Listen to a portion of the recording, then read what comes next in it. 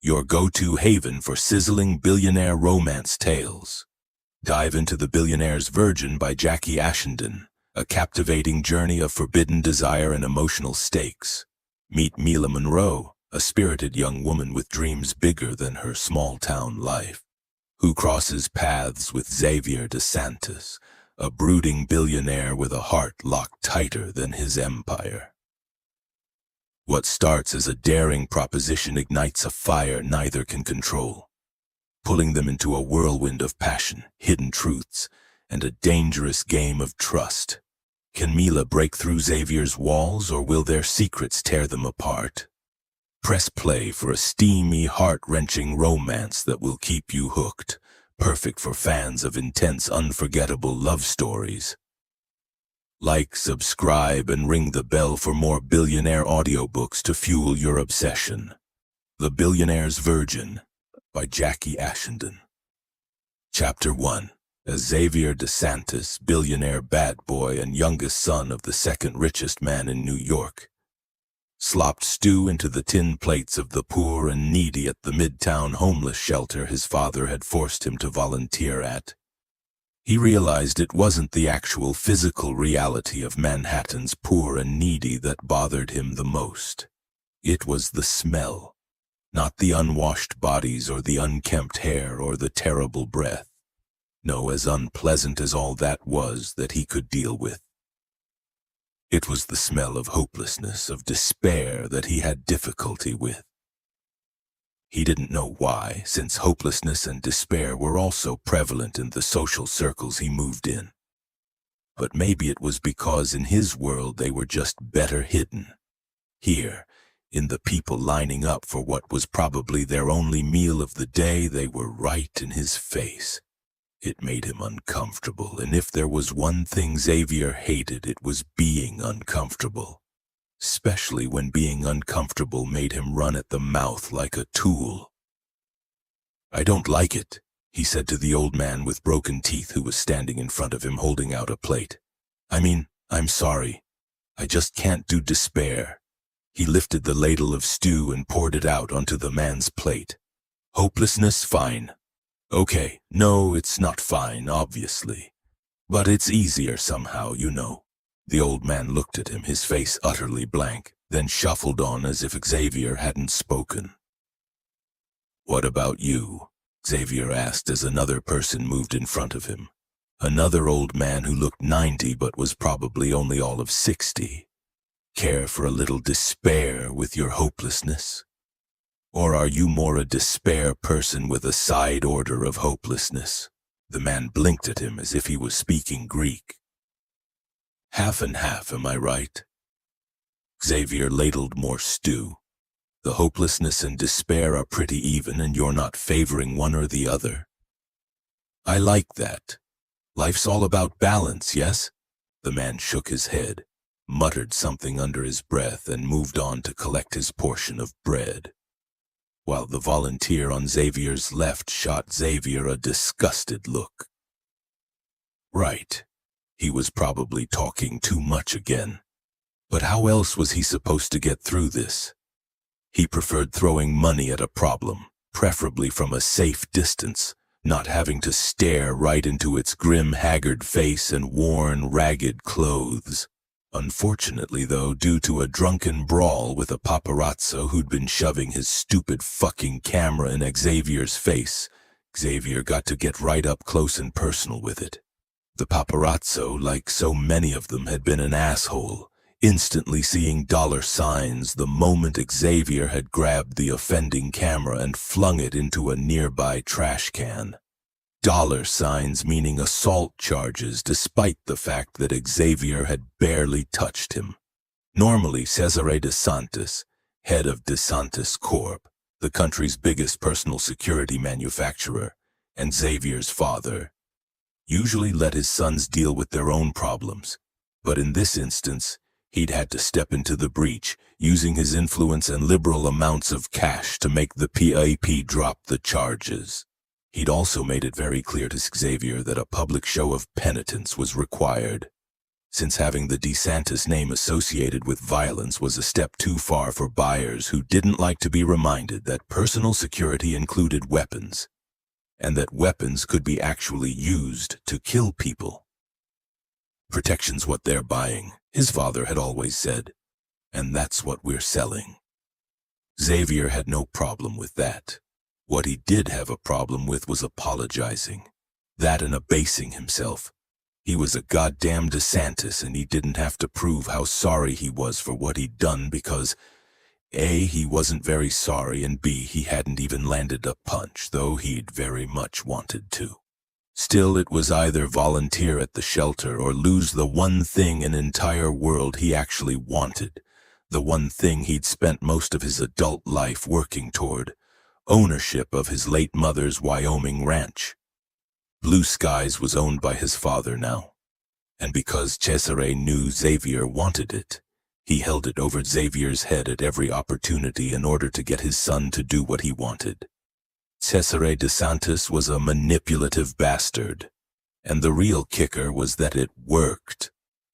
If Xavier wanted that ranch, and he wanted it very, very badly indeed, he had to do whatever his father said, which meant working in DeSantis Corp as a glorified salesman demonstrating new products, sucking up to potential clients, and generally being the happy poster boy for DeSantis personal security systems. It was also why he was in this shitty midtown homeless shelter, doling out slop, having come to do his volunteer stint straight from a party at the Met. He hadn't even bothered changing out of his tux. Through the window that faced the street, the paparazzi were hanging around, taking pics of him through the glass, though the DeSantis security team waiting for him outside were doing their best to move them along. Xavier smiled and gave them a jaunty wave, which on reflection wasn't very penitent of him. At all. The next person moved in front of him, holding out their tray. "What can I get for you today?" he asked, getting bored now. Will it be the stew or the stew? But it wasn't an old man standing in front of him this time. It was a woman. She was little and dressed in a plain dark blue button-down shirt, a dirty brown overcoat at least 3 sizes too big for her, and a hideous bright orange woolen beanie pulled down over her head. Her features were delicate and sharply angled, not pretty but intense-looking somehow, and her wide black eyes tilted up at the corners like a cat's. Something burned in those eyes, a kind of fire that reached out and grabbed him by the throat. And Xavier, who always had something to say, suddenly couldn't think of a single word. She held out her tray, bright black eyes watching him warily. Reflexively, he smiled at her as he doled out her stew. Her expression didn't change in the slightest. In fact, she looked away as if he didn't exist, moving on to collect some bread from the person next to him. Xavier blinked. He couldn't think of the last time a woman hadn't responded to his smile, or come to think of it, had dismissed him so completely. It was enough to give a guy a complex, not that he was one for complexes. Hell, it was even kind of funny that a poor little homeless woman could cut one of New York's most sought-after and notorious bad boys dead. He grinned to himself and promptly forgot about it. The next night, though, he was back at the shelter. Late this time because he'd been giving a presentation to some government clients who'd insisted on dealing with him personally. He'd impressed the fuck out of them with the new DeSantis development in body armor, and since his father had made it clear that if Xavier managed to close this particular contract, he'd be one step closer to getting ownership of the ranch, he was feeling in a particularly good mood.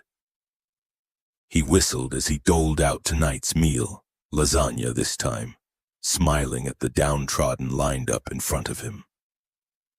2 old men, 3 middle-aged women, and 1 young guy with an obvious meth addiction later. Xavier found a hideous burnt orange beanie in his sightline. He frowned, then lowered his gaze to meet a pair of familiar bright black eyes. It was her, Again, a curious jolt went through him, which was just downright strange since he didn't go for women in dirty overcoats and orange beanies. His tastes ran to tall and athletic or small and voluptuous. He wasn't that picky on shape, to be fair. If they were into him and he was into them, it was all good. But generally he preferred to choose his partners from bars or parties, not homeless shelters. So why this woman should hold his attention was anyone's guess. She was just... Actually, he couldn't put his finger on what she was. There was a fire in her. A fire he'd never seen in any other woman, or at least not one that burned so brightly. For some completely inexplicable reason, it fascinated him. He smiled at her again, giving her the full-on Xavier DeSantis treatment that usually made women flutter and giggle like teenagers in front of their favorite movie star. But again, this woman blanked him like he wasn't even there. This time it wasn't so amusing. Oddly irritated for being irritated about it, Xavier put it out of his mind, until the next night when she turned up in front of him again, holding out her tray. Those fascinating black eyes blinking at him. "Good evening, madam," he said, because he'd be damned if he let a woman make him lose the power of speech twice in 1 week. "Will you be having the caviar?" She said nothing. And when he doled out the clam chowder, she turned away as if he hadn't said a thing. Again. Ugh, God damn it. He couldn't work out why he was so irritated, because what the hell did he care if some woman didn't respond to his perfectly friendly smiles? She didn't have to, and no doubt she had far more important stuff to deal with than smiling back. But still, it needled him. Night 4, and he came directly in from the office, still in his bespoke suit and tie, dishing out ladles full of some god-awful vegetable soup. The paparazzi outside had thinned out somewhat, the novelty of a DeSantis helping out in a homeless shelter wearing off, which Xavier found a tad galling. He liked being the center of attention, and when the spotlight wasn't on him, he started to get antsy. As the people lined up for their meal, he found himself glancing at their faces as if looking for someone. Sure enough, when he spotted that orange beanie, he felt something inside him settle. Okay, ridiculous as this was, if he could demo the latest DeSantis high-tech weaponry to the delight of the military, not to mention the government, then he could at least get some kind of fucking reaction out of one little homeless woman. She approached him holding out her tray. But this time Xavier didn't smile at her and he didn't say a word. He just looked at her, looked straight into her black eyes and held her gaze with his, unleashing the full power of the infamous DeSantis charisma on her. She wrinkled her nose and turned away. This time he wasn't only irritated, he was annoyed. Ridiculous to get so worked up about a woman ignoring him, especially when he had so many women falling at his feet, and it really did make him a cliché to be so fascinated by the one woman who didn't. But he just couldn't help it. He was annoyed. Night 5, and he decided that if she was there, he was going to ignore her completely. No smile, no nothing. It was stupid for someone like him to let someone like her under his skin, utterly stupid. But this time the black-eyed woman and her telltale orange beanie wasn't there. Not that he cared. He had many other more important things to be worried about, such as securing this government contract and finally getting his father to hand over blue skies to him. He couldn't fucking wait. It wasn't that he minded the city much, but his heart had always been back in Wyoming, where their family had originally come from and where he'd spent summers as a boy. He'd always planned to move back there, though his father didn't know that quite yet. In fact, his father wouldn't know that until Blue Skies was finally Xavier's, because he was pretty sure the manipulative old bastard would try and find some way to stop him if he did. For Cesare de Santis, business, and therefore the entire known universe, revolved around New York, not some ranch in the middle of nowhere. And New York was where he'd insisted his family remain. But not Xavier. He was going to get out as soon as he could. Night 6, and Xavier had come in before a party he had to go to in Hell's Kitchen. Only a couple of paparazzi hanging around this time, and these guys were more interested in fiddling around with their phones than in him, which was aggravating. He didn't look for the orange beanie, deliberately didn't look, and he didn't say a word to the people lining up for their meals. Then suddenly there she was in front of him, wearing the same outfit she'd been wearing 3 days earlier, that orange beanie pulled down low over her head. There was snow on the shoulders of her overcoat and shadows beneath her dark eyes. But those eyes burned even brighter tonight, as if something had stoked the fire inside her. And he had the oddest impression that he could hold out his hands to her like she was a fire, and his fingers would warm up. He said nothing as she held out her tray to him, ladling in the same kind of stew that he'd ladled out 6 nights earlier. But as she turned away to get her bread, he murmured, "You need a new hat." Her gaze flickered, and for a second her dark eyes came to his.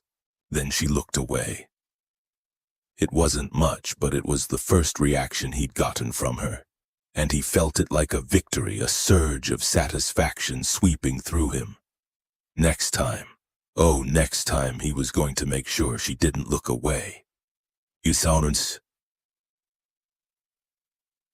The guy was there again, watching her as she found a place at the table and started to eat. Mia could almost feel his eyes drilling holes in her back. She didn't like it.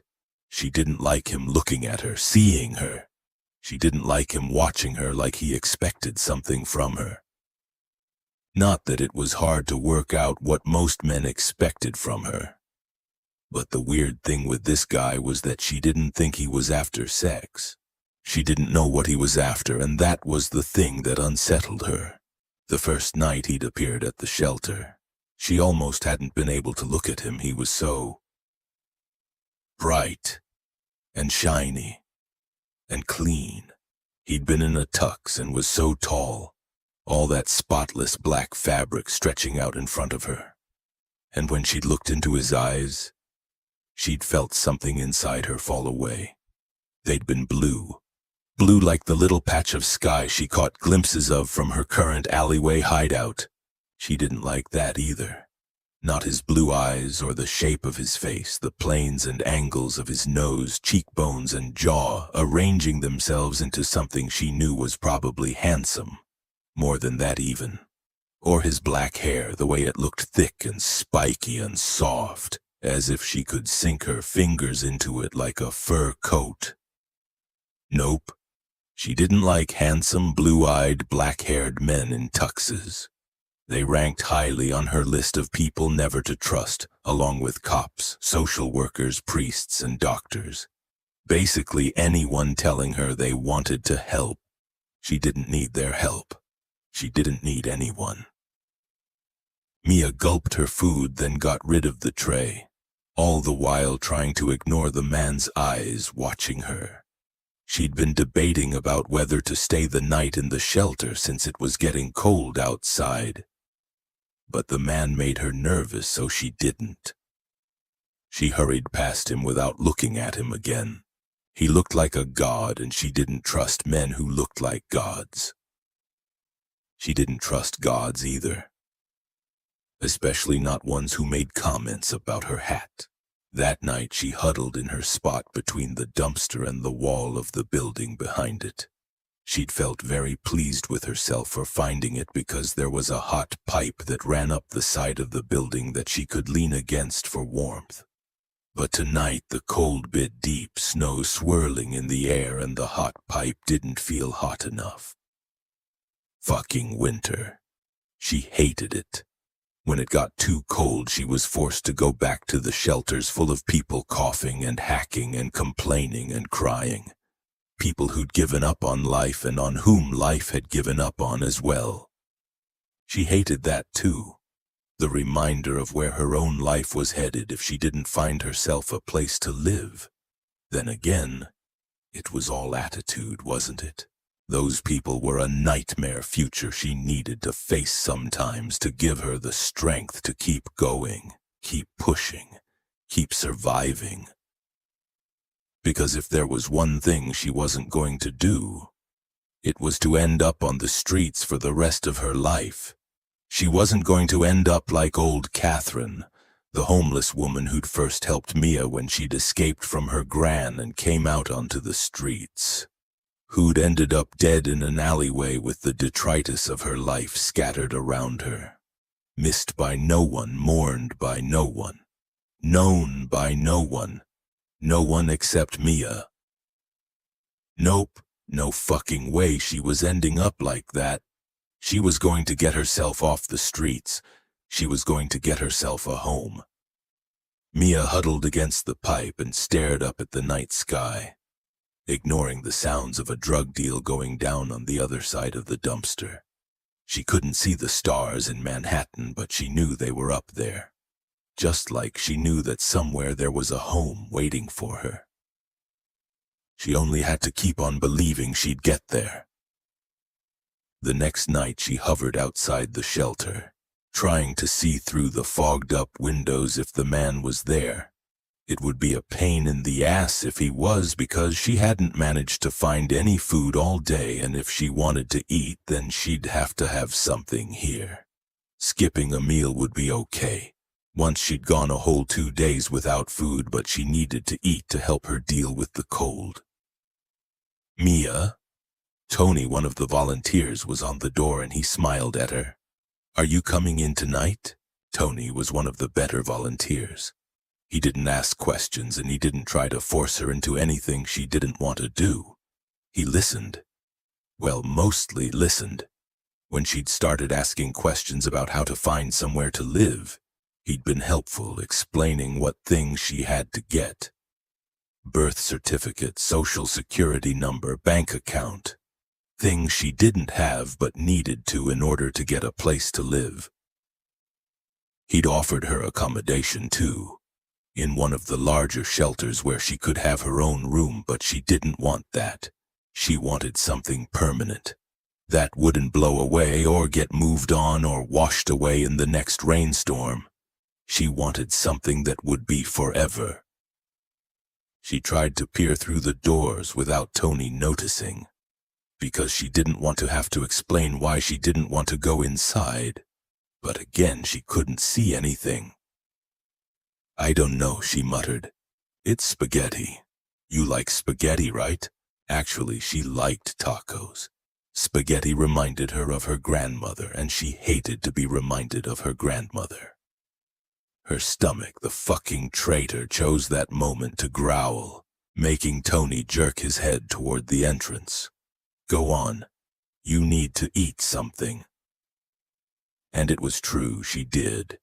The smell of food was thick and rich, and even though there were bad memories associated with the smell, her body didn't care. It needed fuel.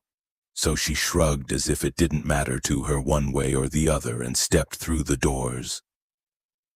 It was hot inside, the smell of food combining with the sour smell of unwashed bodies. Mia, used to it, barely noticed. She was too busy staring at the volunteers manning the counters where they dished out the food.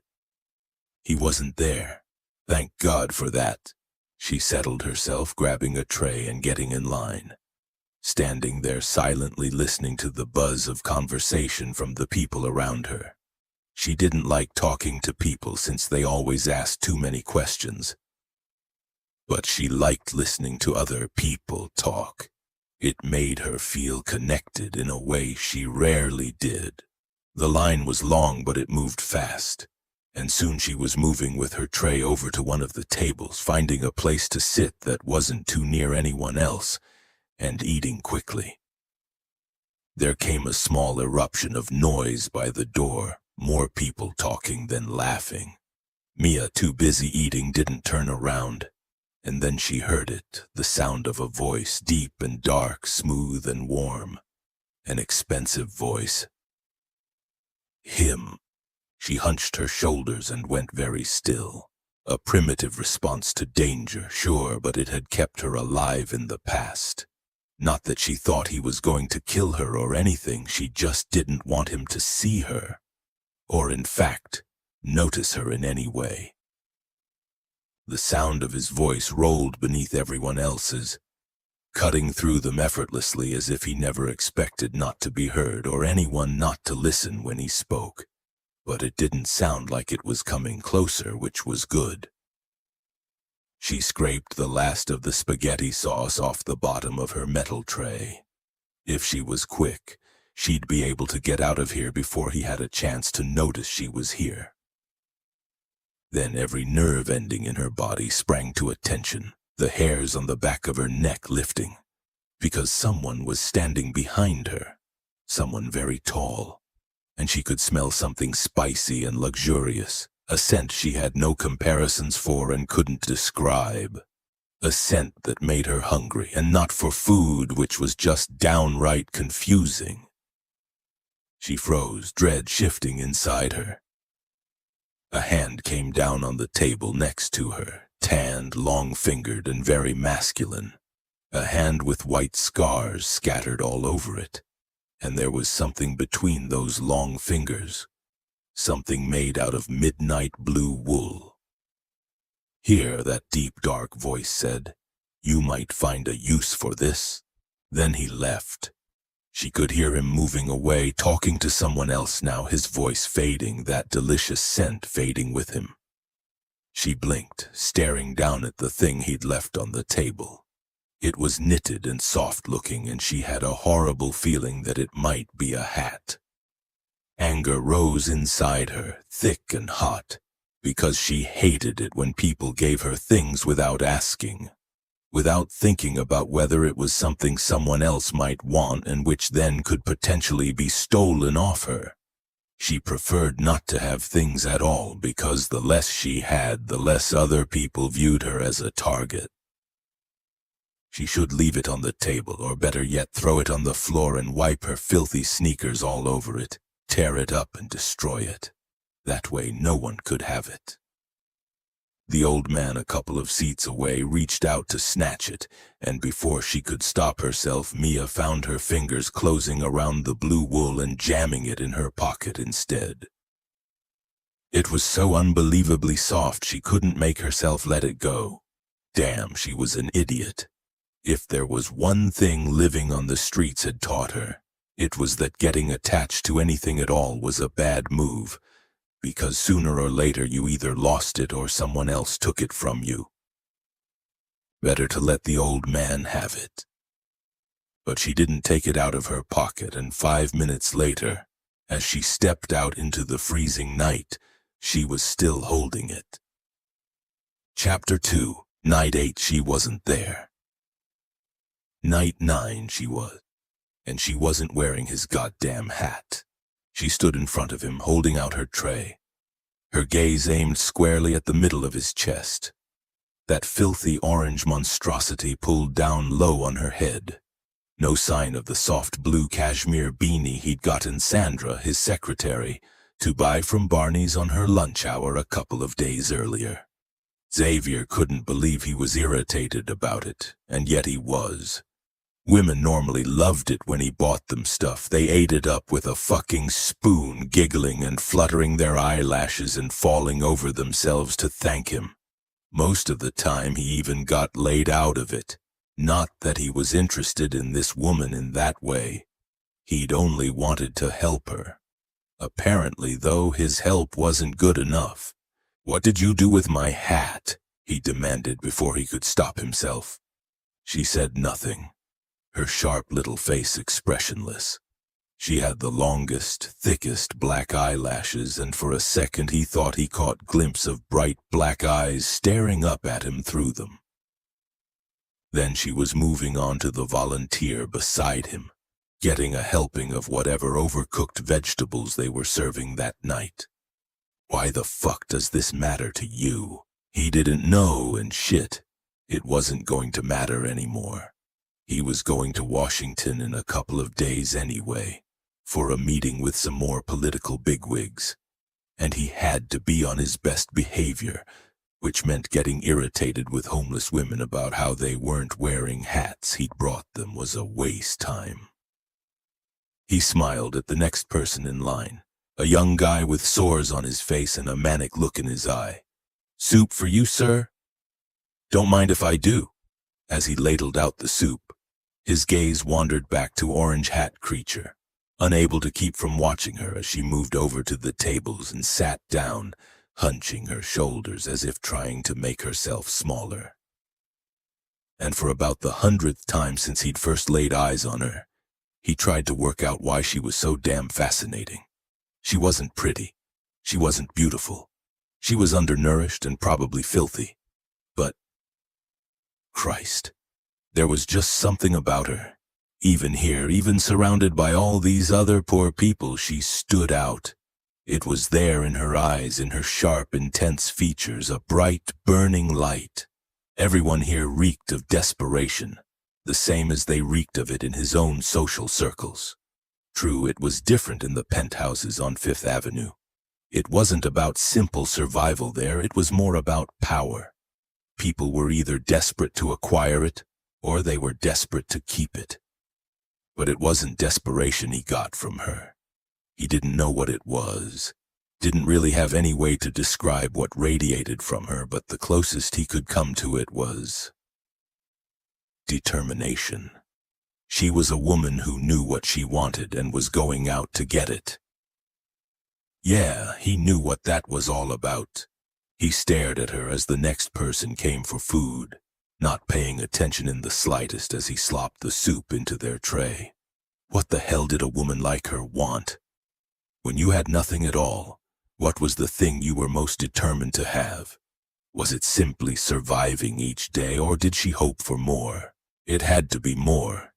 That kind of determination spoke of hope, which was a strange thing to think when you were standing right in the middle of such hopelessness. The line moved on and Xavier kept staring. There were no paparazzi outside now. Everyone had lost interest in the son of the weapons billionaire dishing out meals at a homeless shelter. The only people left were 2 DeSantis Corp bodyguards who'd insisted on following him down here, even though he could well look after himself. He'd been told they had to stay outside since they made people in the shelter uncomfortable, and he was okay with that. He didn't think any of these poor bastards could pull a knife on him even if they'd wanted to. Then again, it would liven things up a little if they did. He was doling out the last of the soup when raised voices drew his attention. A couple of people were having an altercation at one of the tables, and he was concerned to see that they were having it very near his Orange Hat Creature. She stood up, scuttling back from the fight that was going on, cannoning into a rather frail old man who put out a hand to stop himself from falling, grabbing a handful of her orange hat. She made a small, protesting sound, pulling away from the old man as people went to help him, her hands reaching to settle her hat more firmly on her head. But not before Xavier caught a glimpse of something blue beneath the orange wool. She was wearing his blue beanie underneath. Something twisted inside of him, something hard and savage and primitive. A combination of fierce satisfaction and a kind of feral possessiveness that was completely alien to him. He'd spent much of his adult life not wanting anything and not giving a shit about anyone. So the intensity of this particular feeling should have worried him. At the very least, it should have made him vaguely uneasy. But he wasn't worried and he wasn't uneasy. He only watched as she turned around and headed toward the shelter doors without even a glance in his direction. "Mia," someone called, and he saw her check. But she didn't stop, just kept going out into the cold night, vanishing into the dark. Mia. That was her name, he was certain. And she'd kept his hat. Night 10, and he was there early, taking up his station behind the big bowl of chili that went on everyone's tacos. He was supposed to be attending a meeting at DeSantis headquarters to go over the latest test results for the body armor he was taking with him to Washington. But that could wait. At least, it could wait until he'd done his community duty and seen Orange Hat Creature, aka Mia. But he was there the whole night and she didn't turn up. He refused to be disappointed. Absolutely fucking refused. And he absolutely fucking refused to worry about her either. Yet as he finished up at his food station, he turned to the guy who organized all the meals and asked, "The woman in the orange hat. I didn't see her tonight." The man blinked, obviously not expecting to be addressed. Then he looked around the noisy dining room. Mia, you mean? So her name was Mia. Yeah, her. No, I don't see her. Sometimes she comes in and sometimes she doesn't. He shrugged. Like they all do. Xavier frowned, not liking the guy's cavalier attitude. Where does she go to then? The man eyed him. Why do you ask? There was only the merest hint of suspicion in his tone, but Xavier caught it nonetheless. Jesus, what did the guy think he was going to do? If Xavier wanted a woman to screw, he wasn't exactly going to go to the local homeless shelter to find one.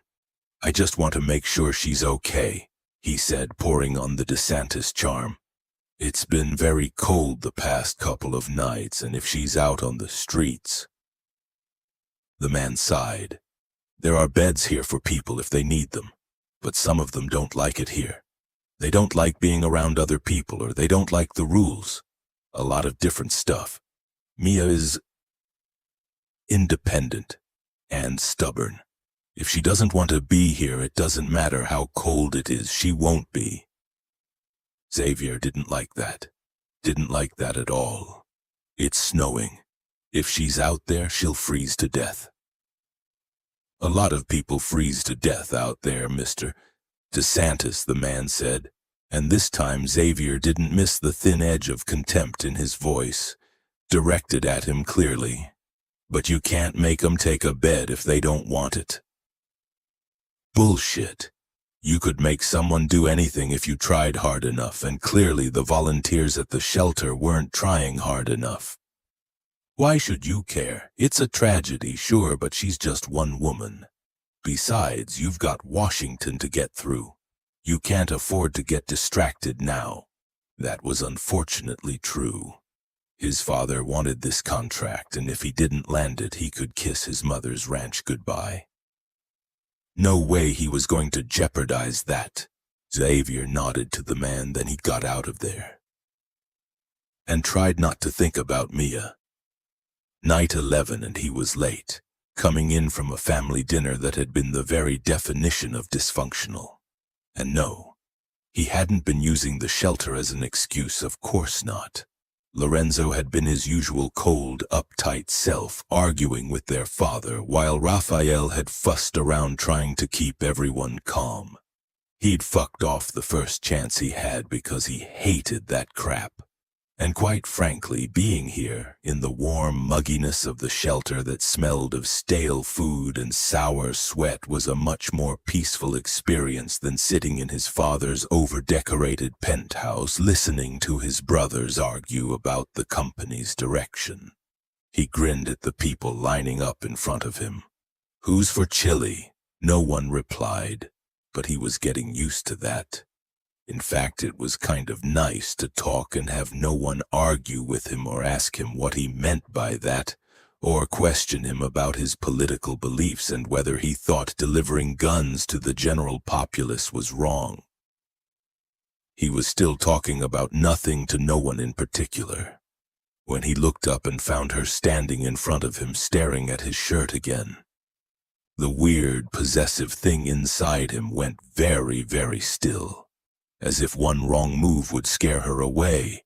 He should ask her whether she was okay, whether she had somewhere warm to sleep.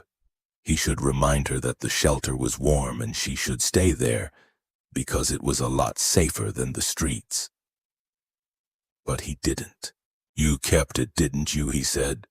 She didn't say anything, but again, for a brief, blinding moment, she looked up and met his gaze. There were tiny flames in her eyes. He could have sworn it, and he couldn't seem to look away. "I know you did," he went on, utterly captivated.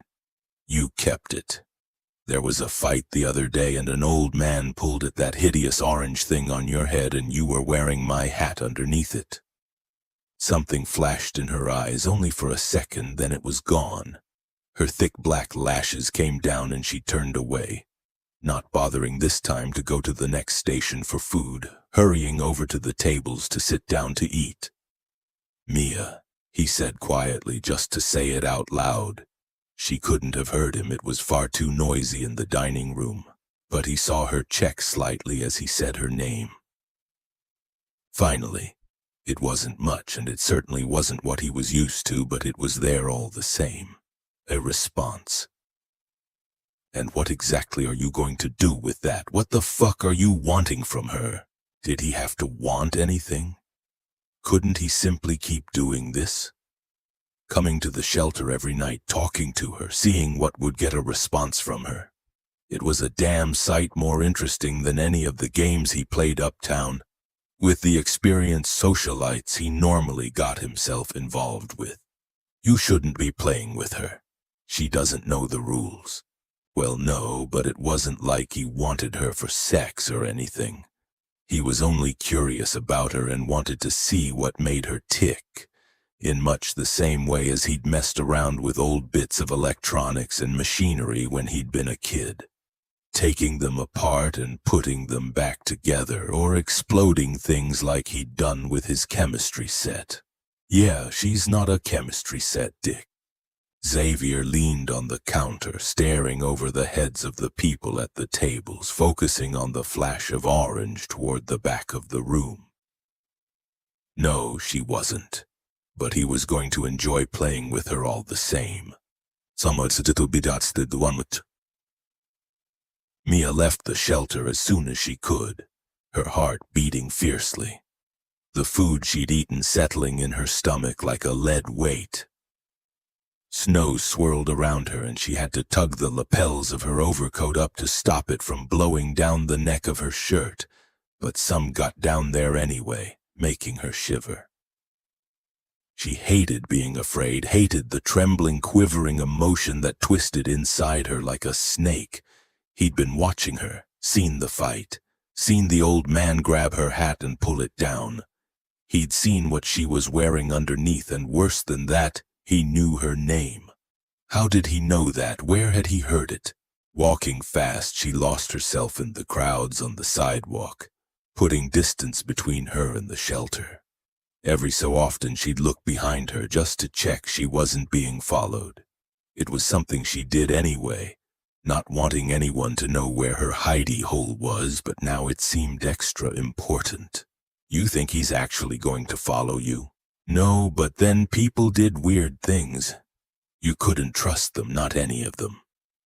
She went the long way around back to her alley, checking behind her the whole time, but no one followed, and she managed to slip behind the dumpster unnoticed. Snow had fallen all around, yet the ground beneath her was dry, kept that way by the collapsed cardboard box she'd put over the concrete. She had another box wedged between the dumpster and the building wall as a kind of a ceiling that mostly kept the snow and rain off. She huddled in against the pipe, waiting until a little bit of warmth penetrated through the layers she wore, relaxing her muscles and easing the fear. Once she felt a bit better, she pulled off her orange hat and then the beanie underneath it, holding it in her hands. She still couldn't get enough of touching it. It was the softest thing she'd ever felt in her life, and so unbelievably warm for something so thin. She should have gotten rid of it, of course, but she hadn't been able to make herself do it. So she'd hidden it under her orange hat instead, hoping no one would see it. Until he had. She stared down at the soft thing in her hands. The color was so blue, so deep, the color of his eyes. Not that she should have noticed that, but since his eyes had been looking straight into hers, She couldn't help it. She shouldn't have looked up. She should have kept pretending he wasn't there. But something inside her had made her do it. And she had been unable to resist the temptation. Tall and broad in his dark suit and vivid blue tie.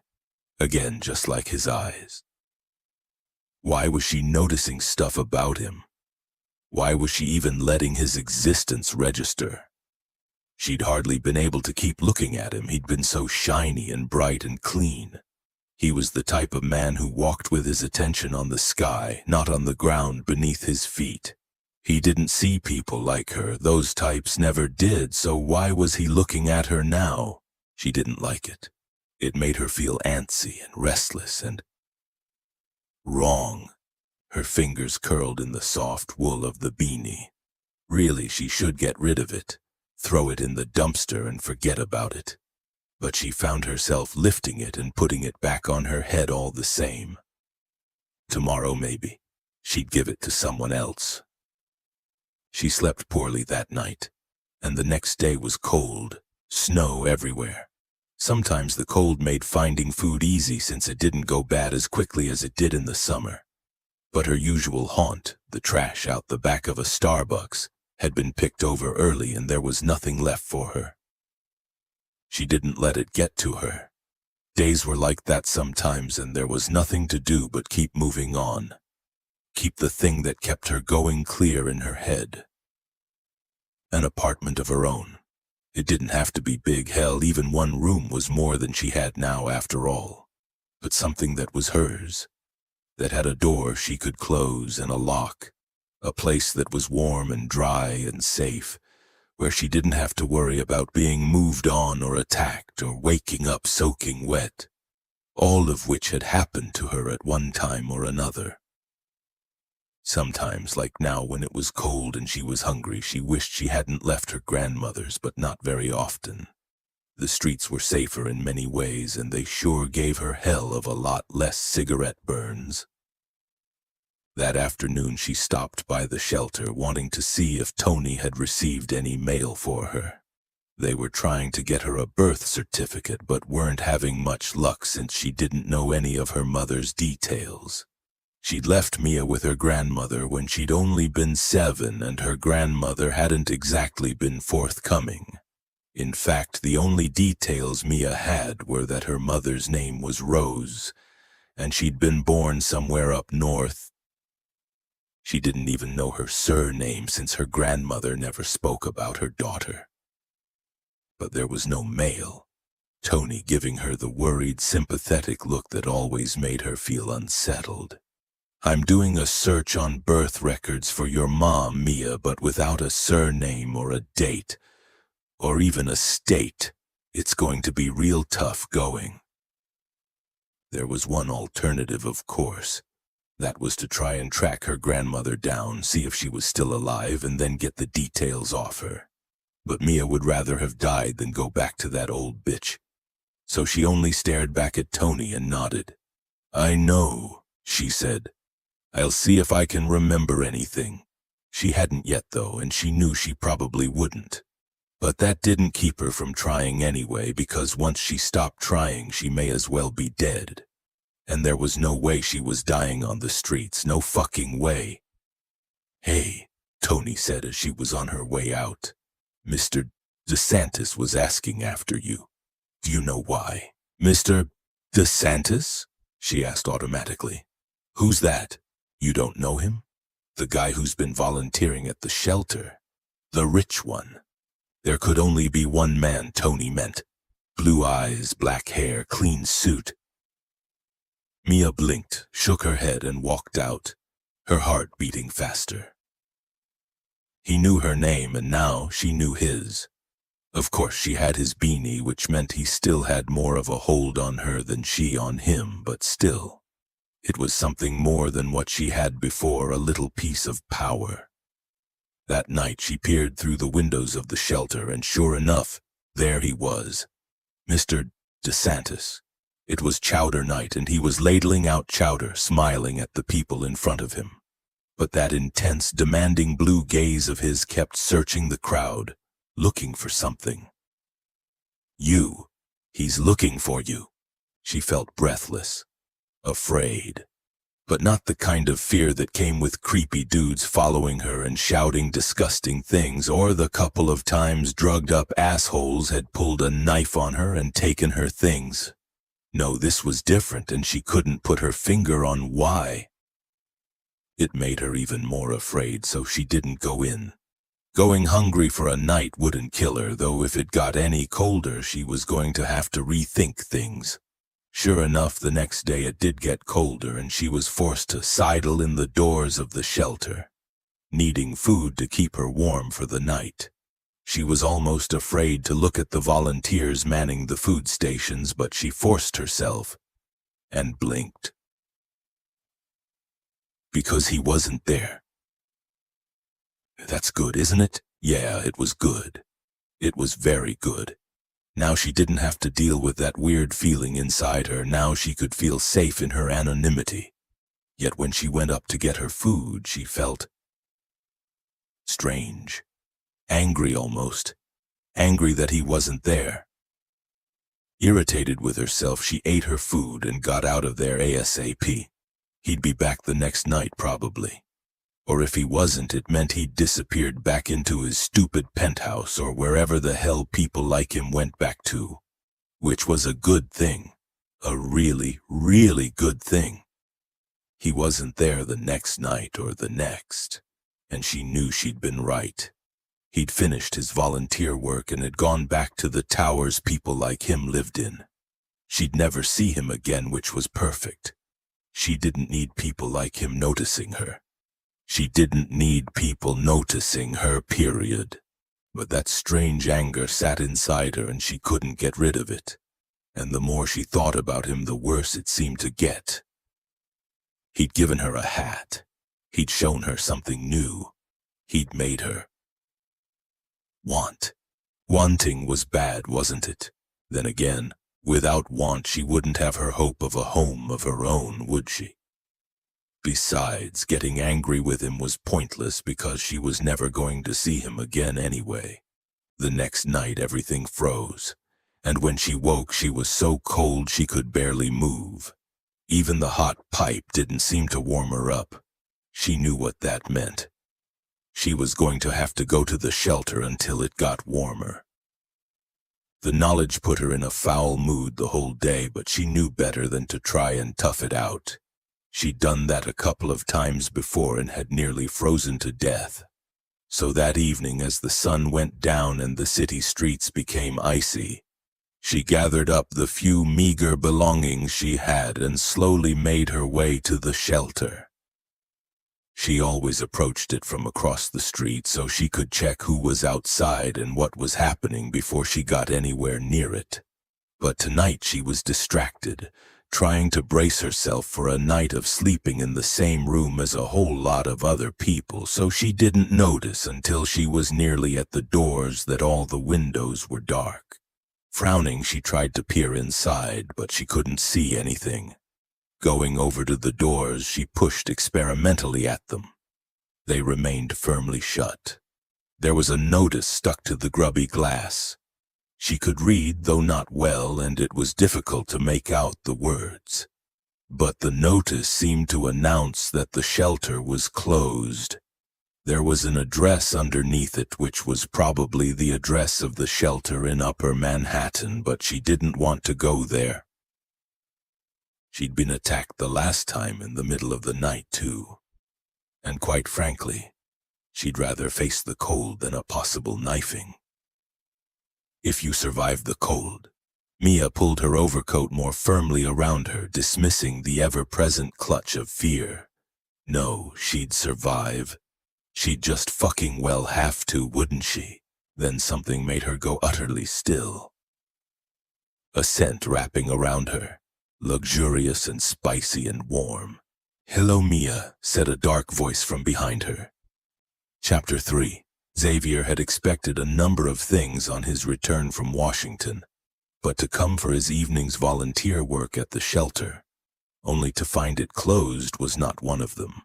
It had pissed him off mightily for reasons he didn't quite understand.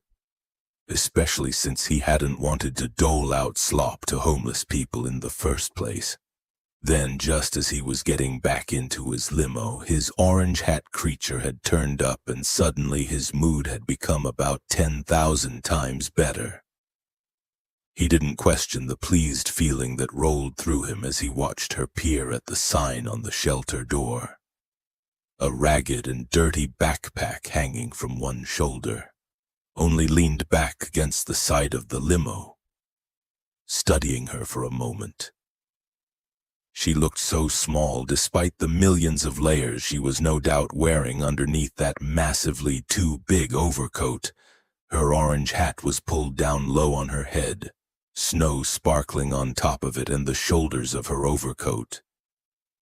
It was cold, freezing even. Not a night for one small homeless woman to be out and about with no shelter. So he'd said her name because he didn't want her vanishing back into the darkness like she'd been doing every night since he'd met her. She turned around sharply, her dark eyes widening as they met his. Then she looked away, her lashes coming down, veiling her gaze. One delicate hand gripped the strap of her disreputable-looking backpack and she began to sidle away. Oh no, she fucking wasn't. Not tonight. He stepped toward her, cutting off her escape, and she froze, giving him another wide-eyed, wary look. No, he said quietly and very firmly. You're not going anywhere. Not in this weather. She blinked at him, then backed away slowly so she stood with the shelter doors directly behind her. But he didn't stop. He kept on coming, closer and closer until he was standing right in front of her, blocking her exit entirely. Her jaw went tight as she stared straight at his chest, her grip on her backpack white-knuckled. You're scaring her, asshole. Too bad. He had the suspicion that if he were to step aside, she'd take off into the night and he'd never see her again, which wasn't happening. It was weird being concerned for another person's safety, to feel responsible for it, especially when he'd never felt anything like it before. But something in him couldn't let her leave, not with snow falling all around them and their breath in white clouds freezing in the cold night air. The shelter's closed, he said unnecessarily when it was perfectly fucking obvious the shelter was closed. Her head turned, her gaze directed at some point on the pavement off to his left. She didn't say anything. Jesus, could she even speak? Perhaps she couldn't. Perhaps she was deaf, or maybe she couldn't speak English. You understand, right? He persisted. There's another shelter that's open, though. The address is on that notice. I can take you there if you... No. Her voice was light and husky as if she didn't use it very often. He blinked at the interruption. Okay then. So she could speak. No, what? No, you don't want to go, or no, you don't want me to take you there? She gave him the briefest of glances through her lashes. It wasn't flirtatious in any way, and yet somehow he felt the brush of her attention like a flame against his skin. Both, she said. Right. Well, that was clear. Sadly, though, she wasn't going to get her way. The shelter's not far, and I have a car, he said. I can give you a ride. She shook her head, looking off to the side again. I need to go. Yeah. You need to go to the shelter with me. No. Stubborn little thing, wasn't she? Xavier put his hands in the pockets of his black cashmere overcoat. No is not an option, sweetheart. She stiffened, giving him another of those lightning-fast glances. I'm not your sweetheart. Don't call me that. Mesmerized, he watched his color flood into her small, narrow face. A flare of that bright, intense energy he'd seen in her leaping high. It was fascinating, beautiful. Where had she come from? And why wasn't she the same as all those other beaten-down people? That fierceness, that determination. Where did she get it? Okay, he said after a moment. You're not my sweetheart. You're Mia, and I'm Mr. DeSantis. Yes, I know. He stared at her. How do you know? Tony told me who you were. He told me that you were asking about me. She kept gazing off to the side as if she didn't want to look directly at him. Tony must be the volunteer he'd been talking to, the one who'd been suspicious of him.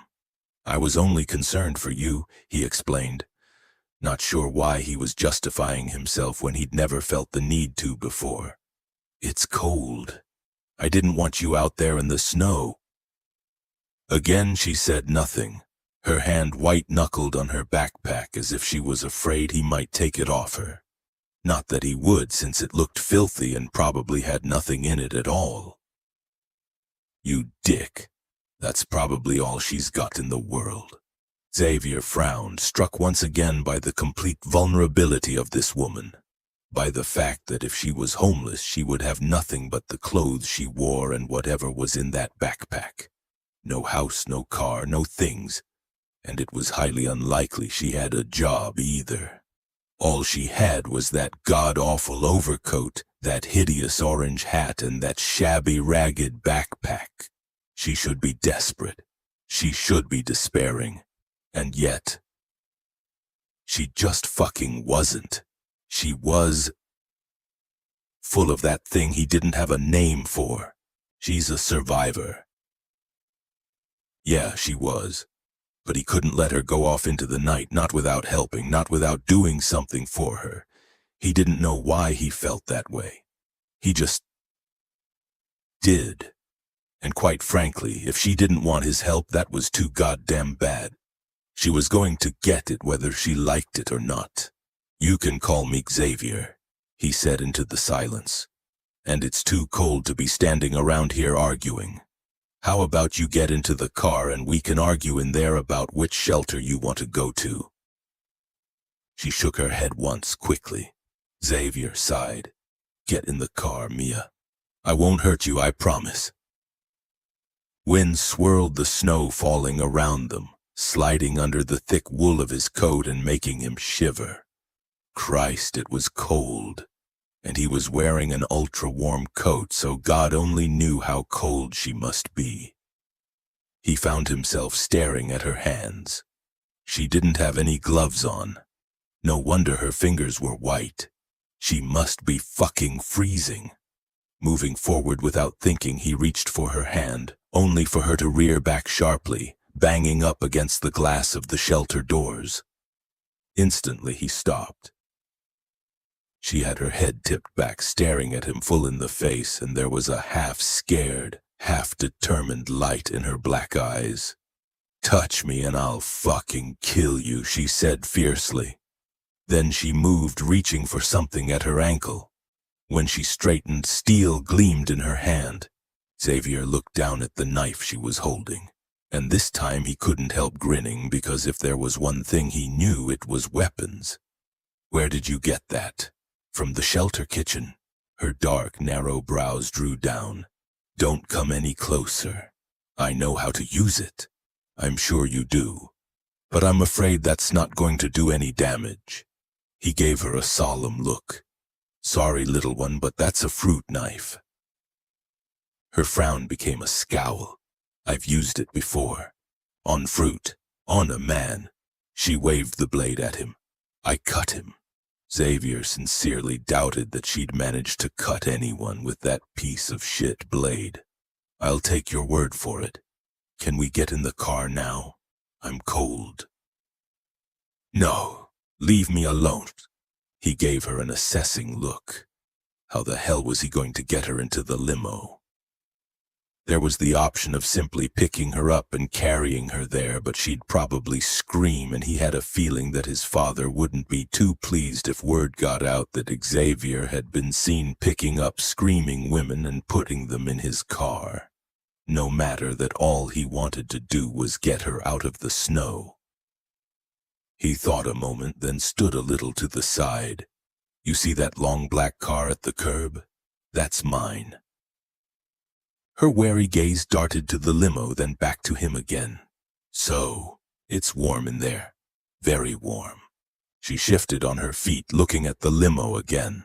I have whiskey. I also have gin. In fact, I have pretty much any alcohol you might like in there. I don't like alcohol. But she didn't look away from the car.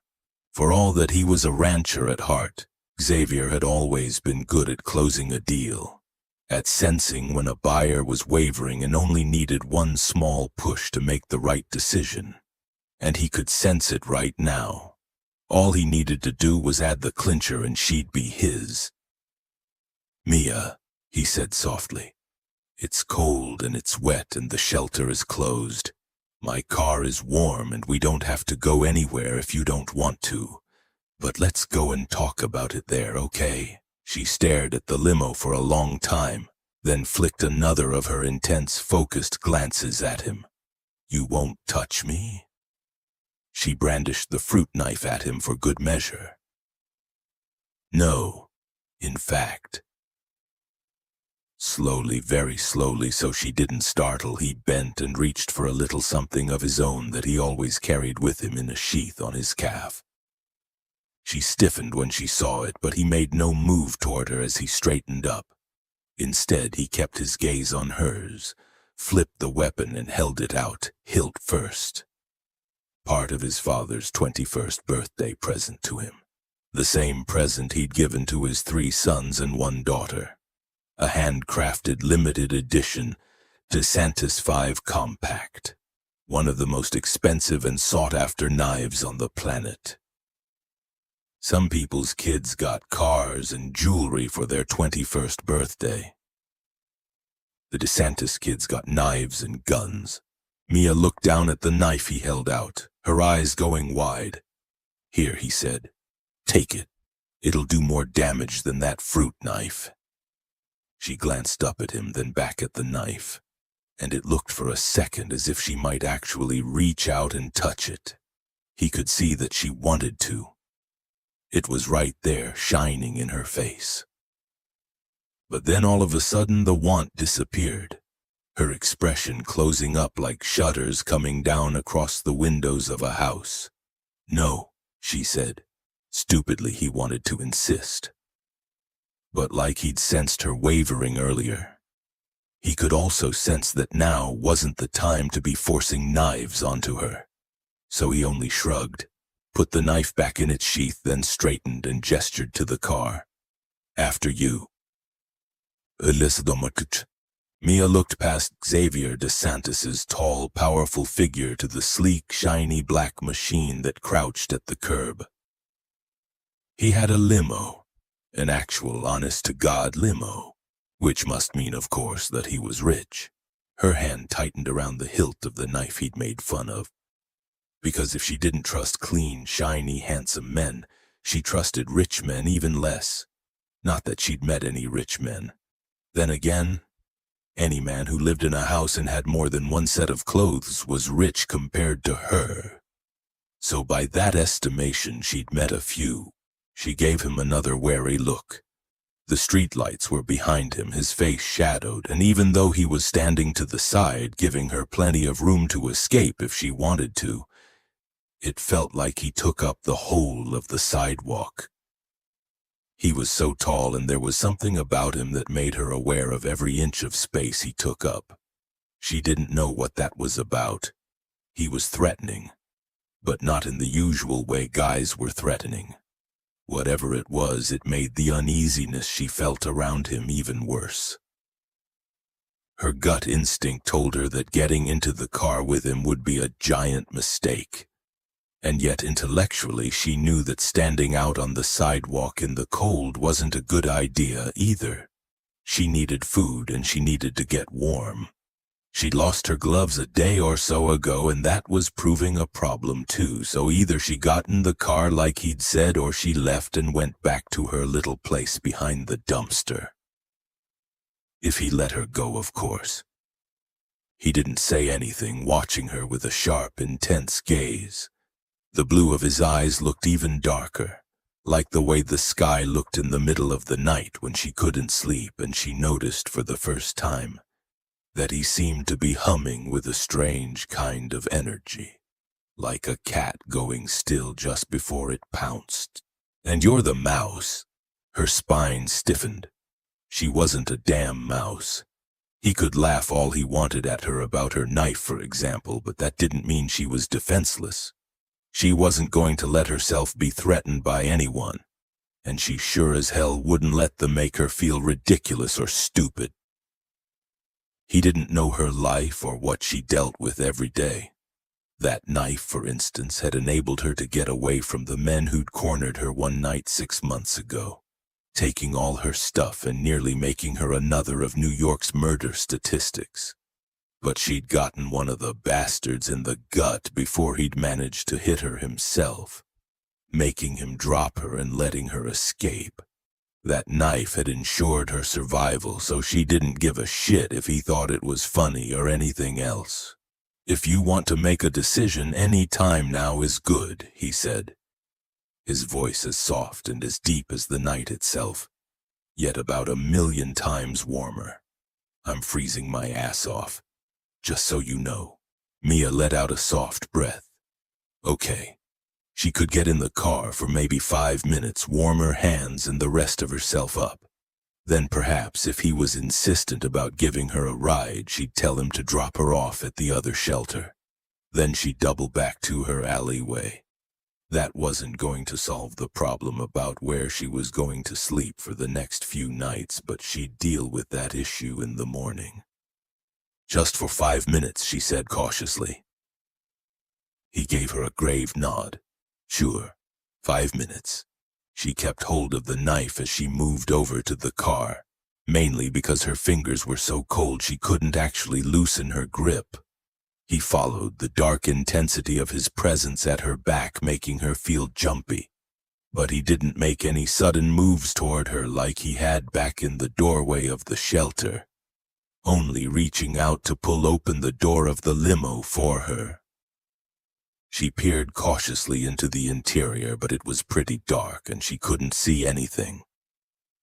"It's okay," he said. "There's nothing in there but leather and alcohol and a couple of Penthouse magazines." She barely heard him. Warmth was flowing out of the car, warmth like nothing else she'd ever felt. It wasn't the muggy, sour warmth of the shelter when it was full of people, or the hard, dry heat of the pipe she huddled up to at night. It was like a thick, soft blanket she could roll herself up in and never feel cold again. Dangerous. Like she didn't know that already. Then again, it was only 5 minutes. She could handle 5 minutes. Getting into the car, she edged awkwardly over toward the windows on the other side, then lowered herself down onto the edge of the seat. It was like sitting on a cloud. She tensed, not wanting to let her weight rest too heavily on it in case she got the caramel color leather dirty. Then she tensed even further as the warmth rolled over her, seeping through the overcoat she wore, crawling beneath the hem of her dirty jeans, soaking through the canvas of her ratty sneakers. So much warmth. It made her afraid, made her not want to move or even relax, because if she did, she knew she'd never want to leave. She'd want to stay right here in this car till the end of time. She shivered, keeping her hands tight in her lap, her fingers curled around her knife, her gaze straight ahead. There was a scent in the air, a thick, luxurious smell like leather and spice, and it made her want to lie down on those soft seats and close her eyes and sleep for days and days. But she couldn't. She couldn't give in because this wasn't real. The darkness and the cold and the streets, they were her reality. And a tall, rich man in a tall, rich man's car didn't have anything to do with that reality. He was getting into the car now, the hem of that thick overcoat brushing over the seats, and she almost put out her hand to touch it, only stopping herself at the last moment. Instead, she sat there stiffly as the door slammed after him, shutting out the night and the freezing dark, enclosing her in the warmth of the limo interior.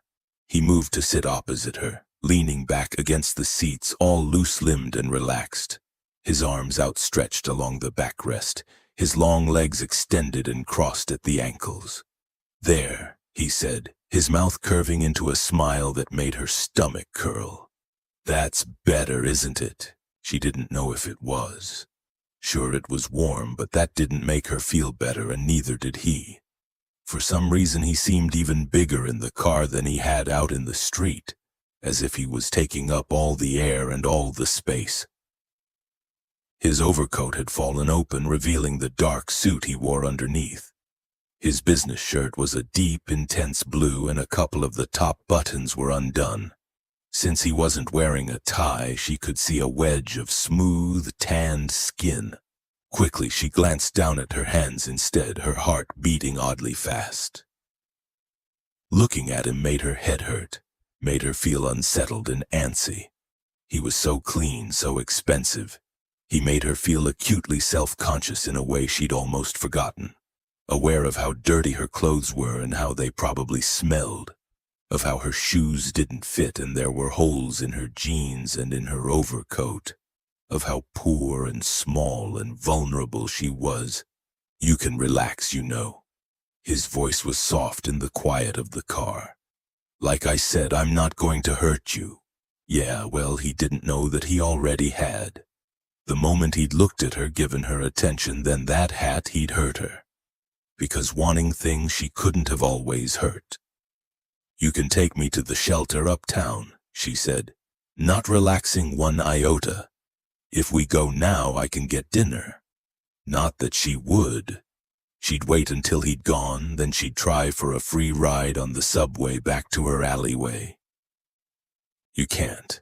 You need gloves. You need food. Staying outside tonight would be stupid."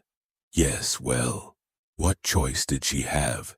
She didn't want to stay the night in that shelter, not when she'd been pawed at and had her things stolen the one time she'd risked it. You might be pawed at, but at least you wouldn't freeze to death. He sighed and shifted, leaning forward, his elbows on his knees, his hands clasped between them. "You really want to go there?" She swallowed. He was sitting very near, and she wasn't used to being in such close proximity to another human being. That expensive, luxurious scent of his was making her head spin, and the way he was sitting had brought his leg close to hers, making her aware of his warmth. "Yes," she said thickly, trying to ignore all the sensations pulling at her, holding herself even more stiffly. "I need some dinner."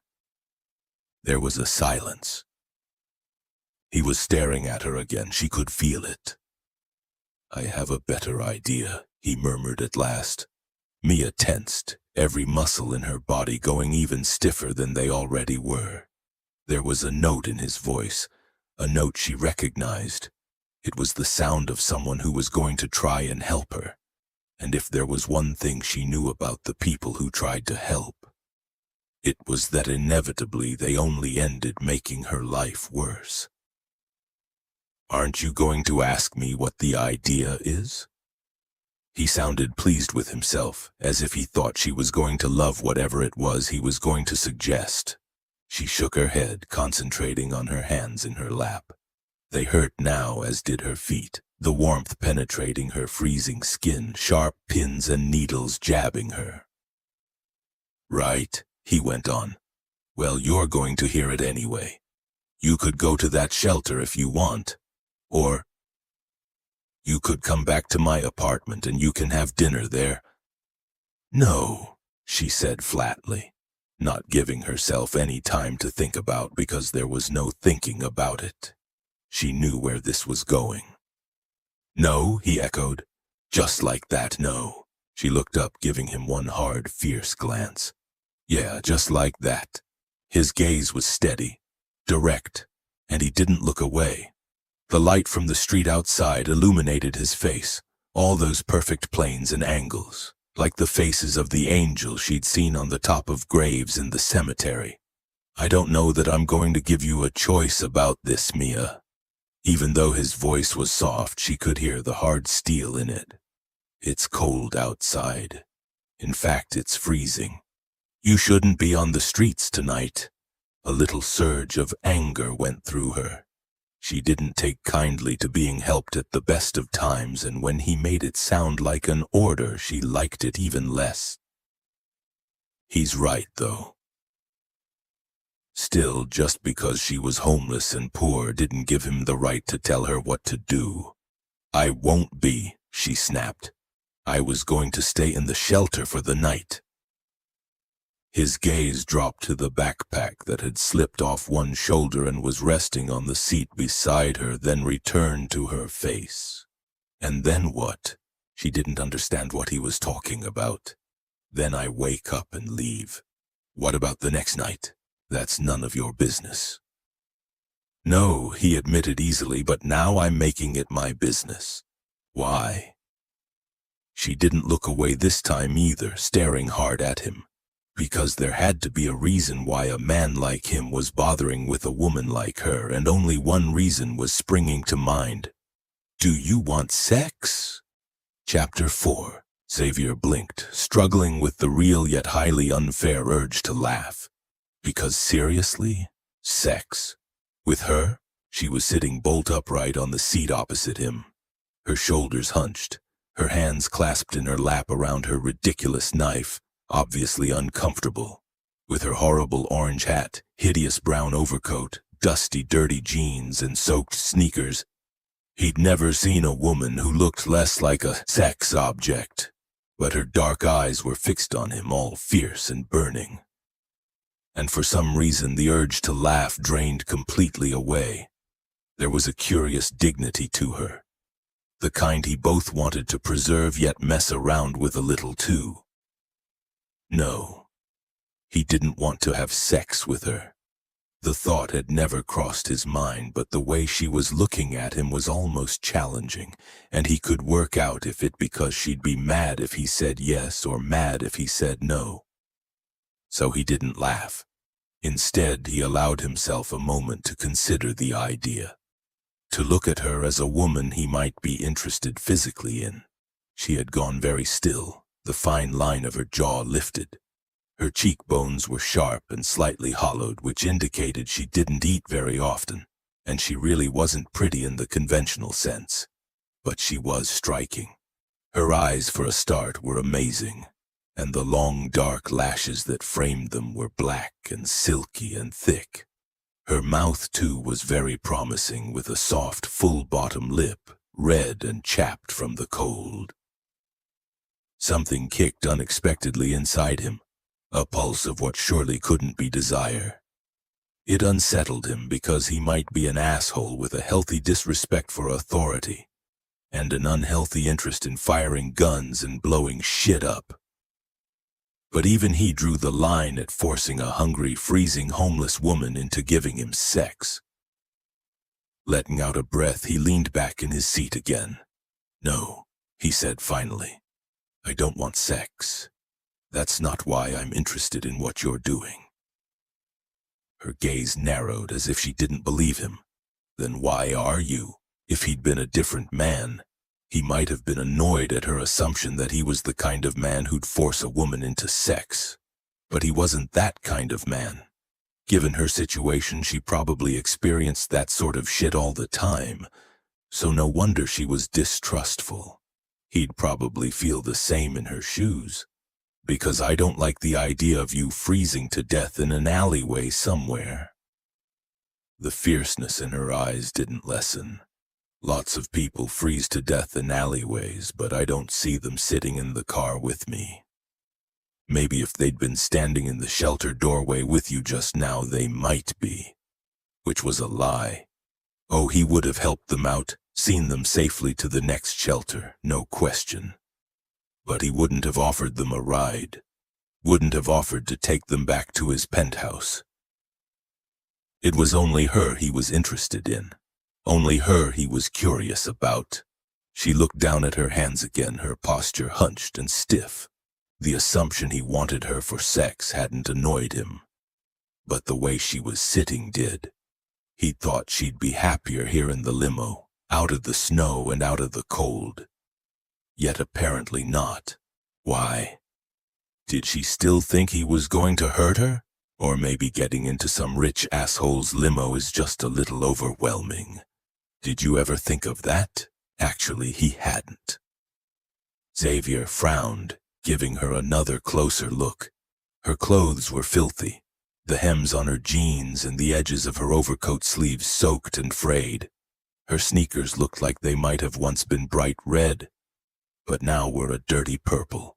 The sole on one foot was starting to come away, and he could see by the gleam of moisture on them that they were also soaked.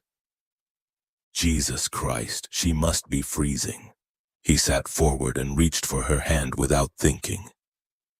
She flinched, rearing back like she had in front of the shelter doors, her knife at the ready. But this time he ignored it, taking her hand in his and closing his fingers around it. Her skin was icy cold. "Don't," he ordered quietly as she tried to snatch her hand back. "If I'd wanted to hurt you, I would have done it already." There was something wild in her eyes that reminded him of an animal caught in a trap, and he knew he should let her go. But her hand was so cold. He only wanted to warm it up, so he held on as her arm tensed and she tried to pull it away, tightening his grip. "Mia." He kept his voice low, putting all his authority into it, and sure enough, her wild black eyes came to his. "Stay still. You're freezing." She gave a convulsive shiver, as if by saying it aloud he'd made it true. "Don't," she said faintly. "Don't touch me." He ignored that too, extracting her little fruit knife and throwing it down on the seat before taking her other hand as well, closing both of his around hers. Her hands were very small with long, delicate bones, so he was careful as he began to chafe them gently to get some warmth back into them. Her eyes had gone wide, staring down at where his hands held hers. "What are you doing?" "Hopefully warming your hands up.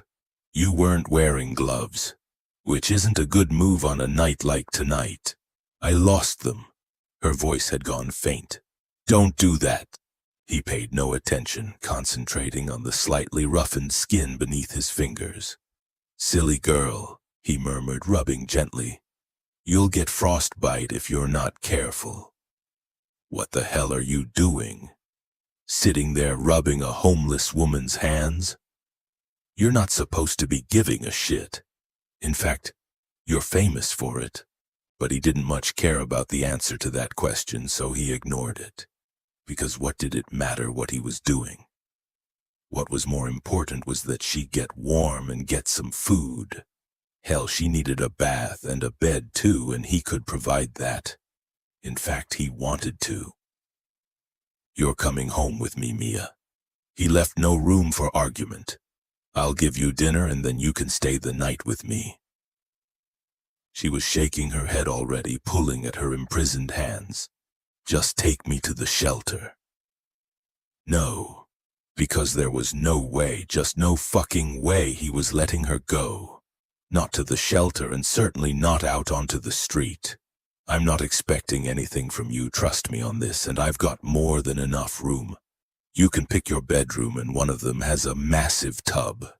You could drown an elephant in it, I'm not even kidding." But she kept shaking her head, her arms tense. So he kept on rubbing gently at her hands, because if she could be stubborn, then so could he, and he was not moving on this. Not one iota. "You're seriously turning down a hot bath? In a huge tub?" He slid his thumbs up and over the backs of her hands, then down again, over and over. "It has jets, Mia. Jets.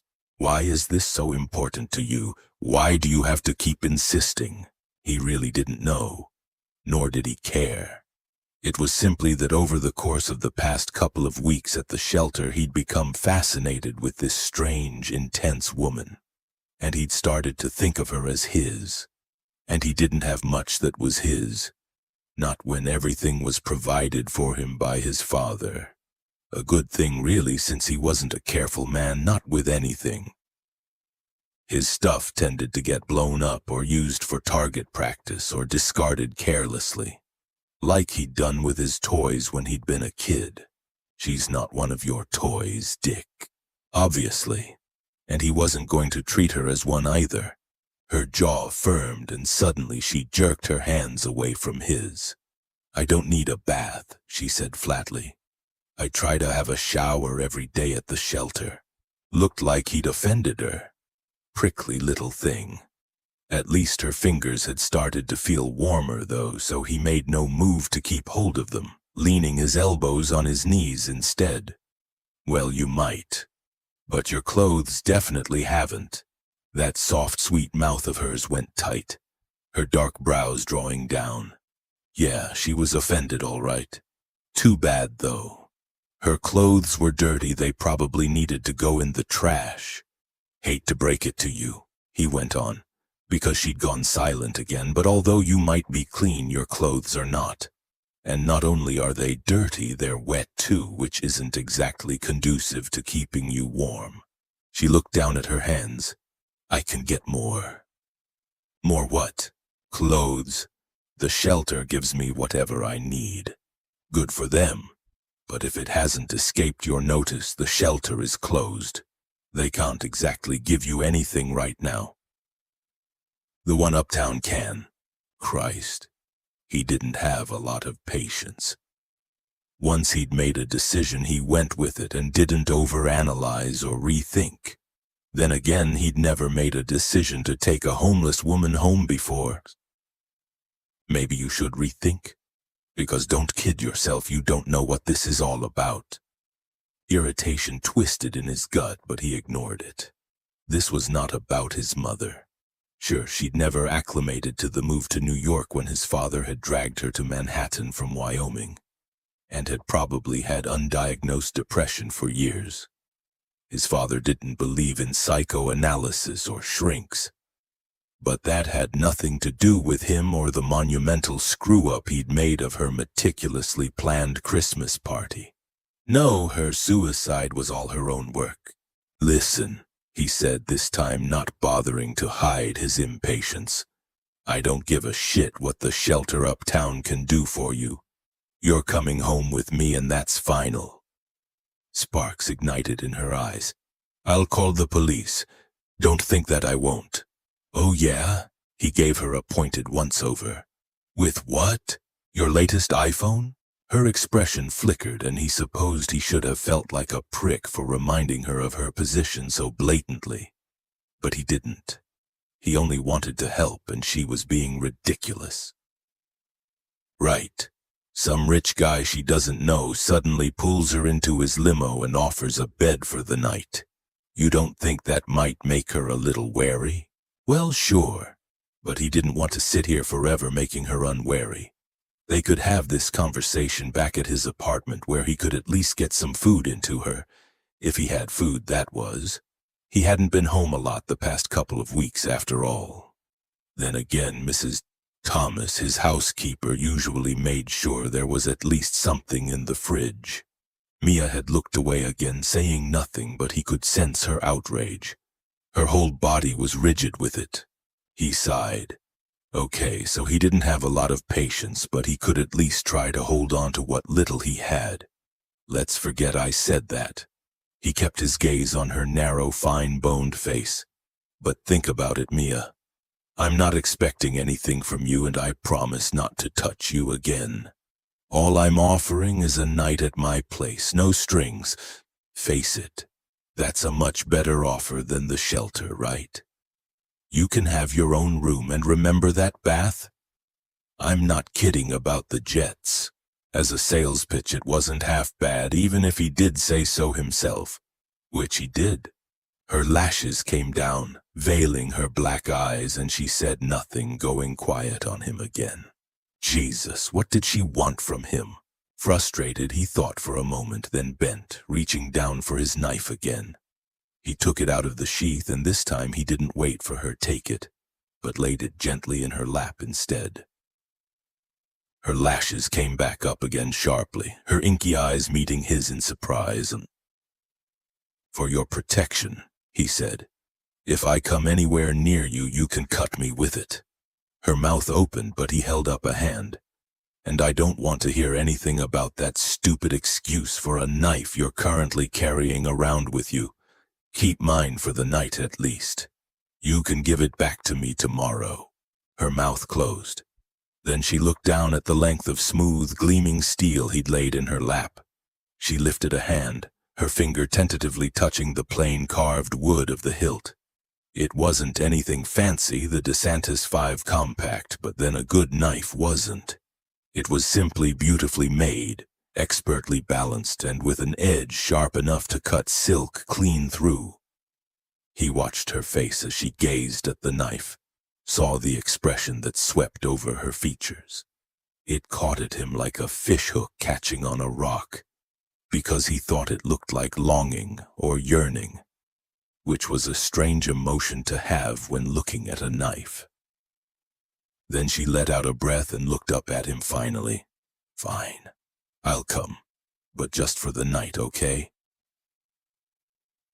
When Xavier DeSantis's limo pulled up right outside one of those soaring glass and steel skyscrapers just like the ones she'd gaze up at from the safety of her alleyway, Mia wondered if she hadn't made yet another massive mistake. Because really, this was where he lived. She peered out of the window as the limo rolled to a stop, her gaze traveling up all that glass trying to see the top of it. Yeah, this was definitely a mistake. She'd thought she'd be able to handle wherever he was taking her to, not having any real idea of where that would be, but hey, a bed was a bed and a bath was a bath, right? And although she was wary about accepting anything from him, she wasn't stupid. She couldn't stay a night on the streets, not in wet clothes and in this cold, which meant her only alternative was the shelter uptown. But she didn't feel safe there, and the thought of spending the night there filled her with dread. Xavier DeSantis had then given her a third option, and she had to admit it was the best one. She had no idea what a bath with jets was like, but the thought of having her own room and being out of the cold was too attractive to pass up. Dangerous, though. Don't forget you can't keep it, you can't ever keep it. Not unless it's yours. Oh, she knew that. She knew that all too well. This was only for a night, like the knife in her lap was only for a night. But in a way, that's why it was acceptable. If it was only for a night, she couldn't get too attached to it. And anyway, when her choices were freezing to death or being attacked by a bunch of assholes high on meth, staying the night in some rich guy's house was a pretty good option. Hell, if he'd insisted on sex, she might even have given it to him. She shot him a surreptitious glance as he pressed a button on the partition behind him, talking to the limo driver through an intercom. He'd told her no. He wasn't going to insist on sex, and she'd been relieved. She couldn't deny it. There had been girls she'd known who sold their bodies in return for money and various other things, but she'd never wanted to do it herself. So far, she'd even managed to avoid sexual assault and the other nastiness that came the way of any woman living on the streets alone. She knew that was luck, and that eventually her luck would run out, that she'd either end up giving her virginity to some guy for money, or she'd be attacked and have it taken from her by some guy by force. Quite frankly, that made the whole selling yourself for money thing almost reasonable. Because at least it would be her choice, and at least she'd get something out of it. But she hadn't quite brought herself to take that step yet. Asking Mr. DeSantis if he wanted sex from her had felt weird, especially when intellectually she knew that he probably wouldn't. A guy like him would have his pick of beautiful women dripping in jewels or whatever, and the last thing he'd want is her. But still, she needed to ask just to get it out there. What if he'd said yes? She eyed him. He was issuing instructions or something. She wasn't really paying attention to what he was saying. And maybe the driver had said something funny because he laughed. The sound made her tense, in the same way the warmth of the car and the give of the seat under her had made her tense. It was a rough sound, yet soft too. Deep, kind of silky like fur, like the thick black lashes that framed the intense blue of his eyes and the thick black hair that he was running his fingers through just now. Spiking it up, the corners of his eyes creased, his long mouth curling in a smile. Something shuddered inside her, as if she were a tree and someone had just landed an axe blow to her trunk. She tore her gaze away and stared at the glass facade of the building instead, trying not to take notice of the disturbing feeling. Lights glowed behind the glass, warm and welcoming. She'd walked past buildings like this one many times, yet she'd never gone inside any of them. Once, when she'd been younger and it had been cold, she'd tried to go into one of those big department stores to get warm for a couple of minutes, but had been yelled at by the doorman before she'd even managed to step through the doors. After that, she'd kept her distance. She didn't want to be where she wasn't wanted, and she certainly didn't want to be yelled at. As if to punctuate that, the limo door suddenly opened, letting in a burst of frigid air. She almost gasped as it hit her. Getting soft already, huh? Mia bit down on the sound, steeling herself as the cold went straight through her wet shoes and jeans, the sleeves of her overcoat brushing damply against her fingers. Yes, God. This was why she couldn't relax into any of this, couldn't just take the moments of comfort she had, because when they were gone, it made the reality of her situation so much harder. Alternatively, it could give you something to aim for. That was true, because it wasn't as if she accepted the reality of the streets either. Sure, she lived that reality every day, but that didn't mean she accepted it as permanent. She wanted more than that, and she intended to have it. Not that she'd ever have this glass and steel building or the soft leather warmth of the limo, but she could have something that was hers, that wasn't a spot behind a dumpster in an alleyway. "We're here," Xavier's deep voice behind her. Too close. She moved, getting out of the car and stepping onto the sidewalk. A tall man in a uniform was holding the car door open for her, which was really strange. No one had ever held a door open for her before. He smiled at her too, and she didn't know what to say, so she said nothing, staring instead at the big building in front of her. "My place is right at the top," Xavier said casually as he came to stand beside her. "You'll like it. Got views forever." She tipped her head back to see what she hadn't been able to in the car. The top of the building pushing upward into the night sky, and an odd, dizzy feeling caught her, like she was falling upward into the blackness above her head. She swayed, for a second overcome, and then felt something warm and strong and steadying settle in the small of her back. Xavier's hand. Her brain tried to tell her muscles to stiffen and flinch away, but nothing was obeying her at this particular moment in time. Instead, horribly, she felt herself lean against that hand as if she needed it for support. "It's okay." The quiet certainty in his voice wound around her, soothing something inside her. "Take a minute." But she didn't want to take a minute. She wanted him not to be touching her because she didn't like all these new feelings crowding for space inside her. Didn't like how some deep part of her wanted to lean further back into his hand and take the support he was giving her, which was stupid and dumb. Trust no one, hadn't she learned that over and over again? It took effort to pull away from him, and it was far harder than she wanted it to be. And when she did, there was a cold spot where his hand had been, as if her body missed the warmth. No, stupid and dumb to think like that. Just like she was stupid and dumb for not eating, because that's where the dizziness had come from, no question. "You said you wouldn't touch me," she snapped, putting more space between them. "Sorry." He sounded not sorry at all, amusement glittering in his blue eyes. "I didn't think you'd want to fall over onto the pavement and crack your head open." She gave him a fierce look. He was laughing at her, and she didn't understand why. What was so funny about not wanting to be touched? He sobered after a moment. "I apologize. Seriously. Now come on, let's go inside and get you out of those wet clothes." A pause, and for a second that amusement was back. Do you know, that's the first time I've ever said that to a woman and literally meant that she needed to get out of her wet clothes. She scowled at him. What the hell was he talking about? You know, because I was worried about her getting pneumonia and not because I wanted to bang her. He shook his head, pushing his hands into the pockets of his overcoat. Never mind. Let's just get inside, shall we?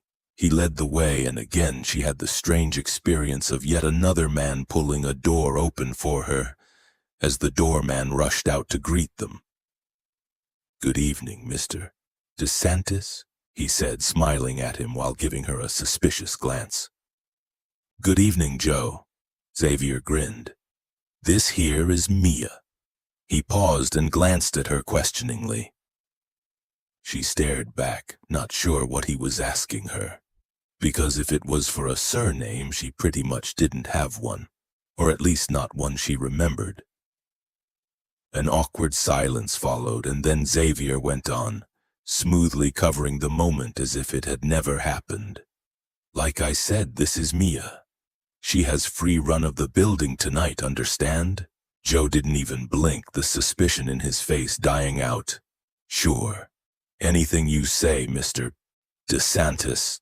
Luckily, Xavier didn't seem to need her to speak, ushering her through a vaulted foyer that seemed to be all white marble and glass and over to a bank of elevators.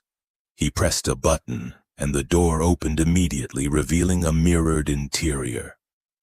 The sight of herself was a shock, because apart from a little bathroom time in the shelter, she never had opportunity to look at herself in the mirror. Quite frankly, she never wanted to either, since she had more important things to worry about than her appearance. But now, stepping into this elevator, her own reflection hit her across the face like a slap. Small, hollow-cheeked, pale, dark circles under her eyes, dirty orange hat, dirty brown overcoat. A terrible feeling of shame overcame her, and she had to look away. Stare at the floor as the doors closed, because she didn't want to see that person in the mirror. She'd always prided herself on keeping clean, on washing her hair and her body when she had the chance. But apparently being clean didn't matter when you were wearing clothes you couldn't wash, and when you couldn't get enough sleep because of the cold or because you were worried someone might creep up on you and murder you in the night. Xavier said nothing as the elevator began climbing up the floors, making her ears pop. She could feel him looking at her, studying her. What must he think of her now? In the bright light of the elevator car, she'd never given other people's opinions much thought, not when her own survival was much more important. Yet for some reason right now, she kind of cared what he thought about her. The sense of shame deepened, though she tried not to let it. Eventually, the elevator stopped and the doors slid open directly out into the largest room she had ever seen. It was bigger than the dining room at the shelter or even the bunk room, and for a long moment all she could do was stare. There were windows on at least 3 sides, massive windows, beyond which there was nothing but the lights of the New York skyline and darkness and whirling snow. The room was dim, but as soon as she stepped out of the elevator, lights came on. Not straight away bright like an ordinary light switch, but gradually. They seemed to come from recessed places in the high ceiling. The light that came from them warm and diffuse, illuminating the rest of the room. It was like an art gallery. There was no other way she could describe it. Or maybe a palace. Or maybe it was what heaven was like, because she simply had no other frame of reference. The floor was thickly carpeted in deep charcoal, and an arrangement of long, low white sofas sat in front of the soaring windows. There were shelves built into the walls with stuff on them, but nothing that looked cluttered or untidy. A sculpture here. Sleekly spined books there, a glass vase and a bowl of flowers. In front of the sofa was a low coffee table stacked with magazines and a chess set carved from what looked like crystal. Everything was white or black or some shade in between. Maybe it should have felt cold. But there was nothing cold about this room, nothing at all. She could feel the warmth of it seeping in from the soles of her feet all the way up through her body. It was amazing, beautiful. And it made her even more aware of how wet and filthy her shoes were, how stained her jeans and overcoat were, how she could never sit on that white sofa because she was bound to leave a mark. She would stain everything. Mia froze, not wanting to move, not even one step. This wasn't anything like the dirty, run-down apartment she'd lived in once with her grandmother. Before the old bitch had beaten her one too many times and she'd had to leave. And it certainly didn't have the comforting, if cold, familiarity of her place behind the dumpster in the alley. She shouldn't be here. She didn't belong here. But then Xavier was moving past her, shrugging out of his overcoat and throwing it carelessly over the back of the sofa. "Welcome to Shada Santos," he said casually. "Mi casa is your casa, etc. Okay, so quickie tour. Over there are the controls for the lights and the aircon." He pointed at some spot on the wall she couldn't even see. "Over here's where you can control music for whichever part of the house want to be in. TV controls are part of that too." He flashed her a brilliant smile, his blue eyes electric in the warm light of the room. The humming energy around him seemed to increase, his movements fluid and decisive as he undid the buttons on his suit jacket and shrugged that off too, leaving it on top of the overcoat. "You need food, ASAP." He began undoing the cufflinks on his business shirt, tossing them onto a nearby table, not seeming to notice that one of them bounced off it and onto the floor. "Now, I haven't been home for a few days, so I'm not sure what food we've got, but if we're very lucky, Mrs. Thomas will have done her thing and left a little something for me in the fridge." He began rolling up his sleeves with the same decisive movements, exposing tanned, muscular forearms. "She visits this little deli around the corner that does lots of gourmet shit but also has the best mac and cheese ever." Clearly not expecting a response, he turned and strode down the hallway on her left, talking as he went. "Down here's the kitchen, and that door there leads to the bedrooms and the bathrooms. You can choose whichever one you want, doesn't worry me." She stared after him, frozen in place, shaking, overwhelmed. "Come on, get yourself the fuck together. You survived on the streets, you can survive here. Now go get that food." Mia sucked in a breath.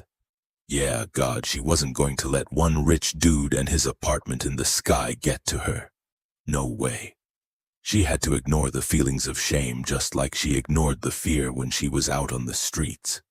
Shame and fear were not going to get her what she wanted. Doing stuff surviving would. And the first step to surviving was eating some goddamn food.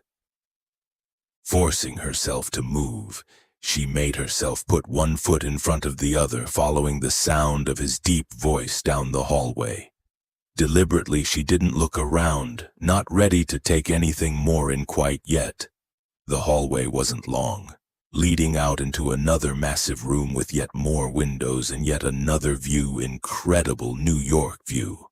Part of her registered it and wanted to go press herself against the glass, see what the city looked like from up here in the sky rather than from her usual viewpoint on the ground.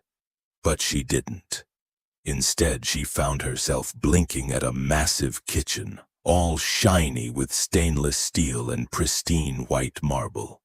Xavier was standing before a huge fridge that looked even bigger than the ones in the shelter, frowning slightly as he reached in and took something out of it.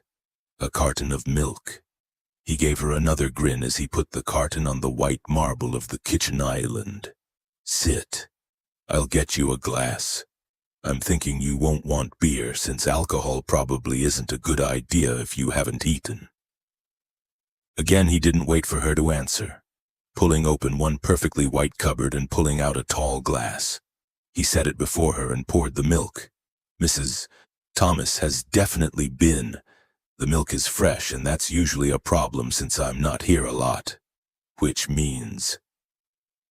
He glanced at a huge hunk of shiny metal in the corner, which turned out to be the oven.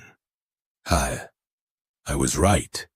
Another of those brilliant smiles as he crossed over to the oven, tugging it open and getting something out. Excellent. Still hot. A minute later, and a plate of piping hot mac and cheese was sitting in front of her. She blinked down at it, her stomach rumbling, still overwhelmed despite it all. Xavier pushed a fork over in her direction. Eat, Mia. Yes, eat. Forget the rest. You don't know when you'll get any food again. Like a switch being flicked, her survival instincts kicked in and she forgot about her surroundings, her shame and even her wet clothes, grabbing the fork, digging into the food. She took it slowly, knowing from experience that gorging herself on an empty stomach was a really bad idea. Ignoring Xavier's brilliant, interested gaze as he watched her. He was saying something, but she paid no attention, concentrating on her food instead. His voice was like a beautiful counterpoint to the richness of the sauce, sound and taste blending into one delicious sensation she felt down the entire length of her body. She wanted to eat it all day, every day. But she hadn't even managed half of it when she had to stop, not used to the richness. Are you sure you've had enough? He asked, eyeing her plate doubtfully as she pushed it away. She nodded. He frowned as if not quite believing her, then shrugged. Fine, you can have more if you're hungry later. His gaze ran over her, assessing as she leaned against the counter, completely unable to speak, half stupefied with warmth and for the first time in a long time, a full stomach. You up for that bath? Bath. Warm water. How long had it been since she'd had one of those? She was used to the quick 5-minute shower in the shelter, which was barely enough time to wash her hair and the rest of her body. Certainly never enough time to luxuriate. Wordlessly, she nodded again. Follow me, then. Xavier moved to the kitchen doorway, and once again she had to force herself to move, walking slowly down the hallway after him, through another doorway and another short hall, before he pushed open a door and stood aside for her to enter. Another massive room with huge windows, this time their footsteps echoing off white tiles and yet more white marble. On a plinth in front of those windows stood a tub that looked big enough for at least 5 people. Apparently he hadn't been kidding when he'd said you could drown an elephant in it. Briskly he moved over to the bath, fiddling with the taps until steaming water was running into the tub. He talked while he did this too. A wall of beautiful sound that surrounded her and somehow held her up because she felt like she was in danger of falling over. She hadn't done it often, but sometimes when the loneliness got to her, she went to see one of the old men who sometimes shared the alley with her, accepting a few sips from their whiskey bottles in return for listening to some of their old stories. This felt like the feeling that would creep up on her then. The muzzy, warm sensation of being drunk. She'd hated it on the street, feeling the temptation of it pulling her, to escape her reality the way so many others did. But she knew that way led nowhere good, so she didn't drink very often, and she knew she shouldn't give in to it now. But it was different here in this place, because it wasn't alcohol that was making her feel this way, only food and warmth. Food and warmth that were temporary, only and ever temporary. So, take it while you can get it, idiot. You okay? He was standing in front of her now, looking down at her, his beautiful face shadowed in the subdued lighting of the bathroom. Yes, she said thickly. I want my bath now. Suddenly she couldn't bear waiting any longer. It's all ready for you. The door has a lock so you can lock it if you want. I promise I won't come in. But she wasn't listening. She wanted in that warm water and she wanted in now. He murmured something else that she didn't listen to. then moved toward the door, going through and closing it quietly after him. Silence fell. Absolute. Incredible. She'd never been anywhere so quiet. All the time, the noise of the city was everywhere she went, a constant night or day. But up here in Xavier's penthouse, it was like she'd gone deaf. She swallowed, her hands moving to the buttons on her coat, undoing them, her fingers shaking. It felt like forever to discard all the layers she wore, and she wore a lot of them because how else could she keep warm? But one by one they fell away until at last she stood in Xavier DeSantis's bathroom, naked and shivering. Being naked felt wrong, felt exposing and dangerous, but no one was going to get her here, were they? No one could come in and attack her. No one except Xavier. She was starting to think he probably was telling the truth when he said he wouldn't hurt her. But you could never be too careful, so she extracted his beautiful knife from the tangle of clothing and walked over to the bath, laying the knife on the broad edge of it. Then slowly, because the water was very hot, she lowered herself into the tub. Her mind blanked as the water closed over her bare skin, her whole body going into something like pleasure shock. And for a moment her toes and her hands hurt, aching painfully as the warmth penetrated. Then, holy shit, warm. So incredibly warm. She lay there in the water, staring up at the darkness of the ceiling, not thinking of anything at all. Floating. And for the first time in years, muscle by muscle, Mia let herself relax. Chapter 5. Xavier sat in the kitchen, eating the rest of Mia's mac and cheese and going over some emails on his phone. Of course, his father had wanted an update on the Washington situation, and so Xavier had called him, since that was quicker. As he'd expected, his father had been delighted with the result of the meeting, and the nice fat government contract that was going to come out of it. Delighted enough that he'd scheduled a personal meeting with Xavier tomorrow to discuss handing over ownership of the ranch. Scheduled for a meeting with his own father. Fuck, it was kind of funny when he thought about it. Who else had to do that to see their own father? But then that was old Cesare DeSantis all up. Nothing was more important than his company, nothing at all. Xavier might have been pissed if he thought about it too much, but there was no point in getting pissed, so he didn't. He left that shit to his brother Lorenzo. It was easier not to let things bother him, to just float along the surface of life, taking pleasure in the things that interested him. Women, beer, weapons. Christ, there was a reason that the media had dubbed him the redneck in a suit. He flicked through his emails, sliding most of them in the trash. A reminder popped up on the screen, telling him he was due at the workout he'd scheduled before he'd realized he was going to be bringing home an uninvited guest. Speaking of which, Xavier looked up from his phone and stared through the kitchen doorway to the hall beyond. How long had she been in that bath? It had been at least half an hour, hadn't it? Maybe more.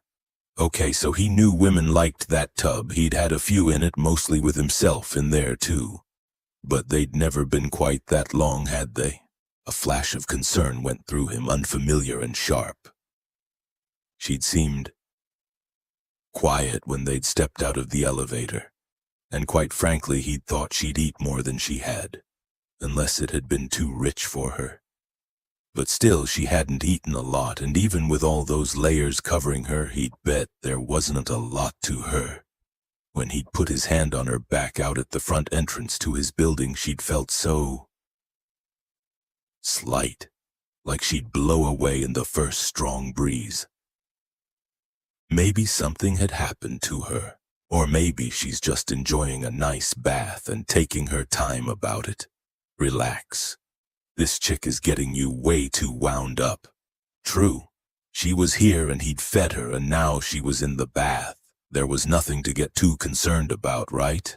He spent the next 5 minutes trying to read an email from the marketing department about some problem to do with the latest campaign for the DeSantis semi-automatic range, reading and not taking in a word since he kept listening out for Mia to come out of the bath and not hearing anything.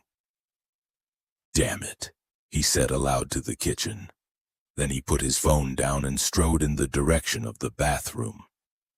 The door was firmly closed when he got there, and no sound was coming from inside, not even when he put an ear to the door. Strange. Surely he'd hear the sounds of water moving, or at least something. He knocked lightly. There was no response, so he knocked again, louder this time. Still no response. He put a hand to the door. Mia? Nothing. Screw this. He pulled on the door handle and found it wasn't locked, which he hadn't expected. Not when she'd been so wary of him. Cautiously, he pushed the door open and put his head around it. She was lying in the tub, her head turned toward the light of the city, absolutely still. A strange, cold fear wound around his heart, almost stopping his breath and freezing him in his tracks. What the fuck are you doing? It's like you're expecting her to be dead or something. No, that was stupid. Why would he think that?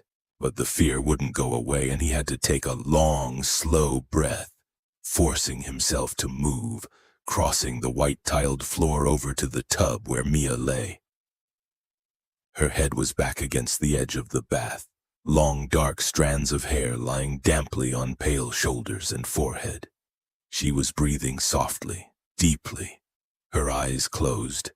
Jesus Christ, he was a fucking idiot. She was asleep. A wave of relief went through him, and then, because he was a man and a basic one at that, and because she was a woman and currently naked in his bath, he let his gaze take in the rest of her. She was very slight, very much on the too thin side, and he could have put his whole hand around her upper arms without any trouble at all. But he looked further down. Small, high breasts and pale pink nipples, beautifully curved waist and hips, legs that were never going to be long, not given her height, but nevertheless were in perfect proportion to the rest of her. Black silky curls between her thighs, pale smooth skin beneath the surface of the water. That feeling kicked inside him again, the same thing he'd felt in his limo, and he had to catch his breath. That's it, you prick. Get hard for the poor naked homeless woman you're perving at in your tub. The water rippled, and he jerked his gaze back to her face, only to find her fathomless black eyes staring back at him. She gave a gasp and moved, her hand flashing to the knife sitting on the side of the bath. But he moved too, and faster, bringing his palm down flat on the back of her hand, pressing it onto the marbled rim before she could stab him somewhere sensitive. It only seemed to make things worse. Get away from me. The sound of her terrified breathing filled the bathroom, echoing off the tiles, water sloshing everywhere as she tried to pull her hand away. Don't stop. Jesus, he didn't know what he'd done to wake her up or to provoke this reaction. But he knew blind panic when he saw it. She was staring at him but not really seeing. All the light gone from her eyes, her skin dead white. Like she had when he touched her hand in the doorway of the shelter. He wasn't used to dealing with panicked women. Wasn't used to dealing with panicked people of either sex. But he remembered those long hot summers when his father used to send all his sons back to Blue Skies Ranch, determined that they wouldn't grow up spoiled, pampered, big city boys. He remembered being with the horses and how sometimes he'd been able to calm a panicked animal with a firm voice and a steady, reassuring hand. Mia wasn't a horse, but hell, it was worth a shot. Stop, he said firmly, keeping his hand on hers and holding it down. You're with me. With Xavier. In my apartment. She stilled, blinking, her breath coming in short, hard pants. You had a bath and it looks like you fell asleep, he went on in the same tone. I'm only here to make sure you hadn't drowned or anything, okay? But I can't have you stabbing me. You don't want to be had up on murder charges, right? She shook her head, the tension ebbing from her arm, her hair clinging to her neck and shoulders in sleek black strands. That's it. I'm not going to hurt you, remember? I'm here to help. Now that water's going to get cold, so how about you get out? No, not with you here. She hunched over herself, trying to protect her nudity, and he felt like even more of a tool for looking at her when she'd been asleep. He should get out, he really should. Then again she appeared exhausted, the dark circles under her eyes even more pronounced, as if someone had punched her in the face. God, when was the last time she'd had a decent sleep? Maybe she didn't ever get any. Sleep made you vulnerable, and a homeless woman asleep and vulnerable on the streets of New York. Yeah, there were no good scenarios coming out of that. No wonder she'd woken up so quickly. It must be some kind of survival reflex. Can you get out by yourself? He gave her a critical once-over, noting the fine tremor in her hands as she pressed them over her chest. Yes. The word was defiant, and he wasn't at all sure she was telling him the truth. I don't think so, sweet thing. Tell you what, I'll stay in here in case you need help, but I promise I won't look. When she didn't protest, he knew she was probably on her last legs. He let out a breath, fighting the urge to simply sweep her up into his arms and dry her off like a child, turning around and pointedly giving her his back instead. Don't look, her voice sounded so small, so thin. I won't. I told you I wouldn't. He folded his arms, hearing the sound of water sloshing. There are towels on the rack. Help yourself. No response. He stared at the white tiles of the built-in shower opposite him. Oh, and don't even think about putting those clothes back on. Another silence. But this time he thought he caught the sound of fabric rustling. Really?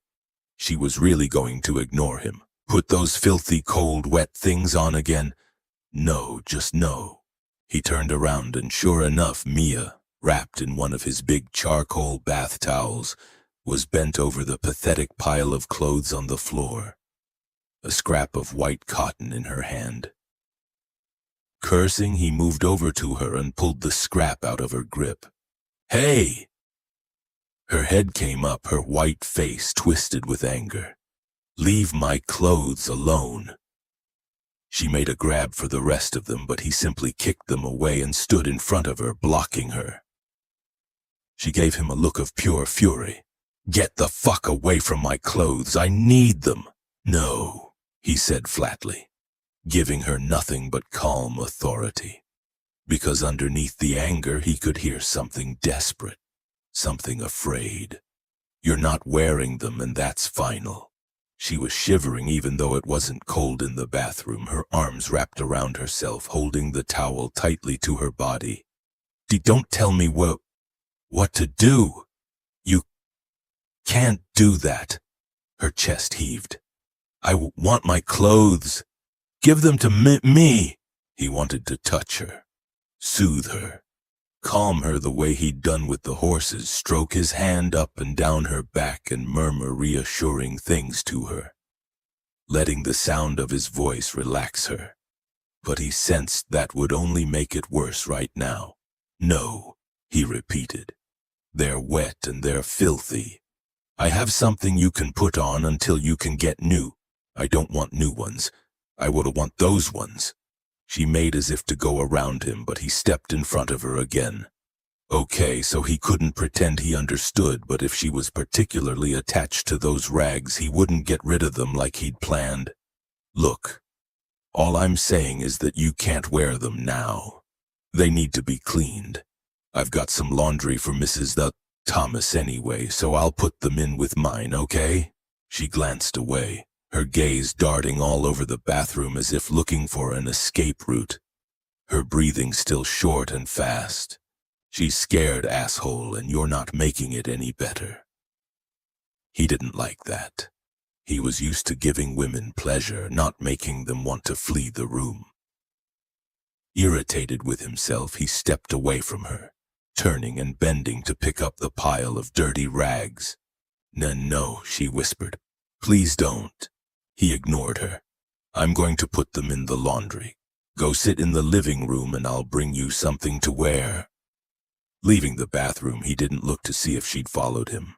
Making his way to the laundry and dumping the clothes on top of the washing machine he never used himself. He left all of that shit to Mrs. Thomas. As he did so, a flash of blue caught his eye. He stared, then shifted aside some stiff orange wool and grinned at the soft cashmere of the blue beanie he'd bought her the week before. The peculiar satisfaction he'd felt the moment he'd caught a glimpse of it underneath her hideous orange hat filled him again, and he found himself reaching and picking it up. It was soft in his hand, and some strange impulse had him lifting it up and inhaling. The scent wasn't unpleasant in any way. It was soft, musky, tinged with a faint sweet smell that could have been from a flower or something else, he wasn't sure. You fucking idiot! What are you doing sniffing her hat? He didn't know. Maybe he was crazy. He certainly felt crazy the past 2 weeks, obsessed with a woman he'd seen in a homeless shelter who, for some completely inexplicable reason, had grabbed hold of some part of him. And not the usual part. Though if he was honest with himself, he'd certainly felt that part when she'd been lying naked in the bath. A threat of desire wound unexpectedly through him and pulled tight. He caught his breath. Yeah, that wasn't happening. Not even he was that much of a prick.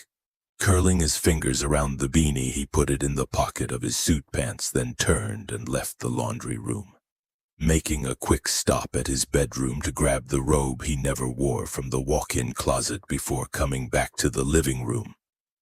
He almost expected for her not to be there, for her to have vanished, left the building and run out into the snowy night dressed only in a towel.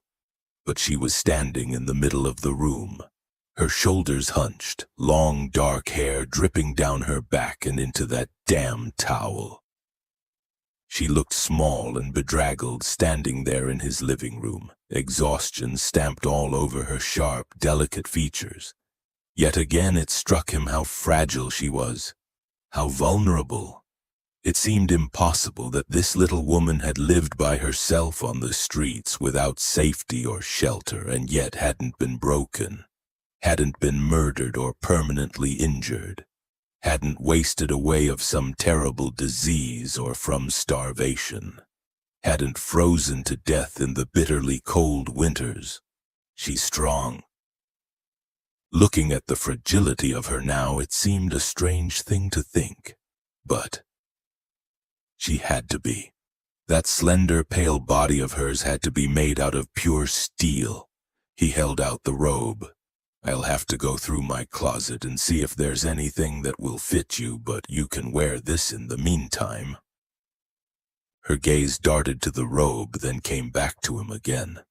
She didn't say anything, only gazed warily at him as she moved closer, snatching the robe from his fingers as if she was afraid he'd take it away at the last moment. Wordlessly, he turned his back to her again, giving her a few seconds of privacy so she could put on the robe. This time he didn't look, not even into the windows, to catch the reflection of her nakedness, because he was going to be a gentleman this time. When he turned back, the towel was on the floor and she was wrapped in the plush charcoal robe, the folds of it basically swamping her. Here, she said unsteadily and bent to grab the towel. But as she straightened up, she swayed, her face going even whiter than it was already. Okay, this was ridiculous. He wasn't going to stand there not helping her, and he didn't give a shit how uncomfortable that made her. Before she could topple over in front of him, Xavier stepped forward and slid an arm around her. She stiffened, but he paid that no attention, bending to slide his other arm behind her knees and sweep her up into his arms.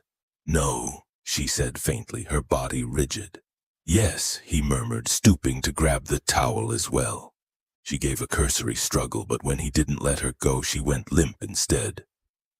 Her head relaxing back against his chest, her lashes coming down. He turned toward a bedroom, carrying her down the hallway. She was so light in his arms, so insubstantial. The scent of the oil he'd put in her bathwater wrapped around him. A spicy sandalwood smell one of his girlfriends had left there months ago, and which he'd never gotten rid of. The bath oil's perfume mixed with that light, musky scent he'd inhaled on the beanie. Her own natural smell. It was delicious. Xavier tried not to let himself get distracted because he knew himself.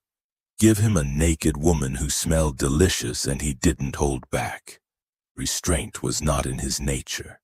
Yet for some reason with her he was the very essence of restrained. He couldn't work out why. Fragile things tended to get broken when he was around, which was why he made sure he was never around them. Yet he wasn't going to examine that right now.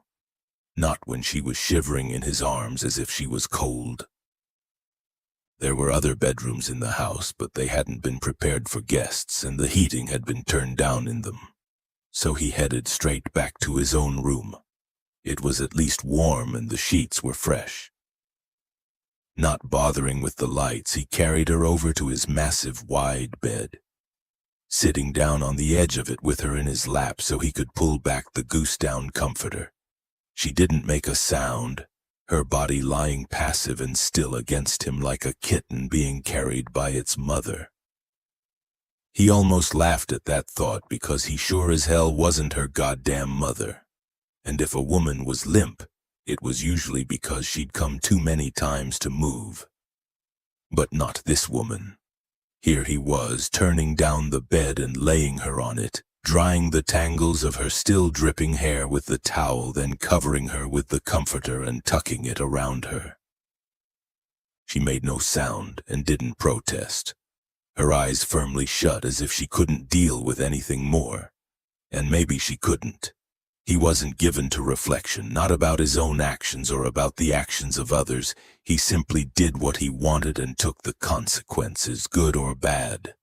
But thinking about it, he guessed this was all pretty overwhelming for her.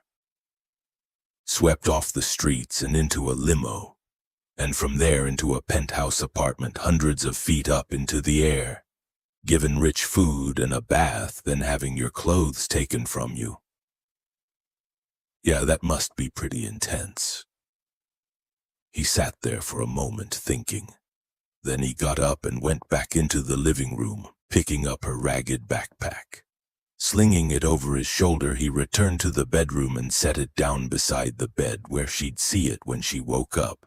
He didn't understand most of what she was going through right now, but he imagined she'd want her own things near her. He didn't have many of those himself. Not when everything he had was bought and paid for with his father's money. A situation he was entirely happy with because if it wasn't his, then he wasn't responsible for it. Except for his mother's ranch. That he wanted. And her. She's yours now. Xavier stared at the woman in his bed. The shaking had stopped and she was breathing evenly, deeply asleep now. All snuggled up beneath the comforter like a little animal. Her hair had begun to dry in thick silky curls against the white pillowcase, and he had a sudden, intense desire to touch it, run his fingers through it, bury his face in it, and inhale that sweet, musky scent again. But he didn't. Instead, he went over to a chair in the corner of the room and sat in it. She'd probably never had anyone watch over her while she slept. Well, he would be the first. Mia woke slowly, aware of nothing at first but the fact that she was blissfully warm. Then she realized that not only was she warm, she was also lying on something that was nothing at all like the cold, hard ground of her place behind the dumpster. It was soft and warm, just like the thing she was wrapped up in. For a long moment she didn't move, not wanting to open her eyes because she was terribly afraid that this was a dream. that in a second she'd wake up and instead of this warmth and softness, there would be bone-chilling cold and concrete beneath her. The stink of trash and oil in the air and the roar of the city in her ears.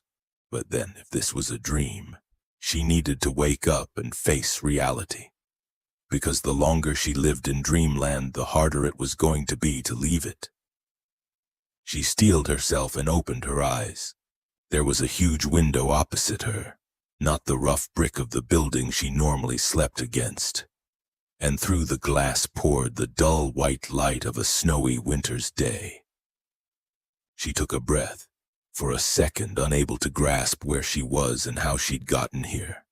Why she was warm, not freezing, and lying on softness instead of huddled against rough brick. Then she remembered. Xavier. He'd taken her from the streets and brought her back to his penthouse, given her some food and then a bath and then... A shiver worked its way the entire length of her body and she sat up sharply, her heart thundering in her chest. She'd fallen asleep in the bath and he'd come in. He'd found her naked and vulnerable in the water. Yeah, and he didn't do anything to you, remember? Mia let out a long breath and leaned back against the headboard of the biggest bed she'd ever seen, let alone been in. No, that's right. He hadn't touched her. He'd given her a towel and let her dry off, and then he'd given her a robe to wear. Glancing down, she found she was still wrapped in said robe. The fabric a dark charcoal color and pretty much the softest thing apart from the blue beanie that she'd ever touched. Okay, fine. But she was also naked underneath it and she didn't much like the idea of that. Lifting her head, she glanced around the room trying to spot where he'd left her clothes. She remembered him threatening to take them away and her being frantic about that. She hadn't been able to explain it at the time, too exhausted to be coherent, but she needed those clothes. They were hers, and since she didn't have very many things that were, she wanted to keep what she had. Also, if she didn't have her clothes, she couldn't leave. And having an escape route if things turned bad was important to her. No, not if, when. Because things always turned bad eventually. Didn't look like her clothes were here, but then he'd told her he was going to get them cleaned, hadn't he? Then another thought struck her, sending a cold spike of panic straight through her gut. What about her backpack? Where was that? She flung back the comforter, slipping out of the bed. But her feet had barely touched the floor when she spotted the backpack sitting right next to the bed. She was sure she'd left it in the living room, which must mean that he'd brought it into her. Grabbing it, she hauled it into her lap and pulled it open, wanting to see that everything was still there. Intellectually, she knew that a guy with as much money as Xavier wouldn't want to take anything from the ragged backpack of a homeless woman, but you could never tell what some people would do. Some people were simply greedy and saw anyone as fair game. She didn't have much, but what was in there was important to her. It was dangerous to have things that were precious to her, especially when she had nowhere safe to keep them. But some things she simply hadn't been able to bear to part with. A second pair of panties that were old and faded and full of holes, but were at least clean. A ragged paperback science fiction novel that she'd found in the tiny shelter library and that Tony had said she could have. She read it a lot because it was about planets and spaceships and laser guns and not about danger and poverty and being cold and hungry all the time. She also had a magazine she'd found on the subway, once glossy and smooth, now worn and crumpled. It had pictures of beautiful houses in it, and she kept it for ideas about what she'd do with her own place once she had one. Then there was the faded photo of her mother that she'd taken with her when she'd left her grandmother's place. And finally, her most precious item of all. A delicate chain that looked like gold, but probably wasn't, with a bluebird on it. She'd found it the night she'd been attacked, right after. When she'd stumbled into the little alley she'd eventually claimed for herself just lying on the ground. It had obviously been a necklace, but the chain had broken, so now it was merely a piece of chain with a bluebird charm. It was the bluebird she liked. Because birds could fly away, she'd taken it as a sign that one day she would too. She'd fly right off the streets and up into the sky. Mia slowly put her things back into the backpack and looked around again. The room was huge, like everything in this place, with 2 white walls, the rest a broad expanse of windows. The carpet on the floor here was just as thick as in the rest of the apartment, but it was white rather than charcoal. The bed, too, was white, as were the sheets and the comforter. Out the windows, snow swirled in the air, blocking the view. It was like being in a cloud. Putting the backpack on the floor, Mia got out of the bed and went to the door, pulling it open and peering down the hallway. There was no one around, silence hanging heavy in the air. Cautiously, she went down the hallway and through into the living area. That too was empty, the windows of the living room white with snow and cloud. Moving over to them, Mia stared at the whiteness beyond the glass. The silent whirl of the weather outside made her feel oddly disconnected from it, as if she'd been transported to another world like the one in the pages of that science fiction book. It was weird. She felt good, which wasn't normal for her when she woke up. Usually her back ached and her hands and feet were sometimes numb, but that wasn't a problem this morning. If it was morning, that was. Most of the time she woke when the sun came up. The sounds of sirens or garbage trucks, her alarm clock. She was also used to sleeping lightly in case someone crept up on her. But she had the feeling she'd slept both deeply and heavily the night before. It made her uneasy. Turning from the window, she took another look around the room, disturbed by the silence. Where was Xavier, and what was she supposed to do now? She wanted to leave as quickly as possible, because the longer she stayed here, the more difficult it was going to be to go back to the streets. Yet she couldn't leave because her clothes were nowhere in sight. On the low coffee table with all the magazines on it was a piece of paper with a pen tossed carelessly beside it. Curious, she went over and picked up the paper. It was a note covered with a bold, black, untidy scrawl. She could barely read the words and had to concentrate hard to make sense of them. I have to go out. Don't worry about your clothes, they're being cleaned. Eat anything you want in the kitchen and watch some TV. I'll be back very soon. P.S. If you leave with my robe, I'll be very unhappy. She frowned at the paper. The last bit was probably a joke, but she couldn't quite tell. Sure, she wanted to leave, but obviously going out into the snow in only his robe wasn't a good idea. Even she knew that.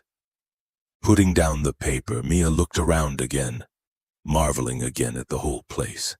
The thick carpet, the massive windows, the white leather couches and the sleek shelves, the banks of electronics and the flat black expanse of what must be the TV on one wall.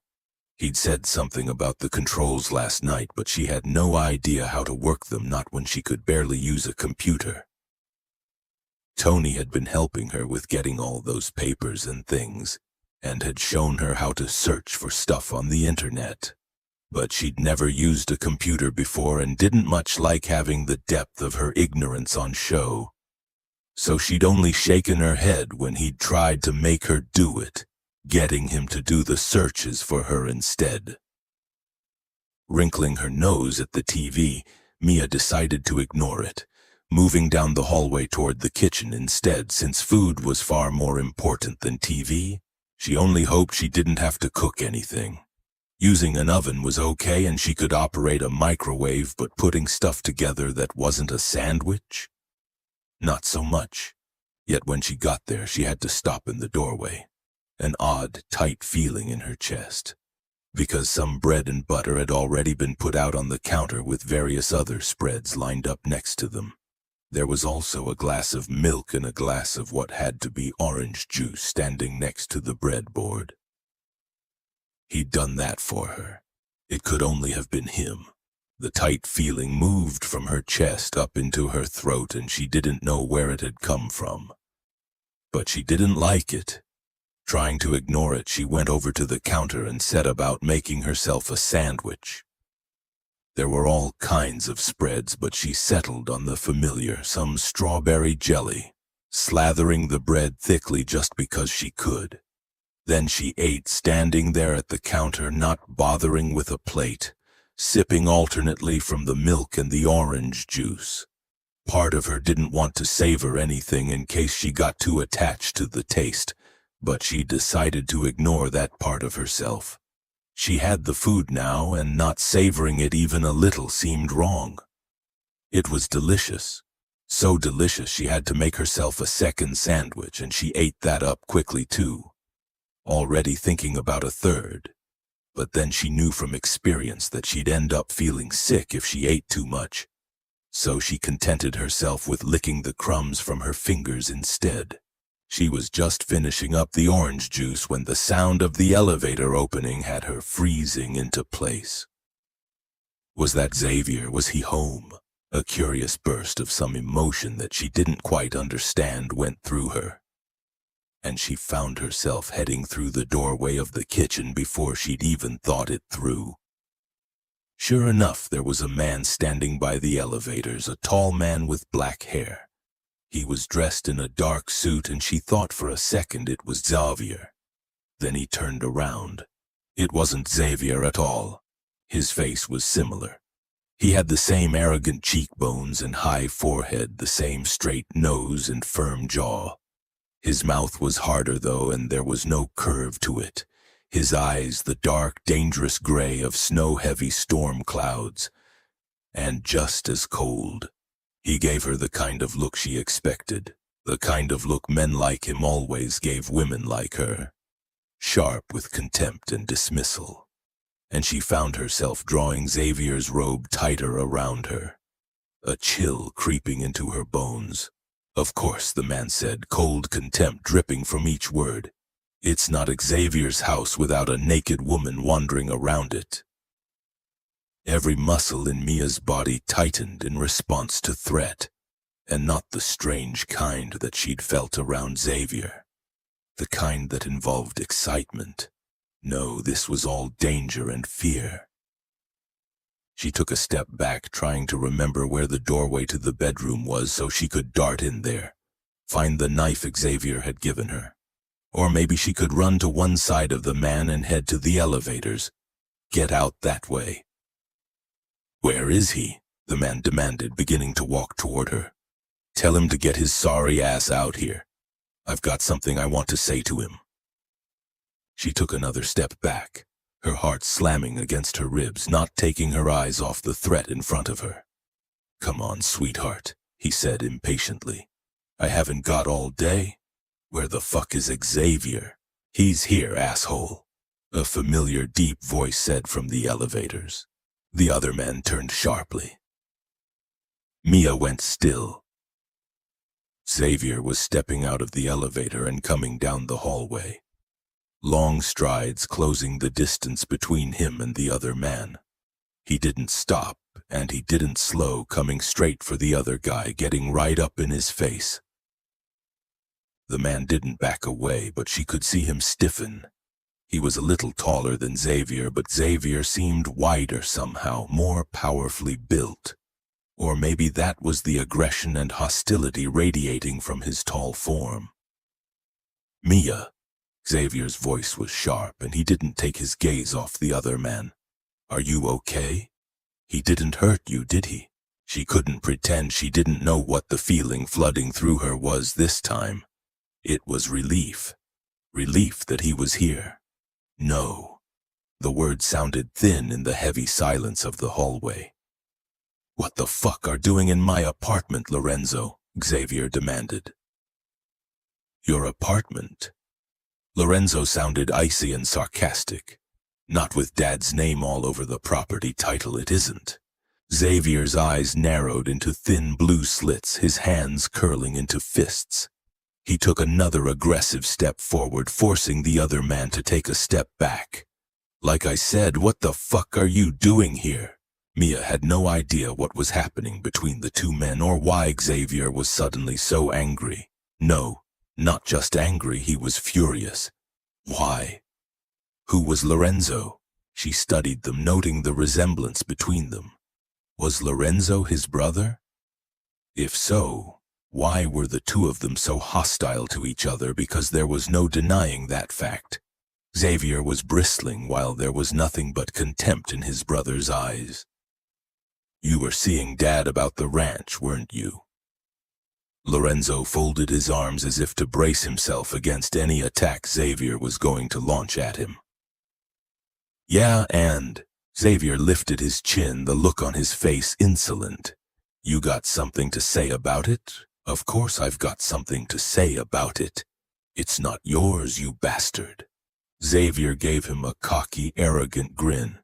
Tell that to Dad. He just signed it over to me, asshole. Lorenzo's expression hardened, and Mia suspected he was battling the urge to punch his brother in the face. He wouldn't. Yeah, actually, he did. Xavier took yet another aggressive step, forcing Lorenzo back again. I got him the contract he wanted, and so he gave me the ranch. You got a problem with that, you take it up with him. For a second, the atmosphere in the hallway flooded with violence, the electricity of it crackling around the two men, sending goosebumps over her skin and making her shoulders tighten. The urge to run and hide under the bed was almost overwhelming. Yet curiosity wouldn't let her. She wanted to see what was going to happen. Come on, Xavier murmured, his eyes glittering. Take a swing, brother. I dare you. The tension around Lorenzo's tall figure gathered tight, and Mia felt herself begin to move, but not away toward the bedroom. Instead, she found herself walking quickly toward them, and she didn't know quite why. Not when her instinct was to run from violence. All she knew was that she didn't want Lorenzo to take that swing. But she'd only got halfway there before Lorenzo gave a short, hard laugh. I wouldn't sully myself. He stepped back from his brother and sidestepped him, moving toward the elevators. Don't kid yourself that this is over. Xavier turned, watching as the other man stepped into the elevator, the tension abruptly dropping from him. Take a chill pill, dickhead. And while you're at it, you might want to book a room at the hospital to get that stick up your ass removed. Lorenzo didn't reply, the doors closing on him instead. There was a brief silence, and then Xavier turned around, his gaze roving over her as if he was checking she was all there. Then he closed the distance between them, moving in that fast, fluid way that had her heart climbing up into her throat, but not like it had felt when it was Lorenzo in the hallway. No, this was quite different, and yet somehow no less disturbing. She forced herself to stay where she was because running from him was ridiculous. He hadn't hurt her, and she thought that maybe he wouldn't. Careful. You can't trust anyone, remember? Oh yeah, she remembered. But he'd had plenty of opportunity to do whatever he wanted with her, and he hadn't. He'd given her a bath, wrapped her up in a robe, and put her into bed. Then he'd left her breakfast. She didn't have a lot of experience with kind men or with kind people in general, but she thought those probably weren't the actions of someone who was out to hurt her. Are you okay? He came to a stop in front of her, that sharp gaze of his checking her over yet again. Did he scare you? No. No way she was going to admit that. He just took me by surprise. But she had a feeling he'd seen through the lie anyway. I bet. Prick. Look, he's an asshole, but he wouldn't hurt you. Probably not anyway. Is he your brother? Xavier's mouth twisted. Resemblance that obvious, huh? That, and he mentioned your father. I guess that's a giveaway. Raising a hand, Xavier shoved it through his thick black hair. I've got 2 brothers, no 3. Nero's a half-brother. But Lorenzo's the oldest. He's also the biggest asshole. Mia had the weirdest urge to touch the hair he'd spiked up, purely to see what it would feel like, which was stupid. Touching people was never a good idea. Never. Instead, she pushed her hands under her armpits. You don't like him, do you? Nope. And the feeling's mutual. He's a cold, stiff-necked bastard who never has a good word to say about anyone. But he's your brother, so... An expression she couldn't read crossed his face. Let's just say personality clash and leave it at that. But did you eat some breakfast? As changes of subjects went, it was pretty obvious, yet for a second Mia was tempted to keep going anyway. She wasn't quite sure why she wanted to know more, she just did. Maybe it was because she'd never had any siblings of her own and was curious. Whatever, that was beside the point, since Xavier clearly didn't want to talk about it and she wasn't confident enough to push it. Yes, she said instead. I had 2 sandwiches. His mouth curled in a smile that felt like the sun coming out. Not bad, sweet thing. Did you drink the milk as well? Why did that smile and the warm sound in his deep voice make her want to blush? Why did it make something small and hot glow in her chest? She tightened her jaw, trying to resist the feeling. Don't call me that. I'm not a kid. You don't need to talk to me like one. His smile turned amused. Prickly, huh? You must be feeling better. Mia felt her cheeks get hot. She glanced away from him, not wanting to meet his gaze. Where are my clothes? You got my note? Yes, but are they cleaned yet? There was a silence. She glanced fleetingly at him. He was looking her over yet again, but this time there was something assessing in his eyes. Where's the fire? It's like you're desperate to get out of here or something. Of course he wouldn't understand. Why would he? He had money. He had an apartment, warm clothes, food to eat. He wouldn't know what it was like to not have any of those things, to not even know when you might get them. He wouldn't know that sometimes denial was easier than letting yourself have something that could be taken away from you. I have things to do. The words sounded ridiculous even to herself, nevertheless they were true. She had to figure out where she was going to sleep tonight and where she might get some more food. Perhaps find an extra blanket from somewhere. Then she had to go back to Tony, see if he'd made any progress with getting her birth certificate. The things, huh? The amusement in his eyes faded, the expression on his face becoming hard. Speaking of things, there's a few we need to get straight. First, you're not going anywhere. You're staying right here with me. Second, you'll get your clothes back when I'm good and ready to give them to you. Third, tell me what you have to do and I'll help you with them, whatever they are. Her heart squeezed hard in her chest and she had to look away again, catching her breath. She hadn't known what he wanted to do with her this morning, but telling her she was staying wasn't it. I can't stay here, she said carefully, because she didn't want to seem ungrateful. I mean, thank you for last night, but I have to go. Yet he'd got that look on his face. The same one he'd had last night when he'd told her she was coming home with him. The one that said he wasn't going to take no for an answer. Let me get this straight, he murmured, his voice suddenly low and a bit dangerous. You'd rather go out into the snow in cheap, badly fitting clothes and risk freezing to death instead of staying in a perfectly good penthouse with a bath, central heating, food, and a massive bed? That flush was back, creeping through her cheeks, making her feel uncertain and embarrassed. You don't understand, she said, looking down at the floor. No, you're right. I don't fucking understand. And part of her didn't want to explain it to him. Because why should she? Even if she gave him all the reasons she couldn't stay, he wouldn't understand. Men like him never did. Not when they had everything and couldn't imagine not having it. "I need to go," she said stubbornly, keeping her gaze on the floor. "I don't belong here."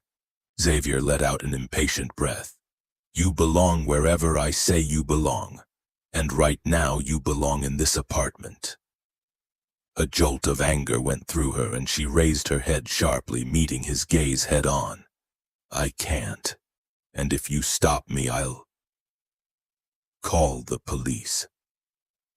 An answering anger glittered blue and hot in his eyes.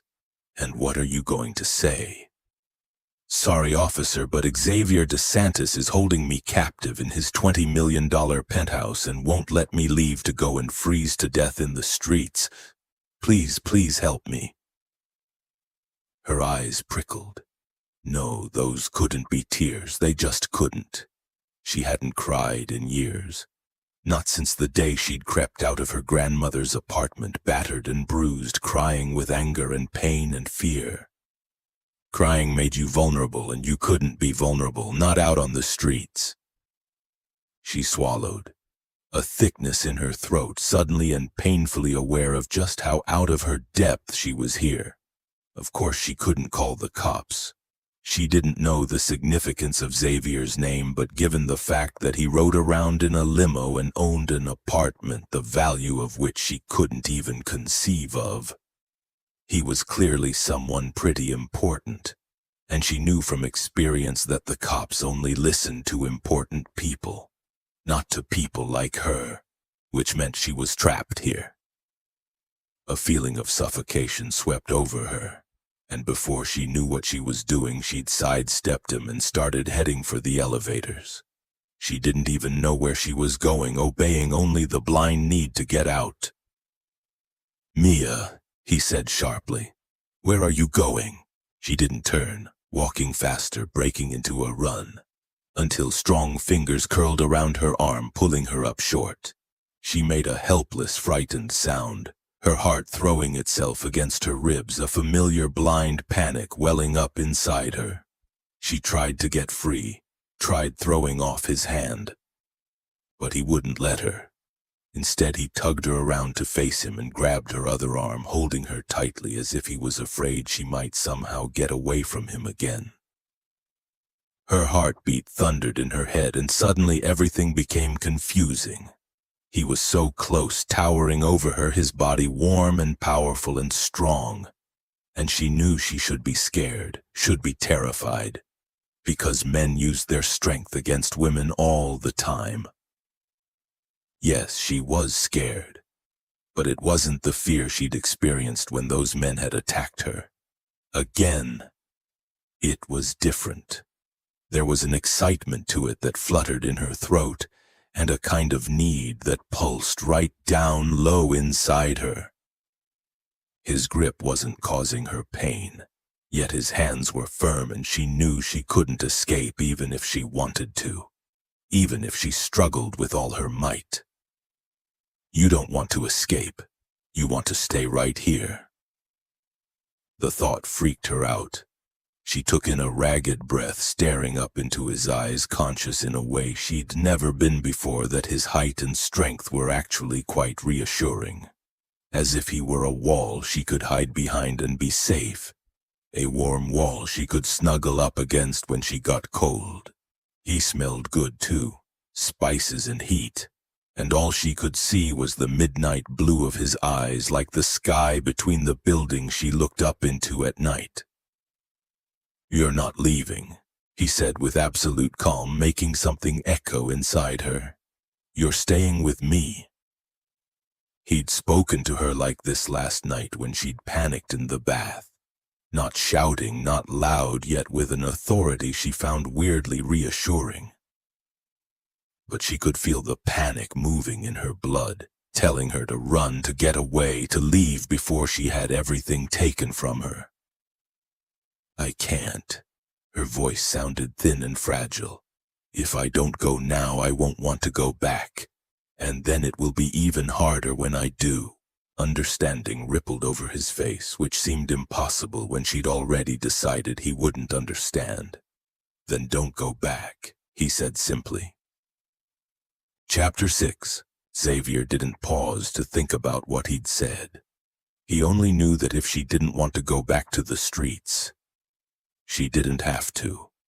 In fact, he was going to insist she stay for as long as she wanted anyway. Of course, what exactly he was going to do with her if she didn't go back to the streets he didn't know. But that was another thing he preferred not to deal with right now. All that mattered was that she stay here safe with him. She felt so fragile in his hands, her arms like little reeds he could snap if he squeezed too hard. He wasn't used to being gentle, and yet with her he had no choice. He didn't want to break her. Her face was sharp and delicate, her dark eyes wide and looking up into his. There were no shadows under them now, her pale skin made even paler by the contrast of the thick, glossy black mass of curls that fell to her shoulders. It kicked at him again, that jolt of feeling, the desire he'd felt last night as he'd looked at her in her bath. He didn't know why he felt that way about her, but over the past couple of weeks of seeing her at the shelter, of having her here in his apartment, of watching over her the night before, he'd come to think of her as his. He wanted to make her comfortable. He wanted to take care of her. He wanted to make sure she was well and happy. He wanted to protect her. And he was beginning to think he wanted to touch her as well. Gently, experimentally, he pulled her closer so that she wasn't quite up against him, but near enough. Her eyes widened even more, her body tensing in his grip. She was very warm, the lingering perfume of the bath oil and her own delicate musky scent making him want to get her even closer. He'd never watched a woman's face like this before. Never been so completely fascinated by the expressions crossing it or curious about what they meant and why she felt that way. Sure, he liked to know how a weapon worked and when it was broken how to fix it. And he was curious about which chemicals did what and how they interacted with one another, especially when it came to blowing things up. But women, his only interest was in getting them off so they could then get him off. It was a simple yet effective equation. He didn't spend a lot of time getting to know them or spend lots of effort on the ones that didn't want him. It was all about getting his needs met, and he didn't need anything more from them but sex. End of story. Mia, though, she was something different. Maybe it was because she was the one who needed, and what she needed was everything. And not only that, she'd let him be the one to meet those needs. She wasn't a woman who trusted lightly, that was obvious. And yet, she'd trusted him. Sure, he'd made it kind of difficult for her to do anything else but trust him. Yet, he hadn't missed the way she'd started toward him when Lorenzo had looked like he was actually going to take up Xavier's dare and punch him in the face. And he didn't think it was because she wanted to see what was going to happen. In fact, he'd bet every one of the millions that had bought this penthouse, his father's millions, that she'd been coming to protect him. It made his chest feel hollow and tight as a drum, made him want to pull her even closer, feel her slight, slender body up against his, watch those bright black eyes go wide with surprise, then dawn into pleasure. Something told him that she hadn't slept with many guys before. Not that he gave a shit how many she might have slept with, because he sure as hell wasn't one to throw stones. But if that was the case, if she was very inexperienced, then he needed to take this slow, needed to be gentle. Christ, he needed to be gentle anyway, because it was obvious she didn't like people getting close. "What are you doing?" Her voice wasn't quite so fragile now. It had a husky edge to it, her gaze dipping to his mouth then back again. He knew what that meant, conducting an experiment. He eased her even closer so the softness of the robe wrapped around her was pressed between them. She shivered. "Let me go." He didn't. "Do you really want me to?" She stopped, her dark eyes dropping to his mouth once more. I said I wasn't going to give you sex. He guessed it was obvious what he was doing, but he couldn't bring himself to feel bad about it. Not when the warmth of her was beginning to seep through that robe, making him imagine things like sliding his hands beneath it to touch her pale skin. Run his fingers all over her slight curves, making her gasp and sigh and shift underneath his hands. Had anyone given her that? Had anyone ever made her feel good? He wanted to do that. He wanted to be the one to show her what it was all about. You don't have to give me anything. He shifted his grip so his hands were on her hips. What about if I gave you something instead? But I don't want sex. Her hands came down over his and rested there. Color had crept into her cheeks, easing the sharpness of her features and making her eyes glow. Christ, she was beautiful. The moment he'd seen her in the shelter, he'd known she was something special. Now it was obvious. Oh, sure, her face was too pointed to be conventionally beautiful. But she was stunning all the same. Are you sure about that? He held her still as he brought her right in close, pressing her against the ridge of his rapidly hardening cock. The sensation nearly made him shudder. Jesus Christ, what the hell was he letting this woman do to him? For the first time, a thin thread of unease wound through him. But since he was very good at not paying attention to uncomfortable emotions, he ignored it. An easy enough thing to do when he had an all but naked woman in his arms. Her soft heat against his dick. Her eyes had darkened into pure black, her lush red mouth opening, and he had a very strong urge to cover it with his. I can't, she said thickly. She'd said that before when she told him she didn't want to stay. That she couldn't because if she stayed, she wouldn't want to go back. He'd noticed that same expression on her face when he'd given her his knife too. A kind of yearning. As if she really wanted it but couldn't let herself have it. What about a kiss? He murmured, watching her face. I can give you that. She started shaking her head, but he reached up and took her chin between his finger and thumb, holding her still. No, listen to me. No one can take a kiss from you, sweet thing. Once I've given it you, you get to keep it. It's yours forever. She stared up at him, all dark eyes and long, thick black lashes. He would have given his soul to know what she was thinking in that moment. She stopped, then abruptly turned her head, trying to look away. He firmed his grip so she couldn't. You've what? It doesn't matter. Her color deepened even further. I shouldn't accept anything from you.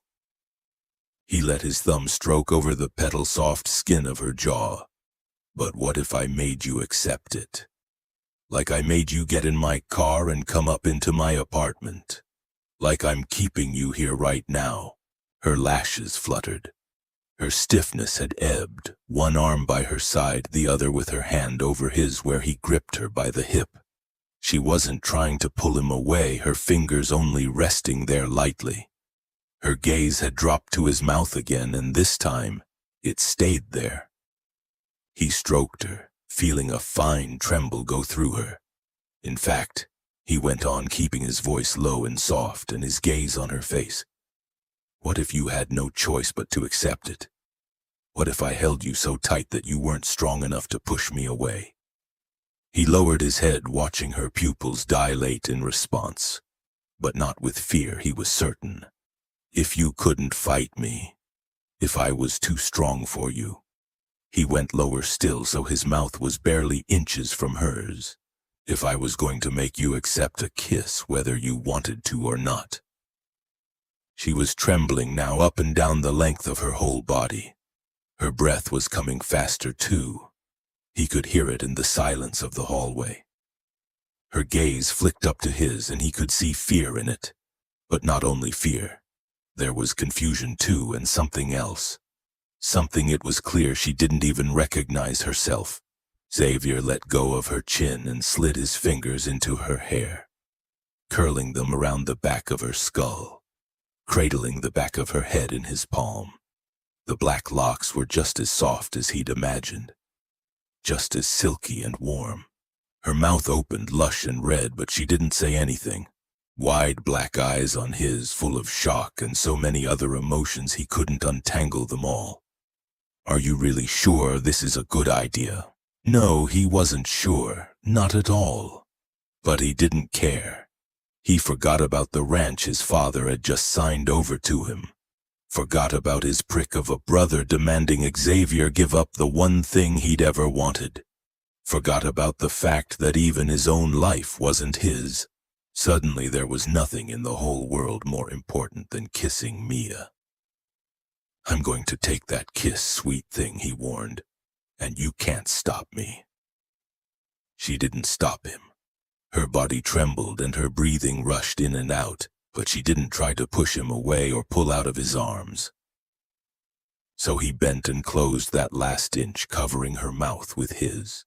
Restraint was foreign to him. He threw himself into everything he did most of the time, and if he didn't, it was because he didn't enjoy it. And he tended not to do things he didn't enjoy, not if he could help it. But it was clear that kissing Mia was something he was going to enjoy very much indeed, and it took every ounce of willpower he possessed not to do what he desperately wanted to do, which was to slide his tongue into her mouth, explore her, taste her, kiss her deeper, harder, take all her sweetness for himself, the same as he did with any other woman. Except Mia wasn't like any other woman. She'd gone rigid in his arms, and even though she wasn't shoving him away, he knew that pushing this right now probably wasn't a good idea. So he just let his lips rest on hers, not moving, holding her lightly but firmly. Enough that she could pull away if she wanted to. Again, though, she didn't. But she didn't relax either. His fingers tightened in her curls, fighting the urge to pull aside the robe she wore, explore her body as he explored her mouth, make her pant and scream his name. Christ, he didn't know if he could do this hold-back thing. Then let her go, asshole. He meant to. He really did. But he found himself touching his tongue to her bottom lip instead, tracing the soft curve of it. She took a short, sharp breath, her mouth opening. And because he was a bastard who took all and every opportunity that came his way, he slid his tongue inside. She made another soft sound, and he couldn't stop himself, sliding his hand from her hip over and down the curve of her ass, pressing her closer against the aching length of his dick. Her mouth was so sweet, and he could taste hints of the strawberry jelly she'd been eating. There was heat, too, so much of it, and something else. That bright, hard kick like the expensive bourbon he sometimes drowned himself in. Fuck, he needed more of this. He tugged her head back, winding his fingers deeper into her curls and gripping on tight, sliding his tongue deeper inside her mouth, kissing her harder, more insistently. She gave a violent, convulsive shiver, and then abruptly all the tension left her body and she went soft in his arms. Ah, Christ, yes. Satisfaction and a deep pleasure unwound inside him, and he angled her head back further, touching his tongue to hers, coaxing her, encouraging her to respond. And she did, tentatively, hesitantly, as if she didn't know what she was doing. She doesn't know what she's doing. Which means you shouldn't be doing this to her. The thought registered dimly in his brain, but it took a second for it to actually penetrate. Then it did, and he felt it like someone had emptied an ice bucket over his head. Because no, if she was that innocent, then he definitely shouldn't be kissing her like this. He shouldn't be doing anything to her like this. You're so careless, Xavier. Why don't you think? Why can't you stop just for one moment to consider how you hurt people? His mother's voice, sharp and shrill, echoed in his head, and he found himself pulling away. Breaking off the kiss, something cold twisting in his gut. Twin spots of color burned on Mia's pale cheeks. The look in her eyes shocked. She lifted a shaking hand to her mouth, blinking at him as if he were a complete and utter stranger. His cock ached, his heartbeat raging in his chest. Why the hell was he thinking about his poor, fragile, depressed mother? Christ, hadn't he gotten over that years ago? It didn't feel right to walk away. But maybe that was the best thing right now. Maybe he needed a bit of distance. Sort out this little problem with restraint that he seemed to be having. "Stay," he forced out. "You can stay as long as you want." Then he turned on his heel and left her standing in the hallway. A day later, Mia sat on Xavier's pristine white leather couch, watching as an immaculately put-together woman from a high-end department store reached for yet another hanger from the metal clothes rail that had been wheeled into the living room. On the hanger was a black dress. It looked to be very fitting, and there was a slit in the side that went from the hem right up to about hip level. "What about this one?" the woman said, holding up the dress. "It's lanvin. Very chic." Mia didn't know what lanvin or chic was, but she guessed that meant horribly expensive. It probably also meant horribly impractical. Certainly she couldn't see herself shuffling around her alleyway in that dress. For a start, the slit would let the weather in. Plus, it didn't have sleeves, which was going to make it very cold. The material looked nice, though, she had to admit. In fact, all the clothes the woman had showed her looked like they were made out of nice material. She'd ended up shoving her hands underneath her thighs to stop herself from reaching out to touch them. Xavier had meant well when he'd offered to get her some new clothes. She knew that.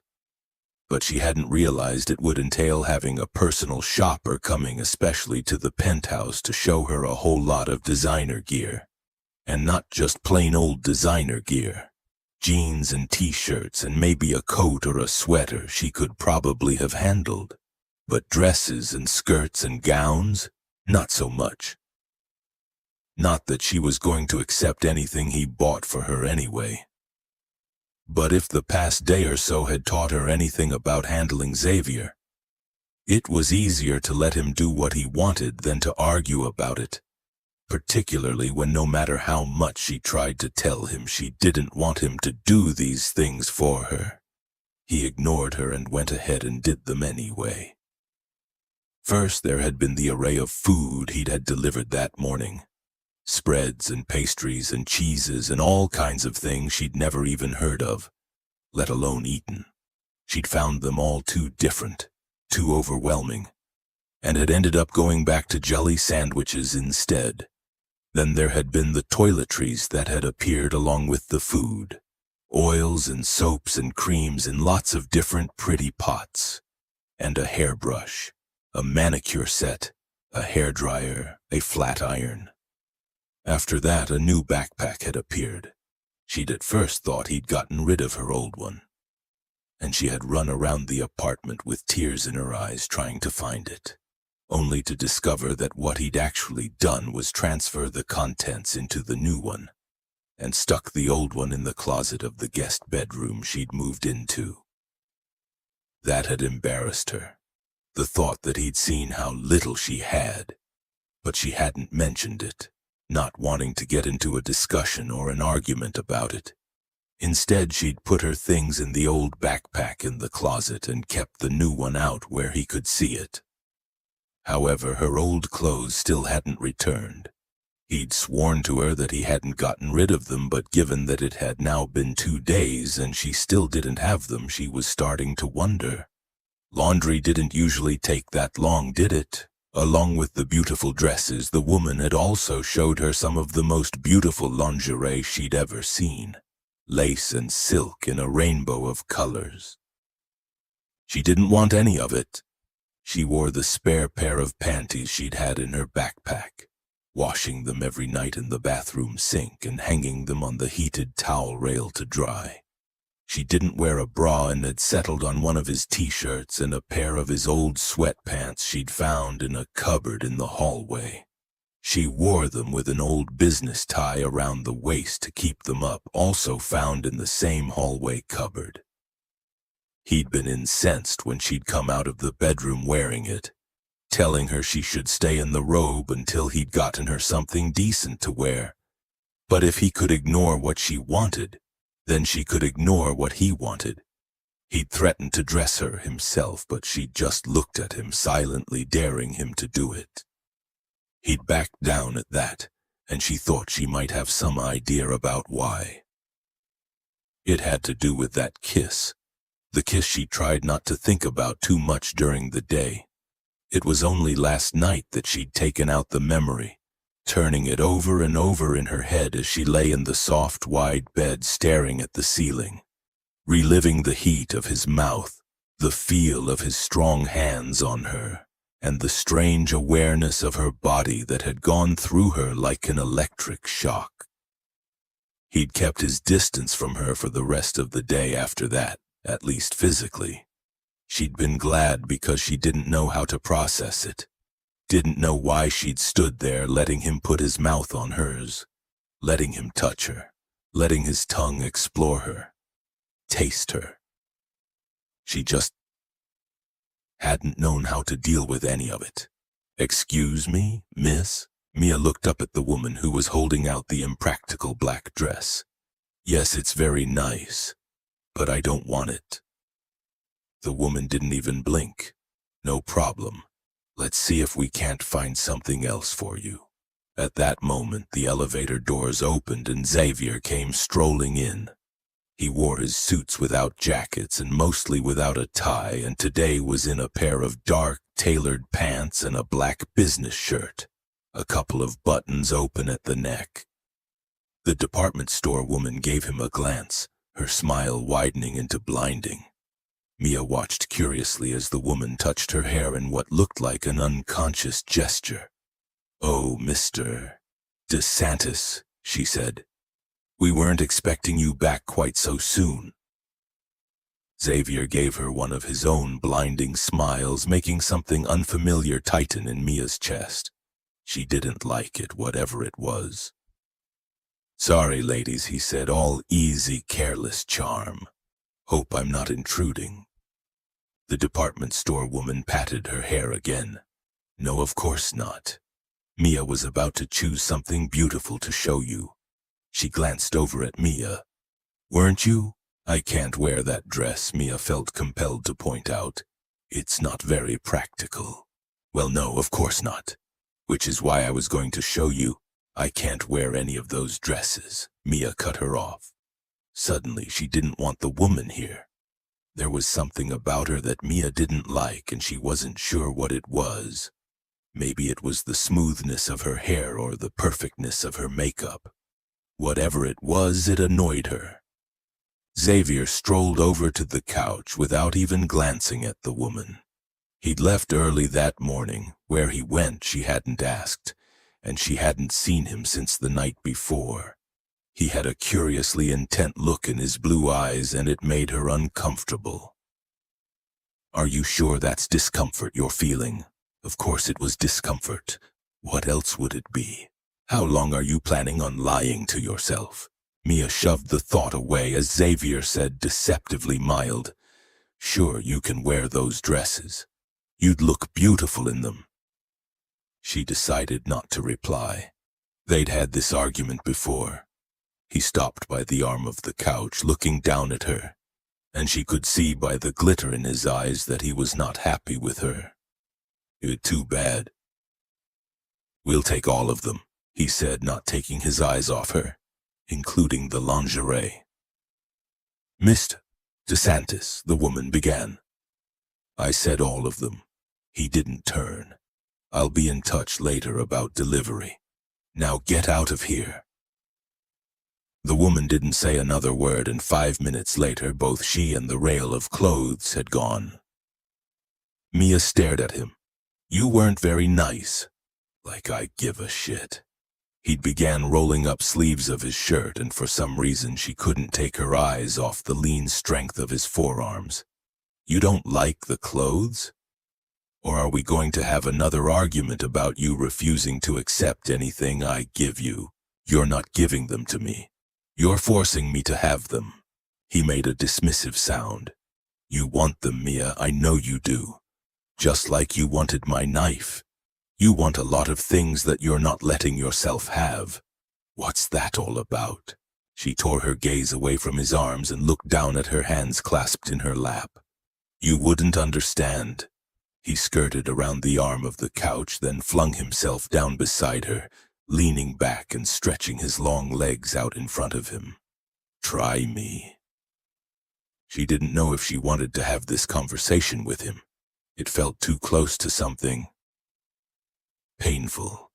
"I need my clothes back," she said instead. "I need them." "We've had this. I can't stay here," she cut him off. "I have things I need to do." A look of frustration crossed his face. "I told you that you don't have to go back. You can stay here as long as you like." "And how long will that be for?"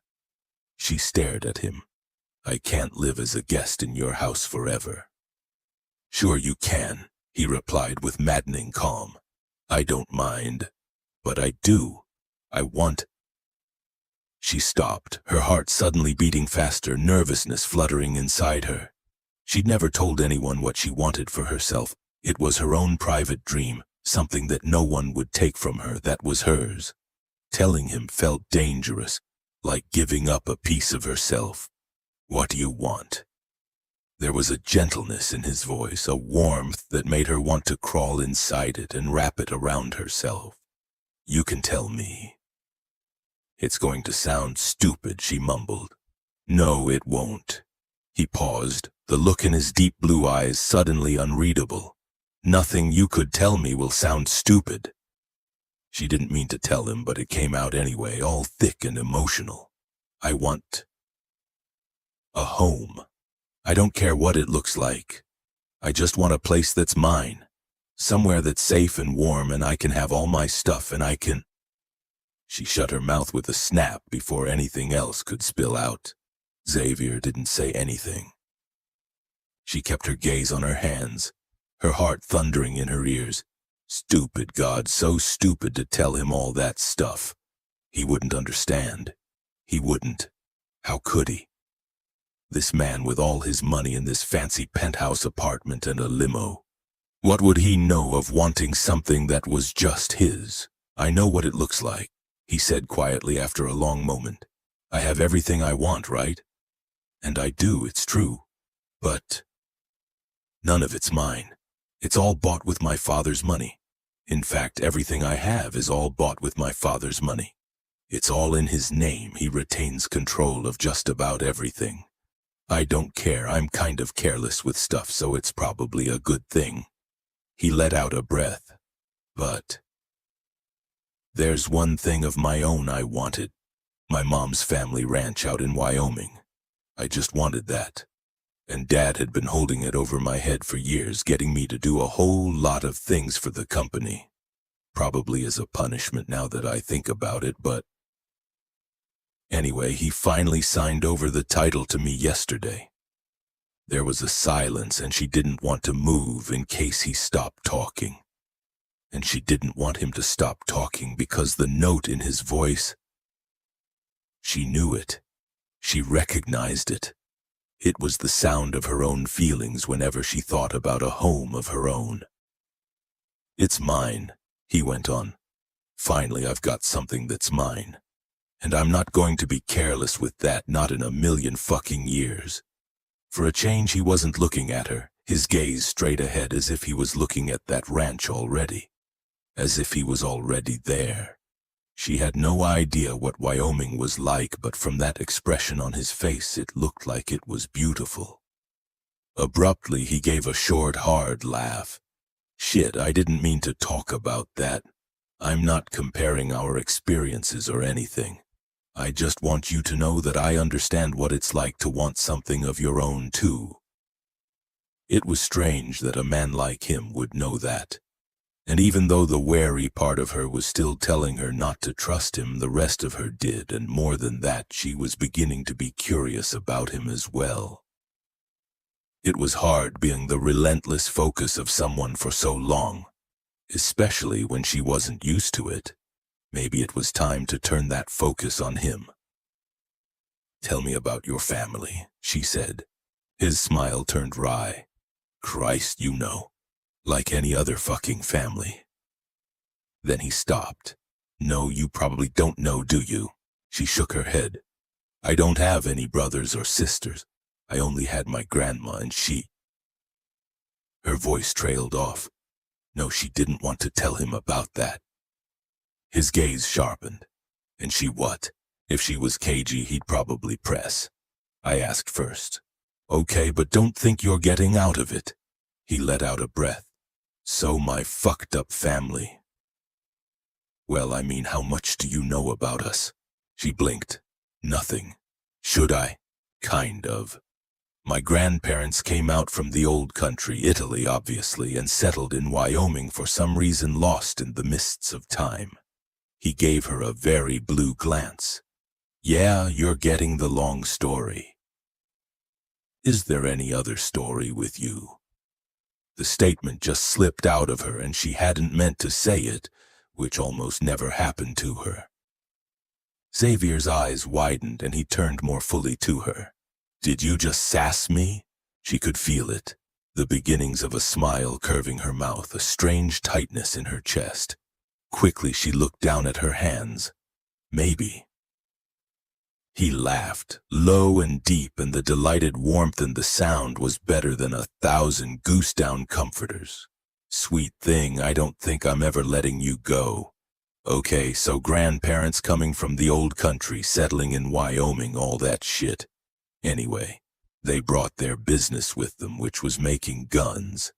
When Dad took over the business, he diversified into shit like protection and security.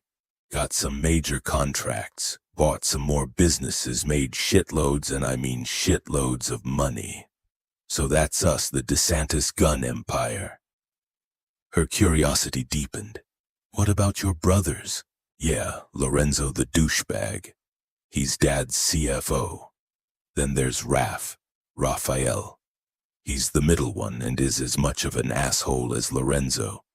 He manages the PR side of the business. Oh yeah, and then there's Nero, though we don't count him." "Why not?" Xavier's handsome features hardened. "Dad had an affair and he's the bastard son. Plus we never see him anyway since he never leaves his house."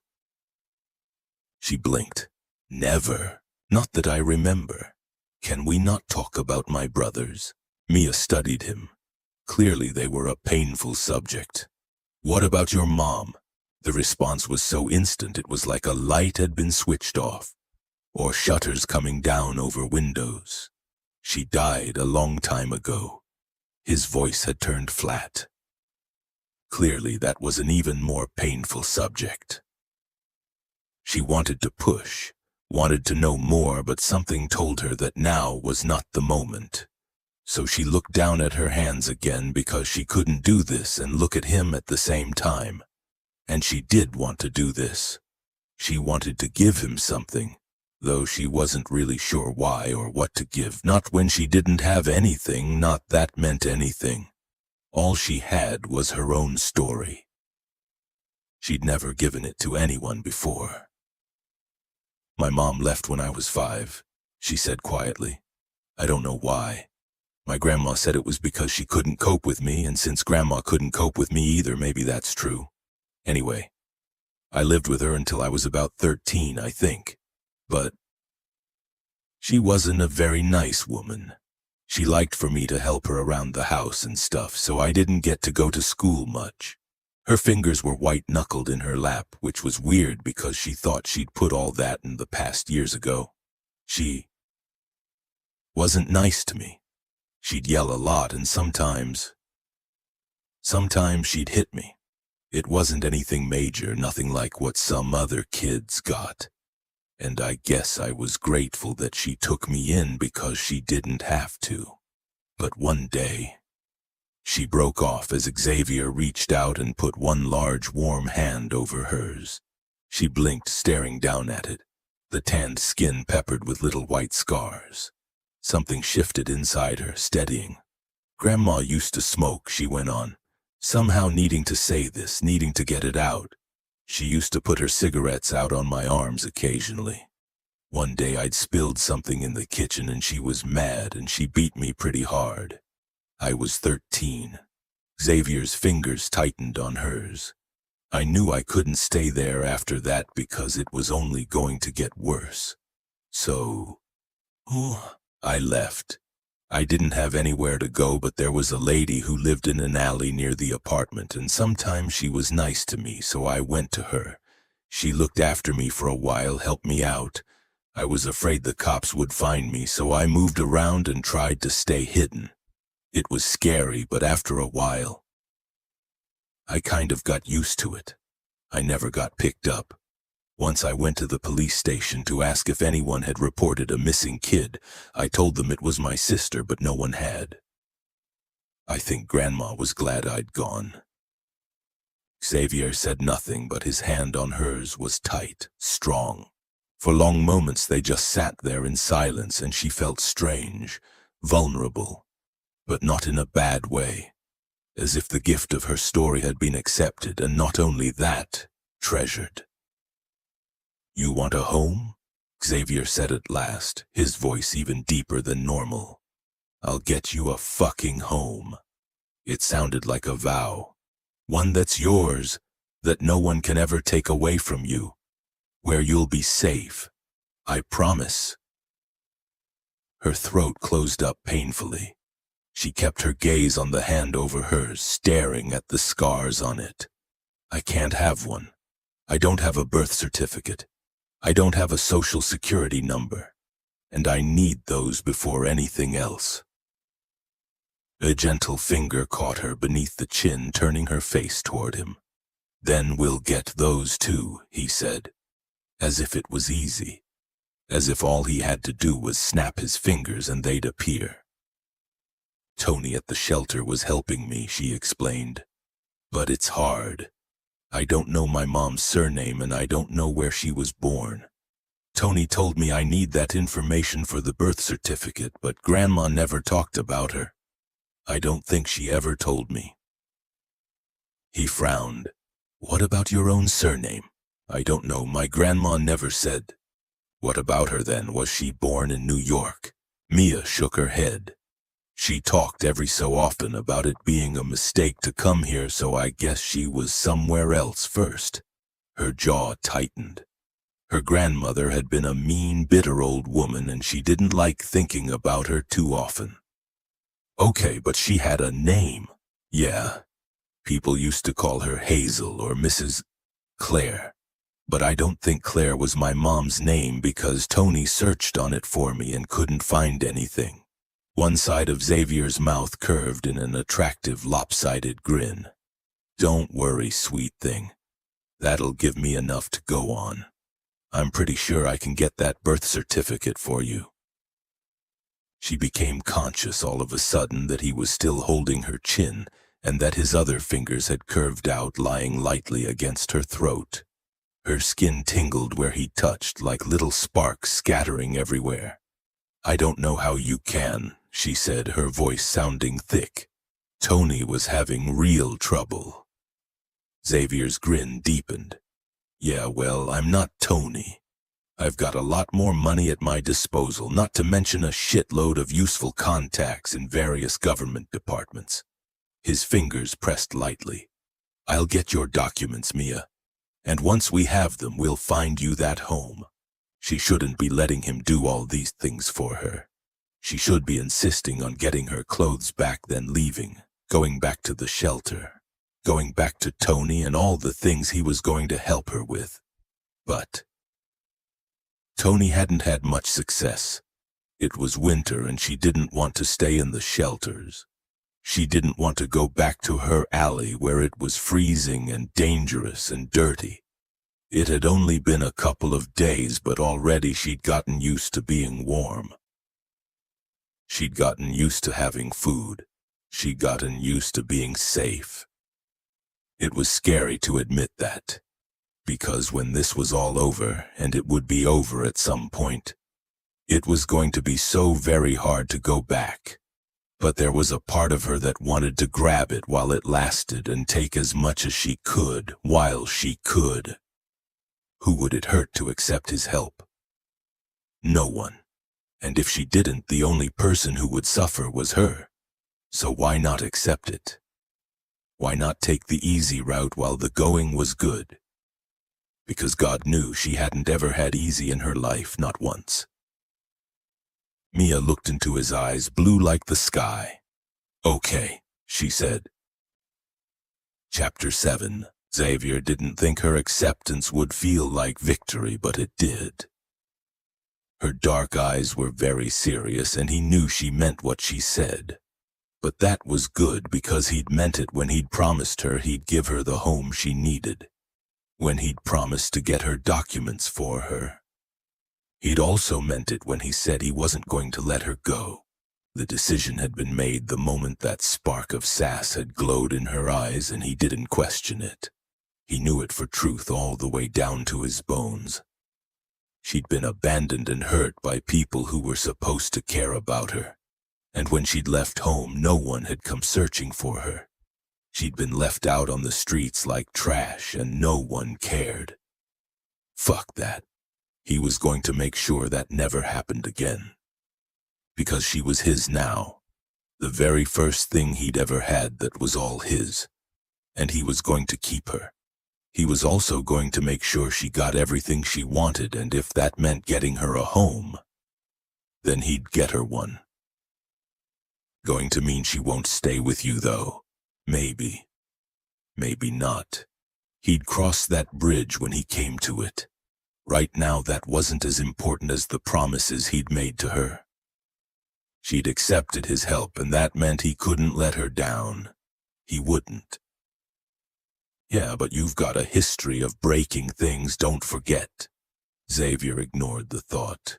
All the crap that had gone down the night of his mother's Christmas party at the family estate in the Hamptons was over. Done with. Sure, he'd made it his mission to make sure no one ever trusted him or relied on him since. And so far, he liked how that had worked out. It certainly made it easy not to hurt people when he kept everyone at a distance. Except not her. He was going to make an exception for her, and he would keep her safe if it was the last thing he did. Her skin was so warm beneath his fingers. He shouldn't be touching her. He really shouldn't, and yet now he was. He couldn't seem to take his hand away. She was wearing that wretched pair of sweats he'd chucked into the hall cupboard a few months ago because it had a hole in the knee, keeping it held up with one of his old ties. On top, she wore the white business shirt she'd found in the laundry pile that had come back from Mrs. Thomas, and which she had appropriated for her own use once she realized her own clothes hadn't come back with them. It had annoyed him that she wouldn't wear anything else he'd gotten her, but now he'd changed his mind. There was something very satisfying about her wearing his things, plus there was the added bonus of being able to see the outline of her nipples through the shirt because she didn't wear a bra. Yeah, he wasn't that much of a gentleman. In fact, he was pretty basic guy, and he was okay with that. Of course, what he should be doing was giving her back her old clothes. Yet he hadn't, and quite frankly, he didn't intend to. He suspected the wearing of his old clothes was her version of a silent battle of wills. But if so, she'd picked the wrong man to battle with. He liked winning. Slowly, he let his fingers slide down the smooth skin of her throat, unable to resist indulging himself with the caress. He'd been so good the past couple of days, keeping his distance from her and not doing what every male instinct in him was screaming at him to do, which was to strip her bare and run his hands over every inch of her pale, slender little body. Christ, he deserved a fucking medal. He'd never been so restrained in all his damn life, and it was getting to the point where it almost physically hurt. Really, he should have gone out and found himself some other woman to take the edge off. But the idea of doing that left him cold. There was only one woman he wanted, and she was sitting right in front of him, looking at him. her dark eyes like bright, brilliant stars. What made it worse now was that he knew what her hair felt like in his fingers. He knew what her mouth tasted like when he kissed her, and he knew what she felt like against him. There was color in her cheeks, her face glowing, but the look in her eyes was wary, as if he was a potentially dangerous dog that she wasn't quite sure would attack her or not. Yet, she didn't pull away or tell him not to touch her. He moved his hand, sliding his fingers around the base of her neck so his thumb rested in the soft hollow of her throat. Her pulse beat against his skin, fast, getting faster. "You should probably leave," he said, unable to disguise the rough edge in his voice. "Why? Because I don't think I can keep my hands off you." Her gaze flickered. "But you've got one hand on me already. Sharp girl. I know. I shouldn't." Yet he didn't take it away. He stroked his thumb over the delicate skin of her throat instead, feeling the instant surge of reaction in her pulse. The flush in her cheeks deepened, and he heard her take a sharp little breath. "I don't know if I want you to do that. So leave like I told you." She had to, because his restraint was rapidly fraying, especially with his stupid brain telling him that all he needed to do was to slide his hand down to the first button of her shirt and flick it open, then the next one and the next. And then he'd be able to see those perfect little tits he'd caught a glimpse of in her bath. He'd been such a gentleman that night. But yeah, there were limits. There were always limits. Her long lashes swept down, veiling her gaze. Her mouth had become full and soft, opening slightly as if readying herself for a kiss. And still she made no move. It was as if she was waiting for something. So Xavier slid his hand down to the first button on her shirt and flicked it open, watching her face. Her lashes trembled slightly, her posture stiffening. But she didn't do anything else. He let his fingers trail lightly over her skin between where the shirt had opened. She was so warm, so smooth, all silky and soft. And he'd never wanted anything as badly as he wanted to undo the rest of those buttons. If it had been any other woman, he would have. If it had been any other woman, he would have had her on her back and been buried deep inside her in seconds. But it wasn't any other woman, it was Mia. And he knew, he just fucking knew, that she'd never done this before. Or if she had, it hadn't been something she'd either enjoyed or wanted. Maybe she was raped. Ever think of that, asshole? A young woman on the streets by herself is such an easy target, and yet here you are, just fucking going in with nothing but your own dick on your mind. A cold thread wound through him. Careless. He was always so careless. He didn't think things through and tended not to notice other people's feelings. Sensitive he was not. Yet the thought of hurting her was like pain. He stilled his hand and began to draw it away. No. The word was breathless, her gaze meeting his wide and dark. She looked surprised, as if she hadn't been expecting to say it either. No. He found he was almost holding his breath. No, what? I can't. She stopped, looking away yet again, her mouth firming. His patience was hanging by a thread. He was either going to have to get up and leave himself or... Well, shit, he didn't know what else. Maybe go and get some relief in the shower or something. I don't want to do anything you don't want, he said roughly. So you'd better tell me what it is you do want, sweet thing. I don't know. She sounded desperately unsure of herself. I've never done this before. Sex, you mean? Because he had to get this straight for both of them. Yes. She ducked her head, her shoulders hunching, which had the unfortunate in terms of his restraint, effect of widening the gap in her shirt, giving him a glimpse of the soft curves of her tits and a flash of small pink nipples. He dug the fingers of his other hand into the arm of the couch, not giving a shit about the leather. So, you're a virgin, I guess. But you know how it all works, don't you? A perfectly valid question when he didn't know what her old bitch of a grandmother had told her. If she'd told her anything at all. Her head came up at that, annoyance glittering in her eyes. Of course I do. I'm not stupid. He held her gaze. I didn't say you were, but I need to know you understand what I want. I know. Believe me, I know. I see it all the time on the streets. Xavier let out a breath, a cold ripple of understanding washing over him. Jesus, and he could imagine what she'd seen. Prostitutes, probably, and sexual assault.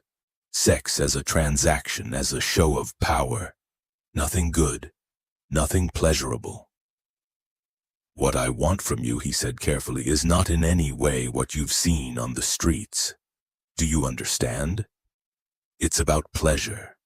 For both of us. Another flicker in her eyes. Well, yeah, of course. So you know completely what I'm talking about. It was obvious that she didn't. At least it was obvious to him. She looked abruptly down at her hands again. I mean, the guys seemed to like it, and the women didn't, clearly. Sensed, Xavier shifted, turning fully to face her, because if she thought he was going to be one of those assholes on the street who forced women who wanted to show off their power by hurting them, or who were just after a fuck for their own selfish reasons, then she was mistaken. Yes, he wanted her. And maybe by chasing her it meant he was selfish too, but he didn't want this only for himself. He wanted this for her as well. He wanted to make her feel good, wanted to cancel out whatever she'd seen on the streets of sex and show her what it was really like. Look at me, Mia. She shook her head. He reached out again, gripping her chin firmly and lifting her head up so she had no choice but to meet his gaze. There was confusion in her eyes and fear, all the same emotions that had been there when he'd kissed her the day before. Desire, too. But did she even recognize that? Had she ever felt it before with anyone? If not, then no damn wonder she was so confused. The kind of sex I want is about pleasure. For me, sure. But mainly I want to show you how good it can be for you. Her skin was so soft against his fingers and he wanted to stroke her, but this was important, so he kept still. Do you want that? Would you like me to show you how good I can make you feel? She stared back at him and he could feel the tension in her jaw. I kind of do, she said huskily after a moment. But I'm afraid. What of, me? He had to ask. No, it's more that I've never felt like this. Never felt like what? Her throat moved as she swallowed. Like, I want something. This time he couldn't stop himself, stroking along her jaw with his thumb. And what you do want, sweet thing. Her eyes were very dark. I think. I want you. A deep sense of satisfaction moved through him, along with a sharp triumph that made him want to push her down and give her what she wanted immediately. But no, he wasn't going to do that. He needed to be slow, careful. Being with someone who was afraid of their own desires was new to him, and he had no experience to guide him. Normally he just made stuff up as he went along using trial and error, but with Mia, Jesus, he couldn't afford an error. Already this thing with her was far more complicated than anything else he'd had with other women. And that alone should have made him pull back. Complicated was definitely not what he was after. Yet, she wanted him, and he was desperate to give her what she wanted. He stared at her, keeping his grip on her chin firm. Then you can have me. Her eyes widened a little. I don't know what to do. You don't have to do anything. Just keep looking at me and let me do the work. God, he couldn't wait. He would show her everything. Reaching out, he flicked open the second button on her shirt. She tensed but didn't pull away, so he kept going, tugging open the fabric. The two halves of the cotton gaped and she shivered. "Are you okay?" He watched her face carefully. She gave a little nod, trembling as he reached for the third button and undid it, the fabric gaping even further, revealing those pretty, perfectly round tits. He let himself look as he pulled open the rest of the buttons, measuring the tension in her by the taut feel of her chin in his hand. Christ! A flush had spread down over her chest, her nipples tight and hard. His cock ached, impatient as always, but somehow knowing that he was in charge of what happened here, that he was responsible for her pleasure, made everything easier to deal with. He was not going to fuck this one up. He refused. Sweeping his gaze back to her face, he made sure she was looking at him as he reached out once again, resting his fingers once again on her throat, letting her get used to his touch, before easing them down, sliding lightly over her chest, tracing little patterns on her skin. Her breathing had changed, becoming faster, ragged sounding in the silence of the room. There was a darkness in her eyes, the same kind of darkness he'd seen in them when he'd kissed her. Her pupils dilated, an almost glazed look in them. "Does this feel good, Mia?" He followed the curve of one breast with his fingertip. "It's okay if it does. You're allowed to have it. This is yours, it can't be taken away." His fingertip reached her nipple, then circled around it a couple of times before gently brushing over it. "You know that, right?" She shuddered, a sound escaping her throat, something small and glistening running down the side of her nose. A tear. "No," she whispered hoarsely. "Sanantachuantumon." He was touching her, and his hand was so warm, and it felt good, so good. She'd never thought sex could be like that it could feel good. She knew what it was all about, of course, but on the street, sex was either about making someone feel powerful over someone else, or it was a tool to be used to get stuff. She never thought it could actually be about pleasure. Xavier's eyes were so blue the color actually hurt, and his touch was so light, so gentle, she couldn't deal with it. She'd never been touched like this before. In fact, she couldn't remember the last time someone actually touched her at all, bar Xavier. "No," he echoed, his fingers circling her nipple, then brushing over the tip, sending jolts of sensation all the way through her, making her breath catch and her skin feel like it was pulling tighter and tighter. She hadn't meant to cry, but the tear had escaped anyway, leaving her feeling vulnerable and raw. How could she explain that even though she'd finally admitted that this scary feeling was desire, she couldn't actually let herself have him? That he was like all the other good things he'd given her that she couldn't let herself have? That she was afraid of having anything good because it was only temporary, only fleeting? "I can't," she choked out as his hand reached to cup her breast, her nipple pressing against his palm. The heat of his touch made her tremble even more. "Sweet thing, no one can take this away from you. It's yours," she gasped as he squeezed her gently, then teased her nipple with his thumb. Pleasure like electricity jolting every nerve ending. It felt wrong to enjoy this, to let herself have it. And all she could hear was her grandmother's voice in her head telling her she didn't deserve it, that she never deserved anything good. "I'm not allowed," she heard herself whisper hoarsely. "I can't." But Xavier didn't let go, and she found herself suddenly hauled across his lap, his arm a steel bar behind her shoulder, his hand cradling the back of her head while with the other, he calmly pushed apart the fabric of her shirt, baring her to the waist. Then he put his hand on her breast again, pinching her nipple lightly, drawing another shudder from her. "This isn't about what you're allowed. It's about what you want, what you need." His voice was low, commanding, making something inside her go quiet and still. You want this, Mia, and I think you need it too, which means I'm going to give it to you, whether you think you're allowed it or not. She shut her eyes, closing out the sight of his beautiful face and the terrible blue of his gaze. Struggling just a little against him, fighting him even though she didn't want to, because the scars her childhood had left on her were too deep, and she hadn't realized until now how deep they went.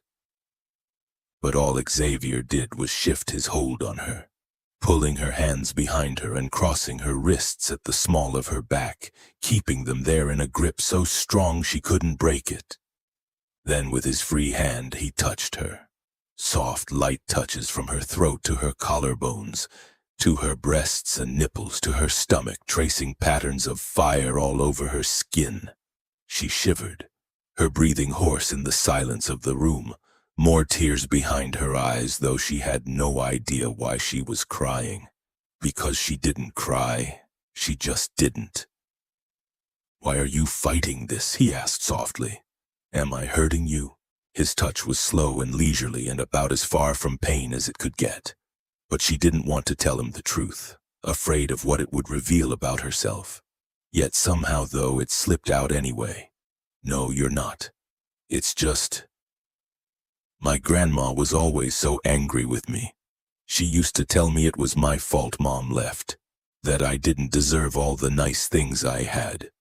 She sucked in a breath as his hand cupped her breast, his thumb gently stroking her nipple.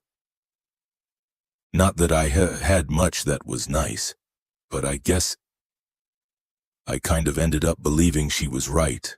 God, that sounded so pathetic, didn't it? Except Xavier wasn't looking at her as if she was pathetic. His stroking hand had stilled and there was something fierce in his eyes, something angry. Bullshit. The word was a growl. She wasn't right. What you didn't deserve was her beating you, her putting her fucking cigarettes out on your skin, her leaving you on the fucking street for years. His voice had gotten deep and gravelly with fury, and she shivered. Not because she was afraid of him, but because no one had ever said those things to her before. No one had ever told her she deserved anything at all. Her throat constricted. She looked up at his beautiful face, into those eyes that were bluer and darker than her own patch of sky above her alleyway. Her own window into freedom. "Do you really believe that?"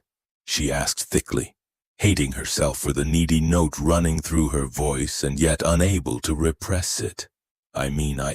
His hand moved from her breast, cupping the side of her cheek in a way that had all the breath leaving her body, taking everything she'd been going to say along with it. Yes. The certainty in the word was emphatic, as if he was laying down the law. "You're beautiful, strong, stubborn as hell, and the most determined person I've ever met. Bar my father. Your grandma, on the other hand, was a horrible old bitch, and she didn't deserve you." But nothing. Xavier's thumb stroked down the side of her cheek lightly, then his hand fell away. "Shall I show you what you truly deserve, Mia? What I think you deserve." The tightness in her throat had moved down to her chest, and she found she couldn't speak. Half wanting, half afraid, she could only nod. Gently, he slid his hand around her breast again, stroking, teasing her nipple. "This feel good?" His voice was all soft and rough and dark. She nodded again, a jerky movement. Because it did feel good. It felt, God, like nothing she'd ever felt before in her entire life. His gaze roamed over her face as his fingers stroked her. "This is what you deserve, sweet thing. This feeling, this pleasure. It's all for you. Understand me? So why don't you just relax and let me give it to you?" She wanted that. Wanted his hands on her skin, him touching her slowly, carefully, as if she was delicate and precious. So why couldn't she have it? What would be so wrong in letting herself take it? Fighting was hard, and she'd had it so hard for so very long. Didn't she deserve something good for a change, just this once? He'd told her she deserved it, and maybe she did. "Yeah," she said huskily. "Yes, please." The look in his eyes intensified, and he slid a hand further down her body, to the waistband of her sweatpants, where he pulled at the tie around her waist, loosening it. Then he tugged the fabric away, pushing his fingers under the waistband and beneath the cotton of her panties, moving unerringly between her thighs. She gasped at the sensation, jerking against his restraining hold, but he didn't stop. His fingers brushing the curls of her sex, then pushing down further. Instinct had her wanting to keep her legs closed, yet somehow there was no strength in them as his hand pushed between them, his fingers sliding over her slick flesh. She groaned, the sensation too intense to handle. "Oh, sweet thing." His gaze was impossibly blue as that exploring hand pushed further, cupping her sex gently. "You're wet." Even though she kind of knew it wasn't, she had to ask, "Is that a bad thing?" His mouth curved, the look in his eyes hot and getting hotter. "Fuck no. It's because you like what I'm doing to you. You like me touching you." As if to illustrate the point, his hand moved again, his thumb stroking gently over her clit while his fingers played over her folds, circling slowly around the entrance of her body. And she did like it, very much. She shook, then gasped as he moved his hand to pull down the sweatpants in her panties, bearing her completely before shifting that hand right back to where it had been, between her trembling thighs. His gaze flicked down to what he was doing, then came back to her face. She wasn't fighting him anymore, but shifting under his hand, her back arching, her hips moving, restless and needy and aching. She felt like a live wire, pleasure, a current running all the way through her, building hotter and higher, drowning the sound of her grandmother's voice telling her how she'd never wanted to be saddled with a grandkid at her age, and how there must have been something wrong with Mia to drive her mother away. How Mia didn't deserve all her grandmother did for her, and didn't she know what a fucking problem she was? That she'd better be good, she'd better be grateful, otherwise she was going to get it. Drowning out the pain of the wooden spoon on her shoulders and the backs of her thighs, and the cigarette butts burned into her skin. Drowning out everything bad and replacing it with something so good she could hardly stand it. Any remaining tension went out of her, and as Xavier's finger eased inside her, his thumb circling agonizingly slowly on her aching clit, she opened her mouth and his name came out of it, hoarse and desperate. She'd never said it before, and his gaze came to hers instantly, and something flared in the dark midnight of his eyes. Abruptly, the hold on her wrists released and he slid his hand up her spine to the back of her head, cradling it, his fingers curling into her hair and holding on tight. Then he bent over her and took her mouth like he owned it. She realized then that kiss he'd given her before had been a prelude to something else, the start of a gentle rain shower. But this was the thunderstorm. His tongue pushed deep into her mouth, demanding and hot, and his fingers in her hair were so tight she couldn't move. All she could do was lie there and take it. But that was okay. That was perfect, because by then the storm was exactly what she wanted. Mia opened her mouth and let him devour her, her body arching under his hand as he slid his finger in deep, his thumb pressing down her clit. It felt so good, the sharp pleasure and the heat of his body underneath her, the taste of him as he kissed her. He surrounded her everywhere, and yet it wasn't enough. She wanted more. She tried to kiss him back, clumsy and awkward with it because she'd never kissed anyone before, not like this, but he just tugged on her hair, pulling her head back even further, and devoured her deeper, hungrier. She got lost in it, got lost in the pleasure that seemed to build relentlessly with each slow, easy slide of his finger, each hard press of his thumb, until she was arching up into his hands, making sounds she'd never heard herself make before.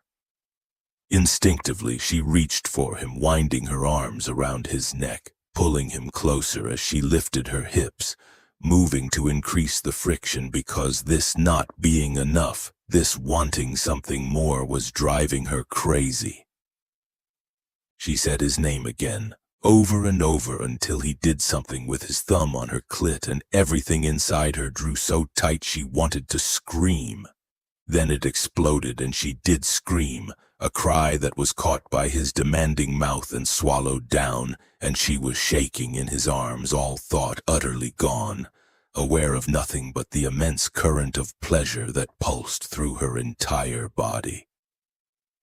It took her a long time to come back to herself, for the short, sharp aftershocks to fade and for her mind to actually work again.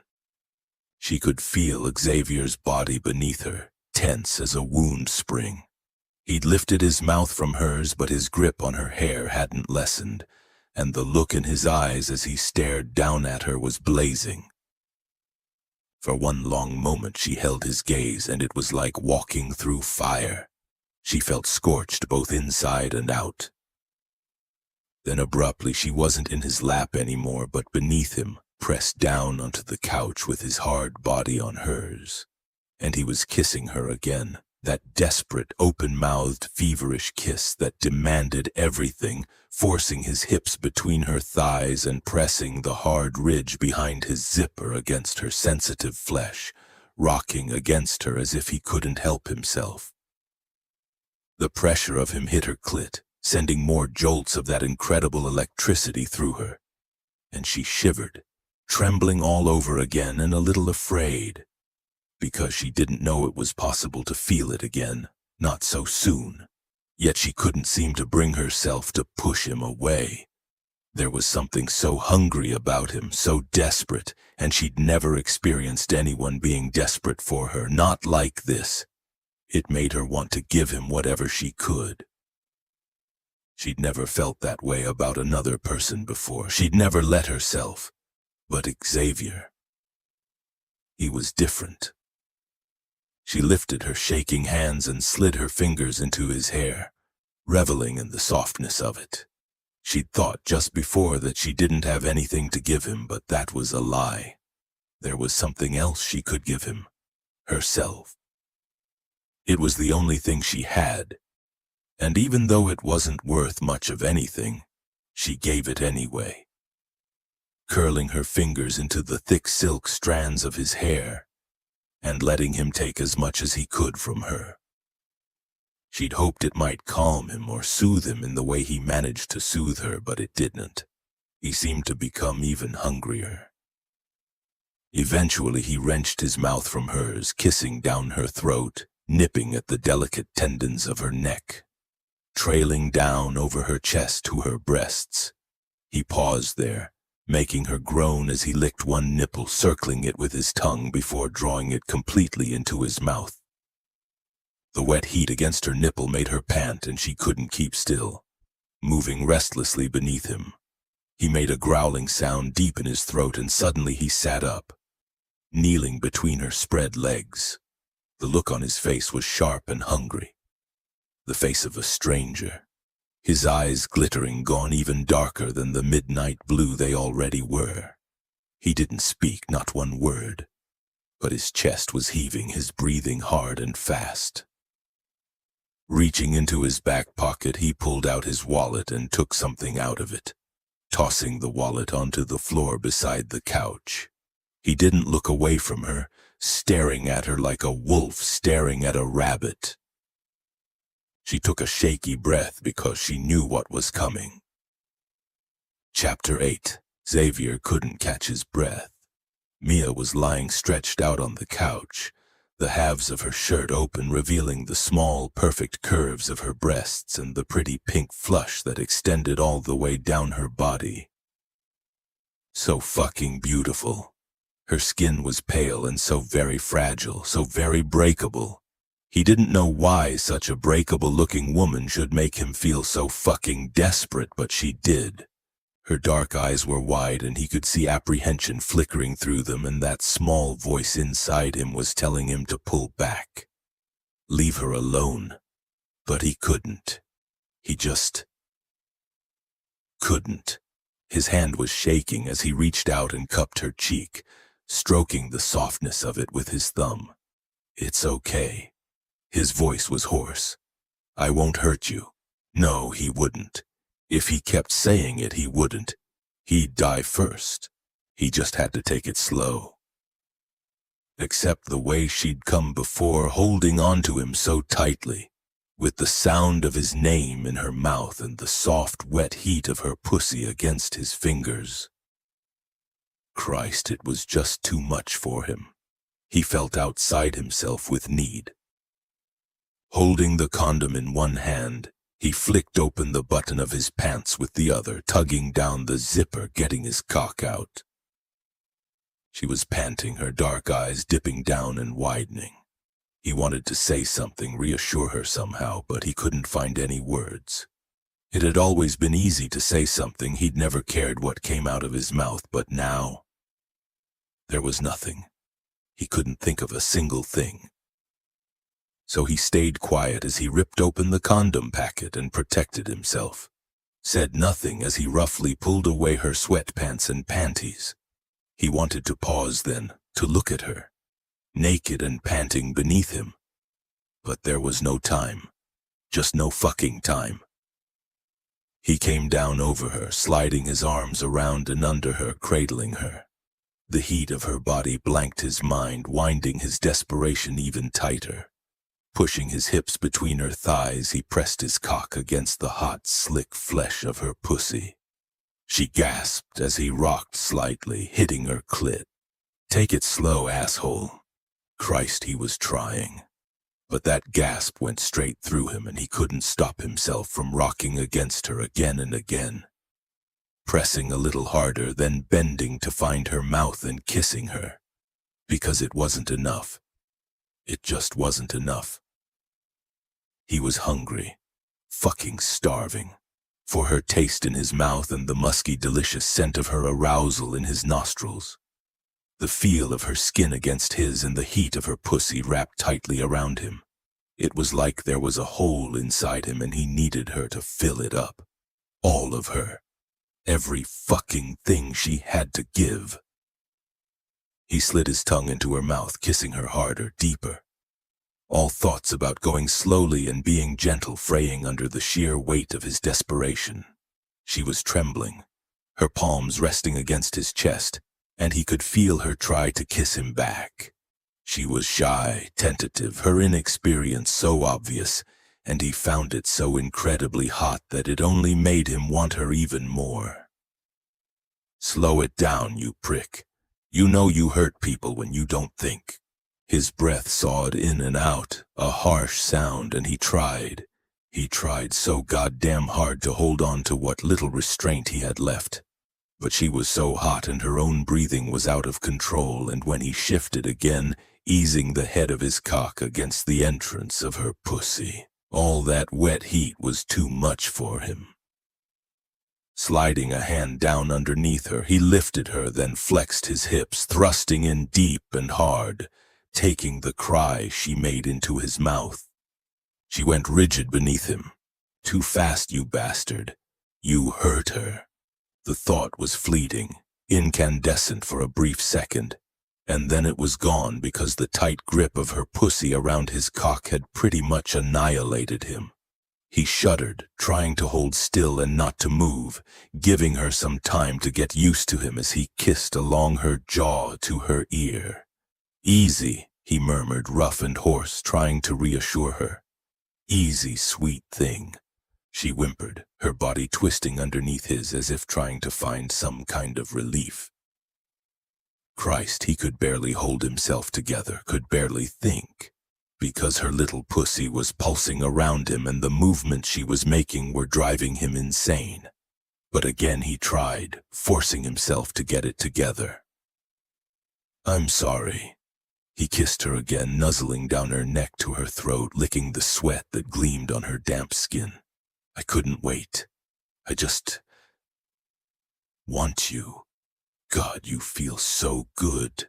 She twisted again. It hurts. The words were cracked and barely audible, but he heard them. That's what you do, isn't it? You hurt people. Because you just don't fucking think. A bone-deep fear wound through the heat, and he held her tighter against him, lifting his head to look down into her face, his heartbeat going like a fucking drum in his head. She was deeply flushed, her eyes huge and black, and he could see the pain in them and the fear loud as a shout. Why do you always do this? Why do you always do the one thing that will hurt me the most? The echo of another voice at another time resonated beneath his thundering pulse, and his throat went so tight he could hardly breathe. She was so soft, this woman, so vulnerable and breakable and fragile. What the hell had he done? But he couldn't think of that, not here, not with her.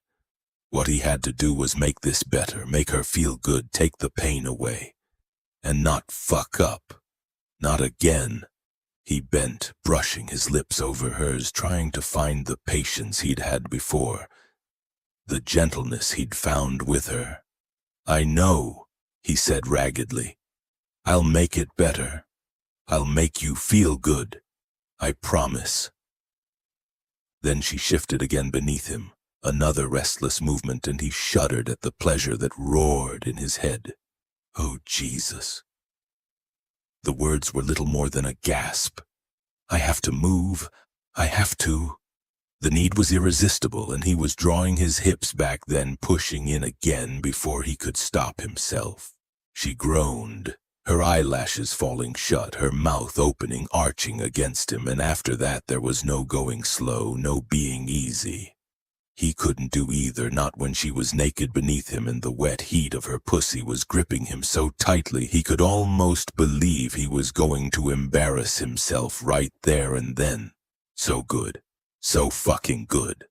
He gathered her against him, moving faster now, pushing into all that slickness, feeling her inner muscles grip onto him tight as if she was trying to keep him inside her.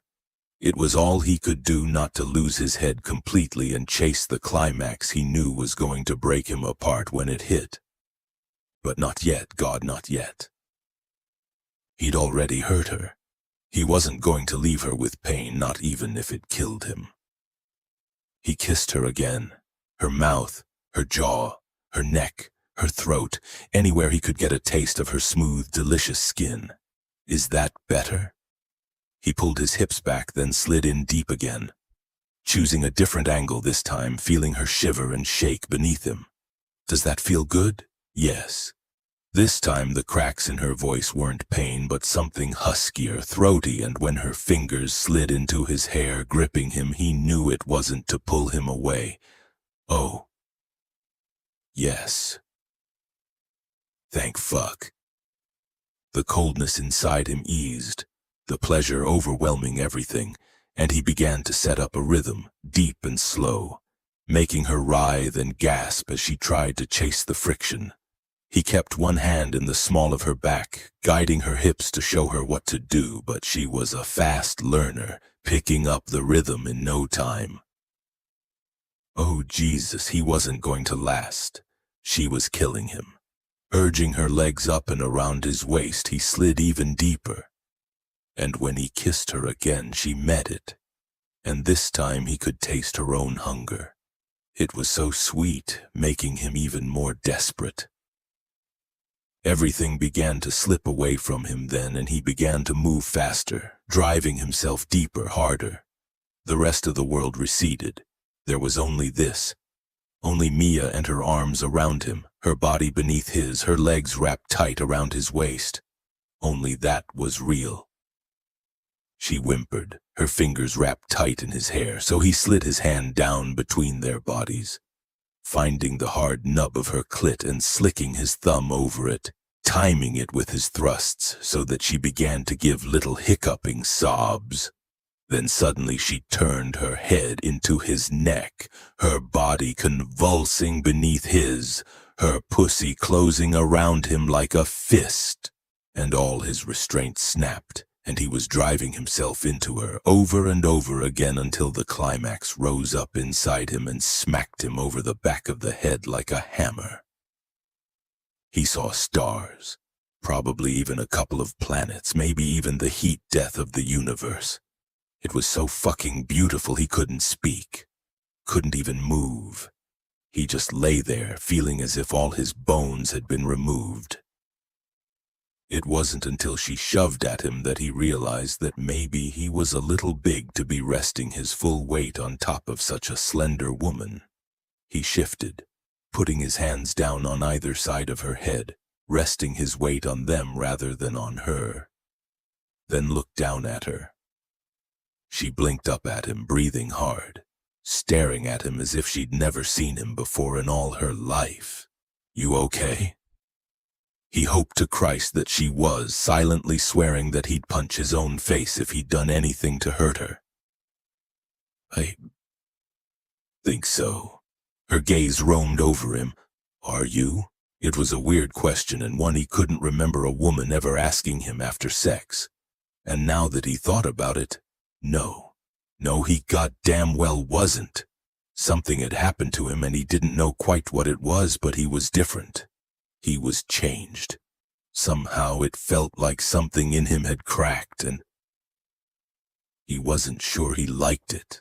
"Yes," he lied and shifted again, easing himself away from her. Distance, he needed distance. Not questioning it, he got up, turning toward the bathroom.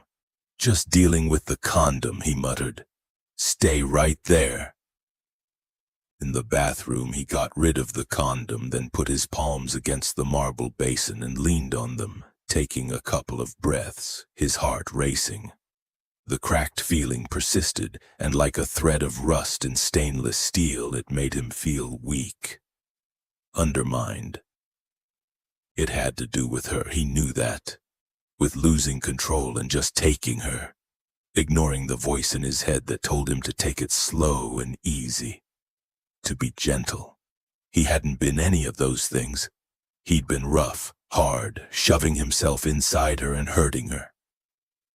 "Why do you do that, Xavier? It's like you hurt me deliberately." His mother's voice echoed around in his skull and he had to turn on the taps, splash his face with icy cold water to get rid of it. Okay, so he was pretty much an asshole when it came to women, but he'd been trying with Mia, he really had. She'd just gotten under his skin so badly he hadn't realized the full extent of his desperation for her until she'd been naked and trembling in his arms from the effects of the climax he'd given her. Until she'd said his name. Grabbing a towel, he dried his face and straightened. A part of him wanted to do what he normally did after he'd enjoyed a quick and dirty screw, which was to kiss the woman concerned, get his keys, and get the fuck out. But he couldn't, because this was Mia, a vulnerable, homeless woman, and he'd hurt her. He'd lost it and hurt her, and Christ. He had to make it up to her somehow. Cursing under his breath, Xavier found a washcloth and ran it under the hot tap for a few moments. Then he took it back into the living area only to find Mia with the shirt wrapped tightly around her, reaching for her panties and sweatpants. Her curls were a wild halo of black around her head and her face was still pink. She gave him that same wary look she always did as he approached. And although that cracked feeling inside him was telling him to get out while he still could, that wary look was even worse. He went over to her, pulled the sweatpants out of her hand, then gathered her up into his arms. "Hey," she said, glaring at him. "What are you doing?" "Looking after you," he answered shortly, turning and carrying her down the hallway, heading toward his bedroom. When he got there, he put her down on the edge of the bed, pulled the shirt off her so she was naked entirely, then gently moved the washcloth between her thighs. She made a protesting sound, trying to push his hand away, but he ignored it, kneeling on the floor in front of her and easing her thighs apart, moving the hot cloth against her sensitive flesh. She shivered, then sighed, relaxing. That feels nice. I hurt you. I shouldn't have. His throat ached. I'm sorry. Her shoulder lifted as if it wasn't any big deal. It's fine. It's supposed to hurt, right? At least that's what I heard. Yeah, which means I should have gone slower. I should have been gentle. He stroked the cloth over her skin. There were marks on her hips. Red marks. And more on her neck. You put those there. It's your fault. It's always your fault. The thought stuck there in his head, a splinter he hadn't ever managed to get out. It's okay. Mia was frowning at him. I mean, if I hadn't wanted you to do that, you'd have known about it. But it wasn't okay, and deep inside he knew that. Chapter 9. Xavier said nothing, setting the washcloth to the side and rising to his feet. The look on his face was guarded. Was it something she'd said? Or was it the whole him hurting her thing? It had hurt when he'd pushed inside her, and yes, she'd been afraid. Having 6 foot and more of lean, muscular male lying on top of her had been scary, especially when she'd never experienced it before. She'd never had a guy between her legs, never had his cock pushing against her. But then she'd never had a guy put his arms around her, hold her close, press his mouth to her throat as if he couldn't get enough of her.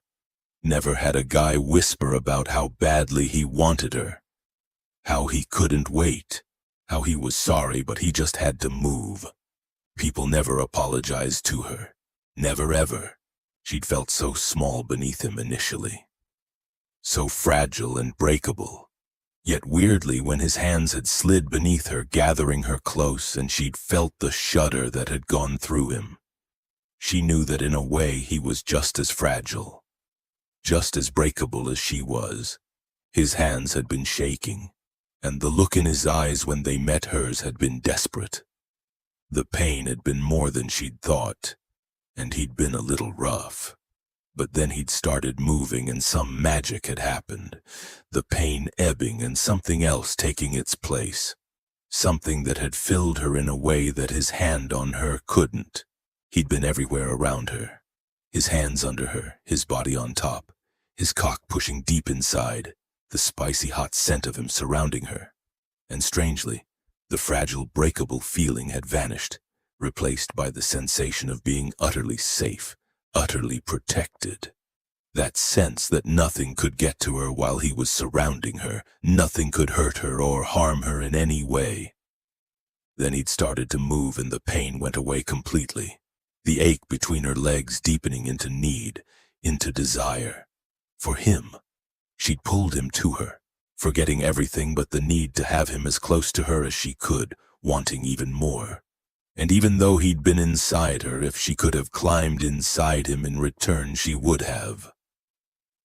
She'd never known anything quite as intense as the orgasm that had hit her when his hand had pushed between them, when his fingers had touched her clit and he'd thrust so hard into her she'd thought she might break. And really, you did break. Yes, she had. Completely. In the best way possible. When she'd come back to herself, she'd felt like a newly hatched baby chick. Everything seemed new and bright, and the electric blue of his eyes had felt like the beginning and end of the entire world. Compared to that, a little pain, a little fear was nothing. She'd had plenty of both in her life. Him pushing inside her was nothing to the cigarette burns to her skin or the impact of the wooden spoon on the backs of her legs. God, even the physical pain seemed small in comparison to the words that had rained down on her for 7 years. Worthless girl. Stupid bitch. No wonder your mommy ran away. Can't you do anything right? I should have given you away, but no, I kept you because I'm a good person. You should be fucking grateful. Mia looked up at him. What's wrong? Nothing. He gave her another once-over as if checking to make sure she was okay. Are you sure you're not hurt anywhere else? There are. He trailed off as if he couldn't bring himself to say more, gesturing to her hip then her throat. She glanced down and saw the slight marks on her skin. It gave her a shock, though not in a bad way, not at all. In fact, she almost liked them. They made what she and Xavier had done real. She looked back at him. They're just marks. And they're good ones. But he wasn't smiling. In fact, he looked grim. Nothing like that is good, Mia. What I meant was they're there because what we did was good. What you did made me feel was good. It's not like you put a cigarette out on me or anything. He looked away at that, his beautiful face hardening, as if he didn't believe her. The black shirt he wore was all crumpled and half of it was coming out of the waistband of his pants. And she wanted to go over to him and unbutton it, take it off him, explore him. She wanted to touch him the way he'd touched her.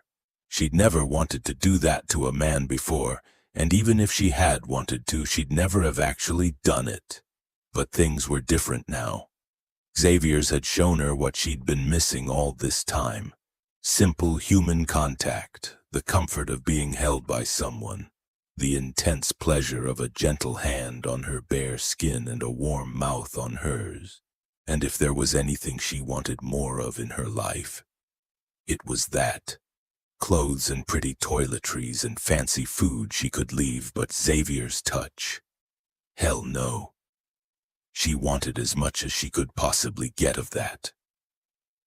She stood up and took a step toward him, not caring about her nakedness.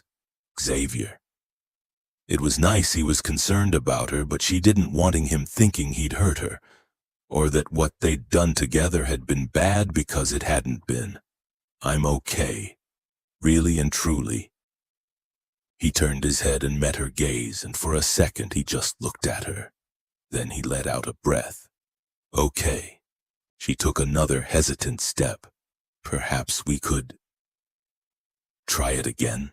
An expression she couldn't interpret crossed his face. I'm sorry, sweet thing. I've got some stuff to handle, and it's probably better for you if we wait. He sounded distant, the warmth in his deep voice gone.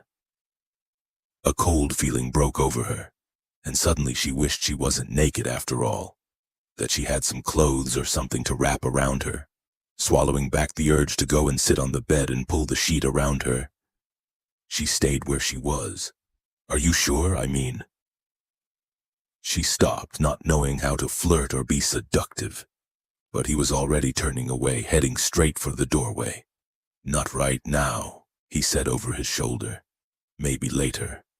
I suggest you take a nice warm bath in the meantime.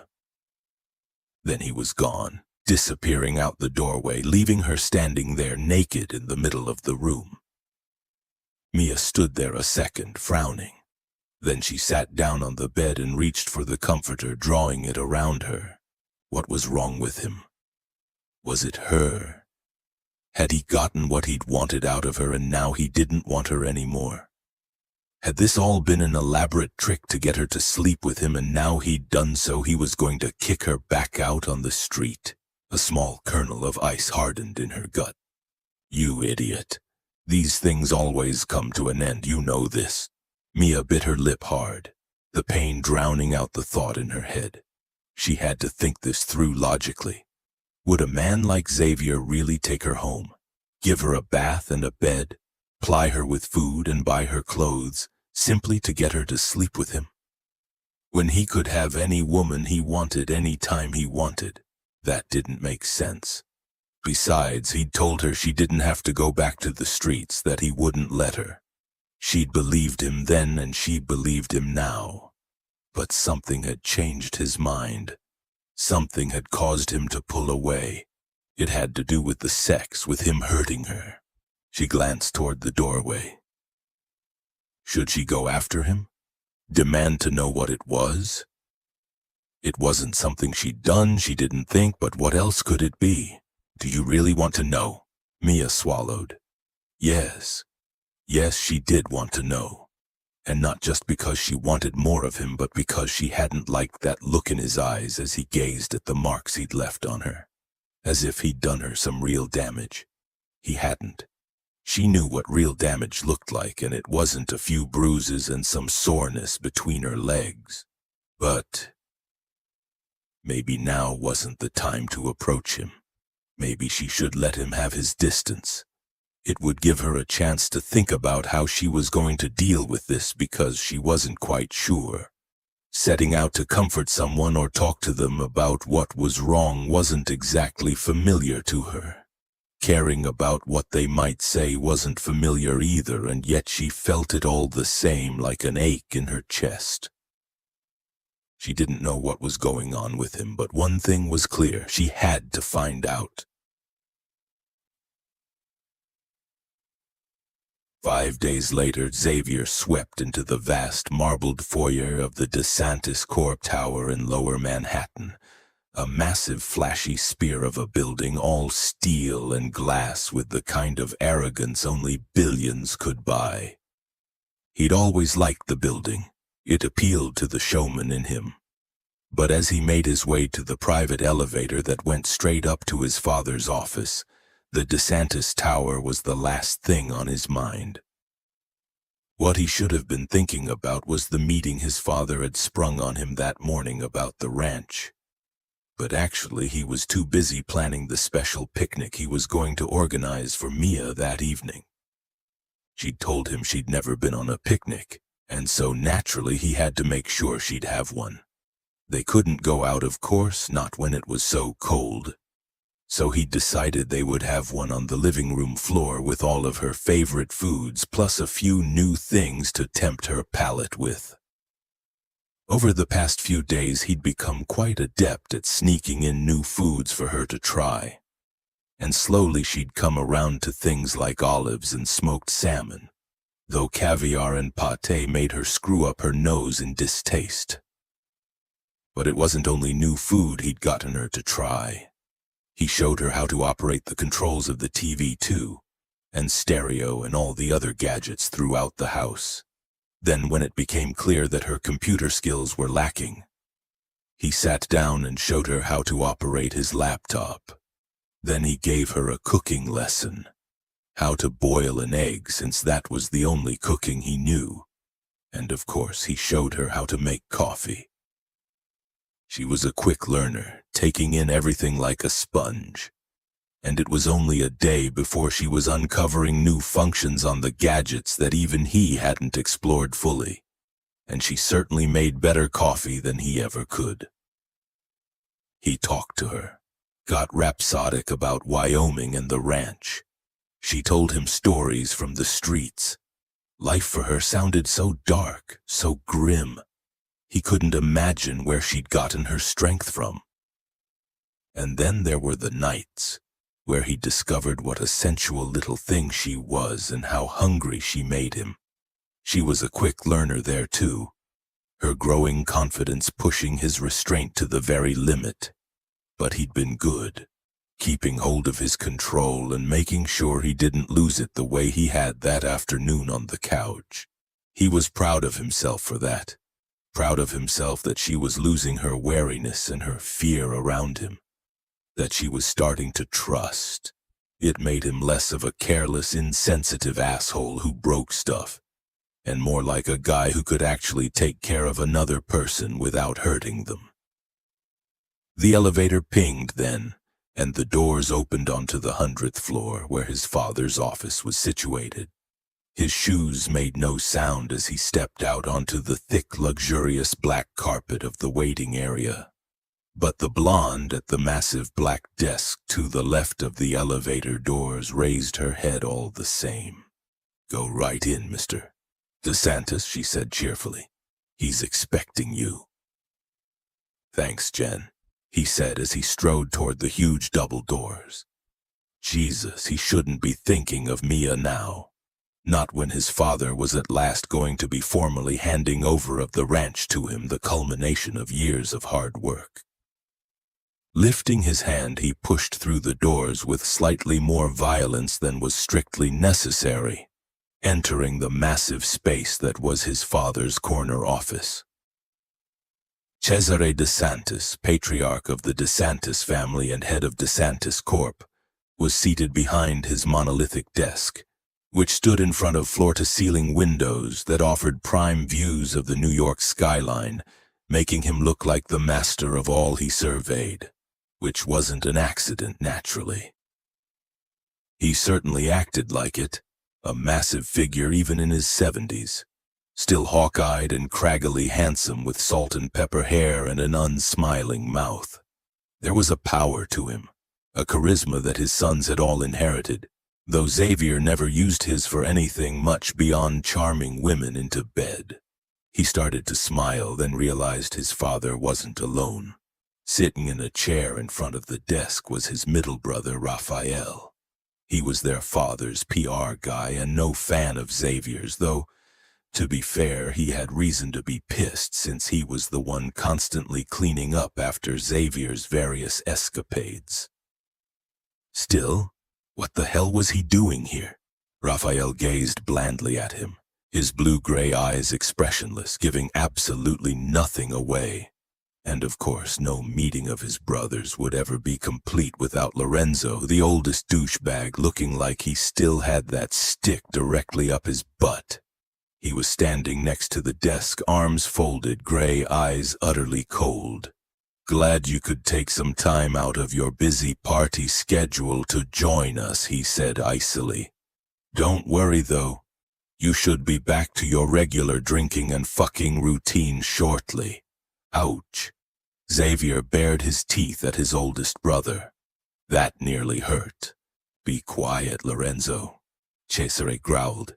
"I didn't get you and Raphael in here to listen to your opinions on your brother's lifestyle choices." Lorenzo glanced at his father. "Why did you get us in here then?" Cesare paused, giving them each a cold, level look. "Because I'm sick of listening to the three of you endlessly harping on about your mother's fucking ranch. Just about the only person who isn't giving me a pain in the butt about it is your sister." "My concern is for the ranch," Lorenzo said, in no way cowed by Cesare's tone. "It's in debt up to its eyeballs. Any more and it's—" "Hey, funnily enough, I know what debt is," Xavier interrupted before his brother could really get on his high horse. "Something to do with money, right? Probably a mistake to wind the asshole up, but too bad. He shouldn't have come into Xavier's apartment earlier without announcing himself and scaring Mia like that." And yes, he was still mad about it. Lorenzo didn't deign to reply, but the glitter in his eyes suddenly got about 10,000 degrees colder. "Xavier," Raphael warned quietly, "not a good idea right now, and you can go to hell too." Xavier gave his middle brother a hostile look. "I don't give a crap whether it's a good idea or not. What I do give a crap about is the ranch." He lifted his gaze to Lorenzo's so he'd get the picture as well. "It's mine. Dad signed it over to me and I'm keeping it. You guys can keep all this New York business shit, I don't want it. But Wyoming? That's all mine, understand?" There was a silence. "Tss." Lorenzo opened his mouth. "Hold your tongue," Cesare ordered flatly. Lorenzo closed it again, giving their father a look that would have frozen fire. He was a difficult bastard, Lorenzo, but at least he knew which side his bread was buttered on. Cesare ignored his oldest son, pulling open a drawer in his desk, getting something out and placing it on the desktop. A piece of paper. The title deed to Blue Skies. "This here's Xavier's," Cesare said, his accent suddenly showing through despite the years of hard-earned New York Polish. "I promised it to him if he secured that damn government contract, and he did. So it's his." He gave his two older sons a penetrating look. "Any questions?" "I have one," Raphael said mildly. "Too goddamn bad." Cesare sat back in his chair. "Xavier gave up his stake in DeSantis Corp for the sake of the ranch, so if it's your inheritance you're worried about, think again." "It's not the inheritance," Lorenzo began. "It's about the right person to be handling." Cesare cut him off. "I don't give a shit whether he's the right person or not. Rest assured, Lorenzo, you're going to have your own problems to worry about pretty soon, especially if you want what I know you want. You too, Raphael. I've got plans for the pair of you. He pushed the piece of paper across the desk toward Xavier. In the meantime, here. Take it. And good riddance to it. Interesting. So his father had plans for his brothers, did he? Idly, Xavier wondered what they were, then realized he didn't much care. The only thing he cared about was right there on his father's desktop. The only thing, really? But he ignored that thought just like he ignored his brother's hostile gazes, moving over to the desk and picking up the title deed. There it was, his name across the top. The first thing he had that was finally his. How's the homeless shelter these days, Xavier? Raphael asked quietly from behind him. Heard you really put your time in. Got lots of good exposure. Was that part of the deal too? Xavier paid no attention. Folding up the deed, he put it carefully in his pocket. He'd always liked his job at DeSantis. There was nothing better than testing new products and then getting to demo them for prospective buyers. Guns were his thing after all. But it was a job that had been given to him. Not one that he'd wanted for himself. A job where he'd cause the least amount of destruction, or so his father had always said. Yes, because destruction was his thing, wasn't it? Well, there was one thing he wasn't going to destroy. The ranch. Lorenzo was right, it was up to its eyeballs in debt, but he was going to fix that. Because it had been his mother's. And you can't fix her or what you did. Not anymore. Xavier set his jaw. No, his mother was dead. Pills by the bedside and half a bottle of scotch gone. He couldn't fix that any more than he could fix himself. But he would fix this. He'd make her proud if it was the last thing he did. Xavier straightened, looked his father in the eye. I quit, he said. Then he turned on his heel and walked out. No one called after him, but then he didn't expect anyone to. His father had always known what Xavier wanted, and Xavier knew what his father wanted. His troublemaking youngest son out of DeSantis for good. Which was fine with Xavier. He had no plans to come back, not if he could help it. His mother hadn't ever adjusted to life here, and when it came down to it, neither had he. Parties and booze and playing with guns were merely ways of passing the time until he could get on a horse and get out in the hills, ride out over the land that was his and his alone. His alone. He liked that. And now the first thing he was going to do was go down to his office, speak to his staff members, and start the process of tying up his life in New York. Because really, the quicker he got out of here, the better it was for all concerned. As the elevator took him down, he let the euphoria grip him. Finally, fucking finally, he was out. He was his own man. He was no longer beholden to anyone. What a good feeling, one he hadn't had in far too long. By the time he approached his office, he'd forgotten all about his picnic for Mia. All he could think about now was getting home and telling her about his plans. Hell, he'd bring her out to Wyoming with him too. She'd love it. Lots of open spaces and mountains and sky. She'd never been anywhere like that, never been on a ranch. Man, he'd love to show her all of that, watch those pretty black eyes of hers get all wide and amazed, see her light up. His chest got tight and he couldn't help grinning like a lunatic as he went out the front of the building. Yeah, she was going to love it and he was going to love showing her. The day turned into a long one, however. There was more to do than he thought, and quite a few problems to sort out. Problems that ended with him taking some clients out to a bar for what was supposed to be a few drinks, and ended up being a good deal more. He didn't take much notice of the time, only realizing after he'd stumbled into the elevator on the way up to his penthouse that it was after midnight. The lights came up automatically as he stepped out of the elevator and looked around, vaguely expecting Mia to be there before realizing once again the time and that she'd probably be in bed by now. Vaguely disappointed, he went into the kitchen and fixed himself the strongest coffee he could, shaking his head to get rid of the vodka fumes. Standing at the counter, sipping his coffee, he made plans in his head about what he was going to do first.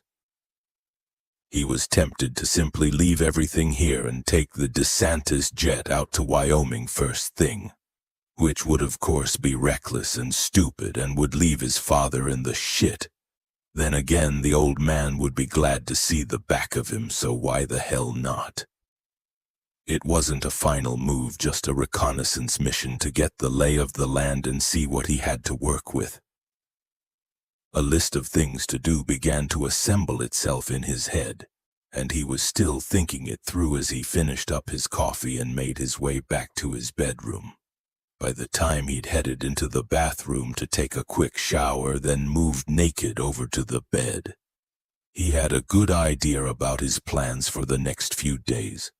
There was a woman-shaped lump under the comforter, and when he drew it back, he discovered Mia, naked and curled up, fast asleep in the middle of the bed.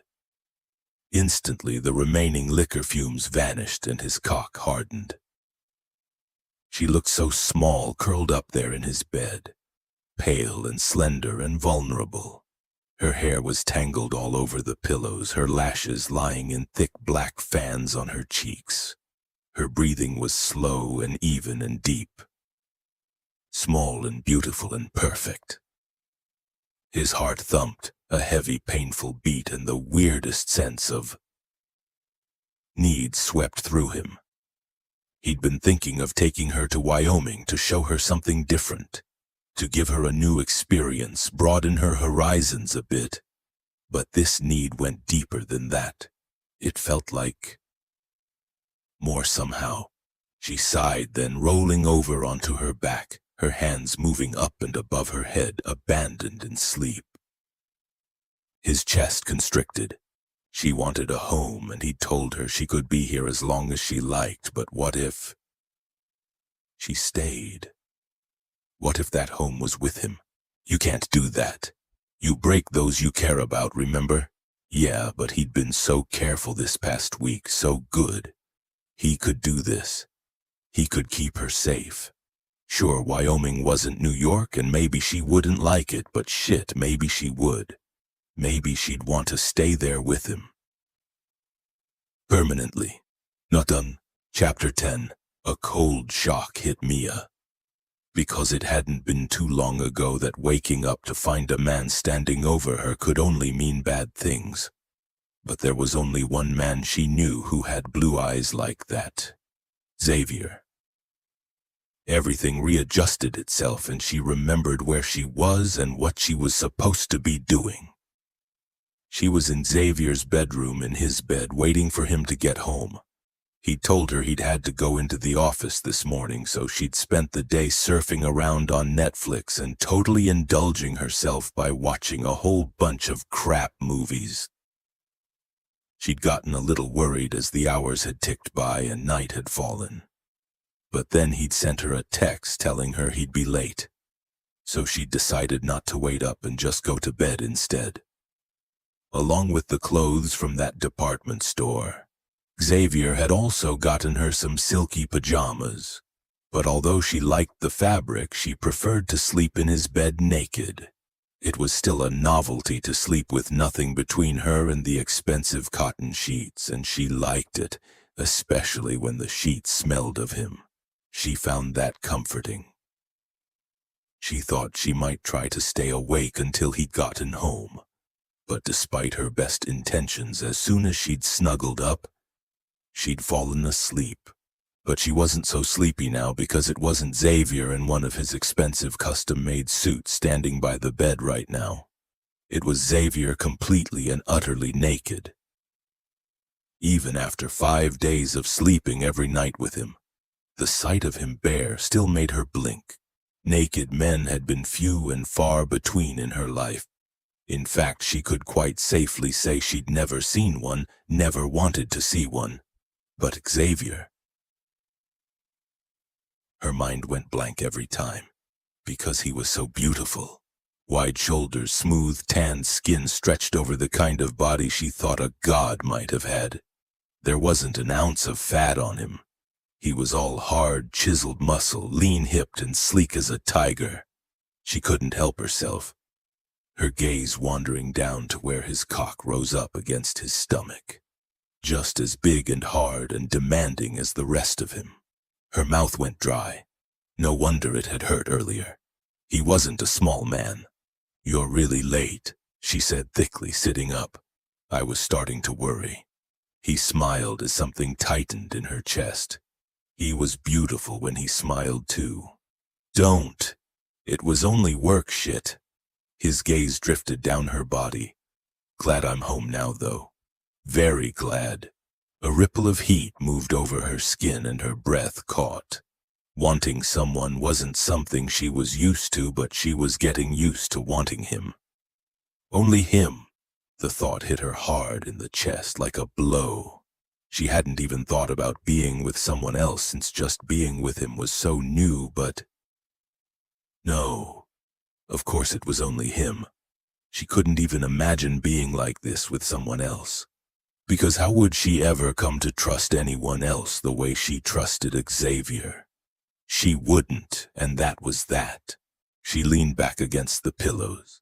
What work shit? His gaze moved back to hers again, his smile turning almost tender.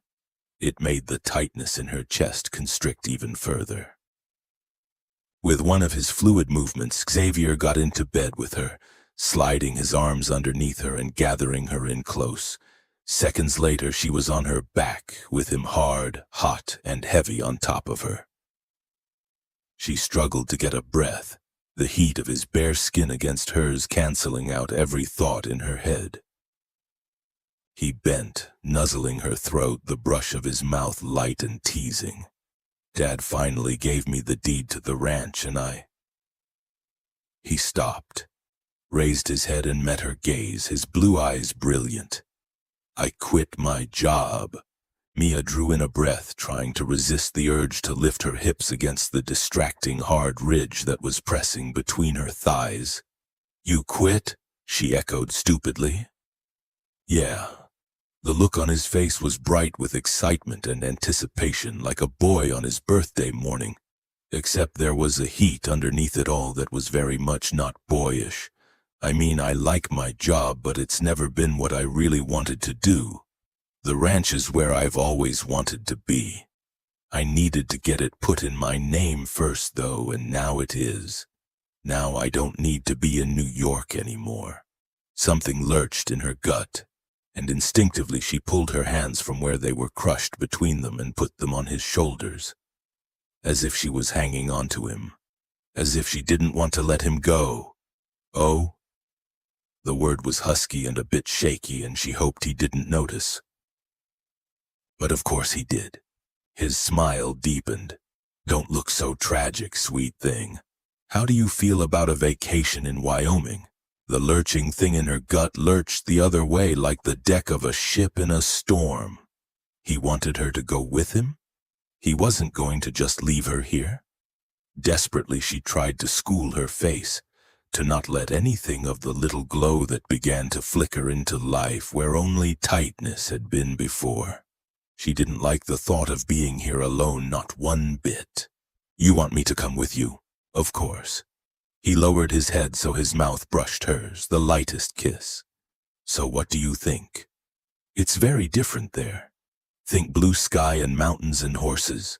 She could hardly imagine it. New York was all she knew. It doesn't matter where you go. Especially not if it's with him. No, hang on. She couldn't get ahead of herself. She had her own plans, and they didn't include a ranch in Wyoming. They were much more practical, much more basic. She needed those documents, then a place of her own. Mia found herself stroking his shoulders unconsciously, loving the feel of his powerful muscles beneath the hot velvet of his skin. She paused her movements, trying to get more air in her lungs, the breathless feeling increasing. "I'm not sure, Xavier," she said slowly. "What about my birth certificate? My social security number?" You were going to help me get those. And then, my home. His smile was like the sun coming out on a cold winter's day. We can get them in Wyoming. I mean, people there generally seem to get theirs.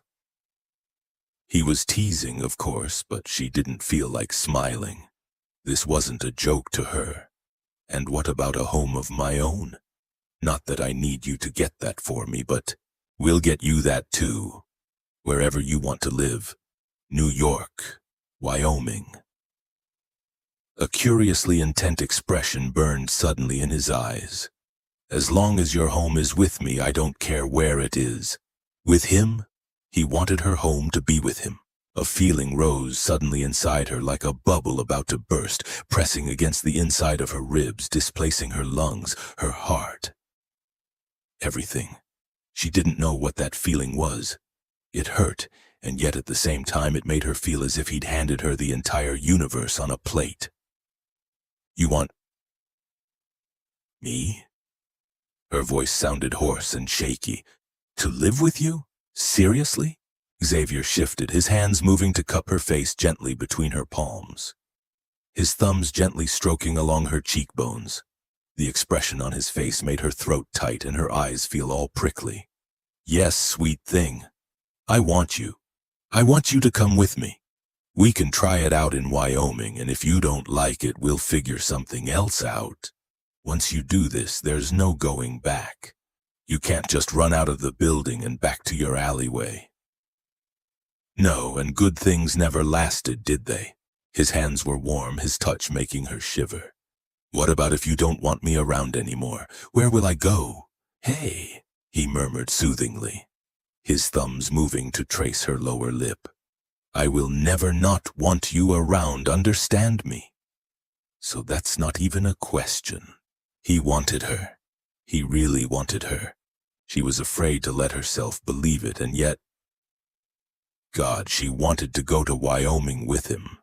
She wanted to see horses and mountains and blue skies, all the things that a couple of weeks ago she'd never even conceived of. But most of all, she wanted him, which was terrifying because what if she lost him? You will survive. Of course she would. She'd survived on the streets of New York for years, and if it all went to shit with him, she'd survive that too. She knew how to do that, if nothing else. Flattening her hands on his shoulders, she slid them down his back, feeling the flex and release of honed muscles beneath her palms. Okay, she murmured. I'll come with you. His smile became warm, intense. His stroking thumbs paused. Then he bent and kissed her, at first soft and gentle, then, coaxing her lips open with his tongue, deeper, hotter. She sighed, giving herself up to the heat of him, to the rich, dark, alcoholic taste of his mouth, digging her nails into the hard muscle of his back as the kiss became a little more desperate, a little more fierce. His hips flexed as he rocked against her, the long, hard length of his cock nudging over her clit, making her shiver. If she wasn't careful, he was going to take charge again, and though that had been fine the past couple of days, she was more confident now. She wanted to run her fingers all over his tanned skin, wanted to kiss him, taste him, stroke his cock, feel how hard he was. Watch his face when she did, see the expression on it. Mia shifted her hands and pushed at his chest, making him lift his mouth from hers. His eyes had darkened into midnight. What is it? He asked, his voice a rough growl. I want to touch you. You're already doing that sweet thing. Not like this. I want more. She spread her fingers out on his chest, the feel of his hot skin and the light prickle of hair against her palms amazing. I want to touch you the way you touch me. He grinned. Who am I to argue with a lady? His arms tightened around her and he rolled over, carrying her with him so she that found herself lying on top of him instead of underneath. Whenever you're ready. All of this. He let go of her and swept a hand down the length of his body. Is yours. Keeping her palms on his chest, Mia slowly pushed herself up so she was sitting on him, straddling his lean waist. He was grinning, his mouth curving indulgently, and she felt a very real urge to wipe that grin off his face. She wanted to affect him the way he'd affected her, make him breathless and shaky and unsure, make him hold on to her the way she'd had to hold on to him. Mia glanced down at where her hands were splayed on his chest, drinking in the sight of him, all lean power and hard strength, the shapes of his muscles clearly defined beneath his skin. Experimentally, she trailed her fingers over his pecs, enjoying the feel of him brushing over a nipple with her fingertip. Beneath her exploring hand, she felt his muscles tense. So she did it again, and again. Then she glanced at his face, watching as she touched him. He was still grinning, but it had a slightly fixed look to it now, and the glitter in his eyes was more pronounced. Was that her? Was she affecting him? She moved her hands, placing them on either side of his head. Then she bent and kissed his throat the way he kissed hers. Again, the muscles in his torso rippled in response. She licked him cautiously, tasting the salty heat of him. Delicious. Mia. His voice sounded rougher. This must be working. She moved lower, trailing her mouth over his skin, kissing him, licking one flat male nipple, then the other, nipping lightly, teasing. His hands settled on her hips all of a sudden, heavy and sure, squeezing her.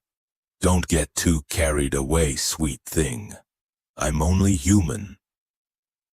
He sounded breathless, and when she glanced up at him again, his grin was definitely very fixed. Color burned in his cheeks, a wild light in his eyes. She was doing this to him. She was making him feel this. A weird rush went through her, adrenaline pumping in her veins.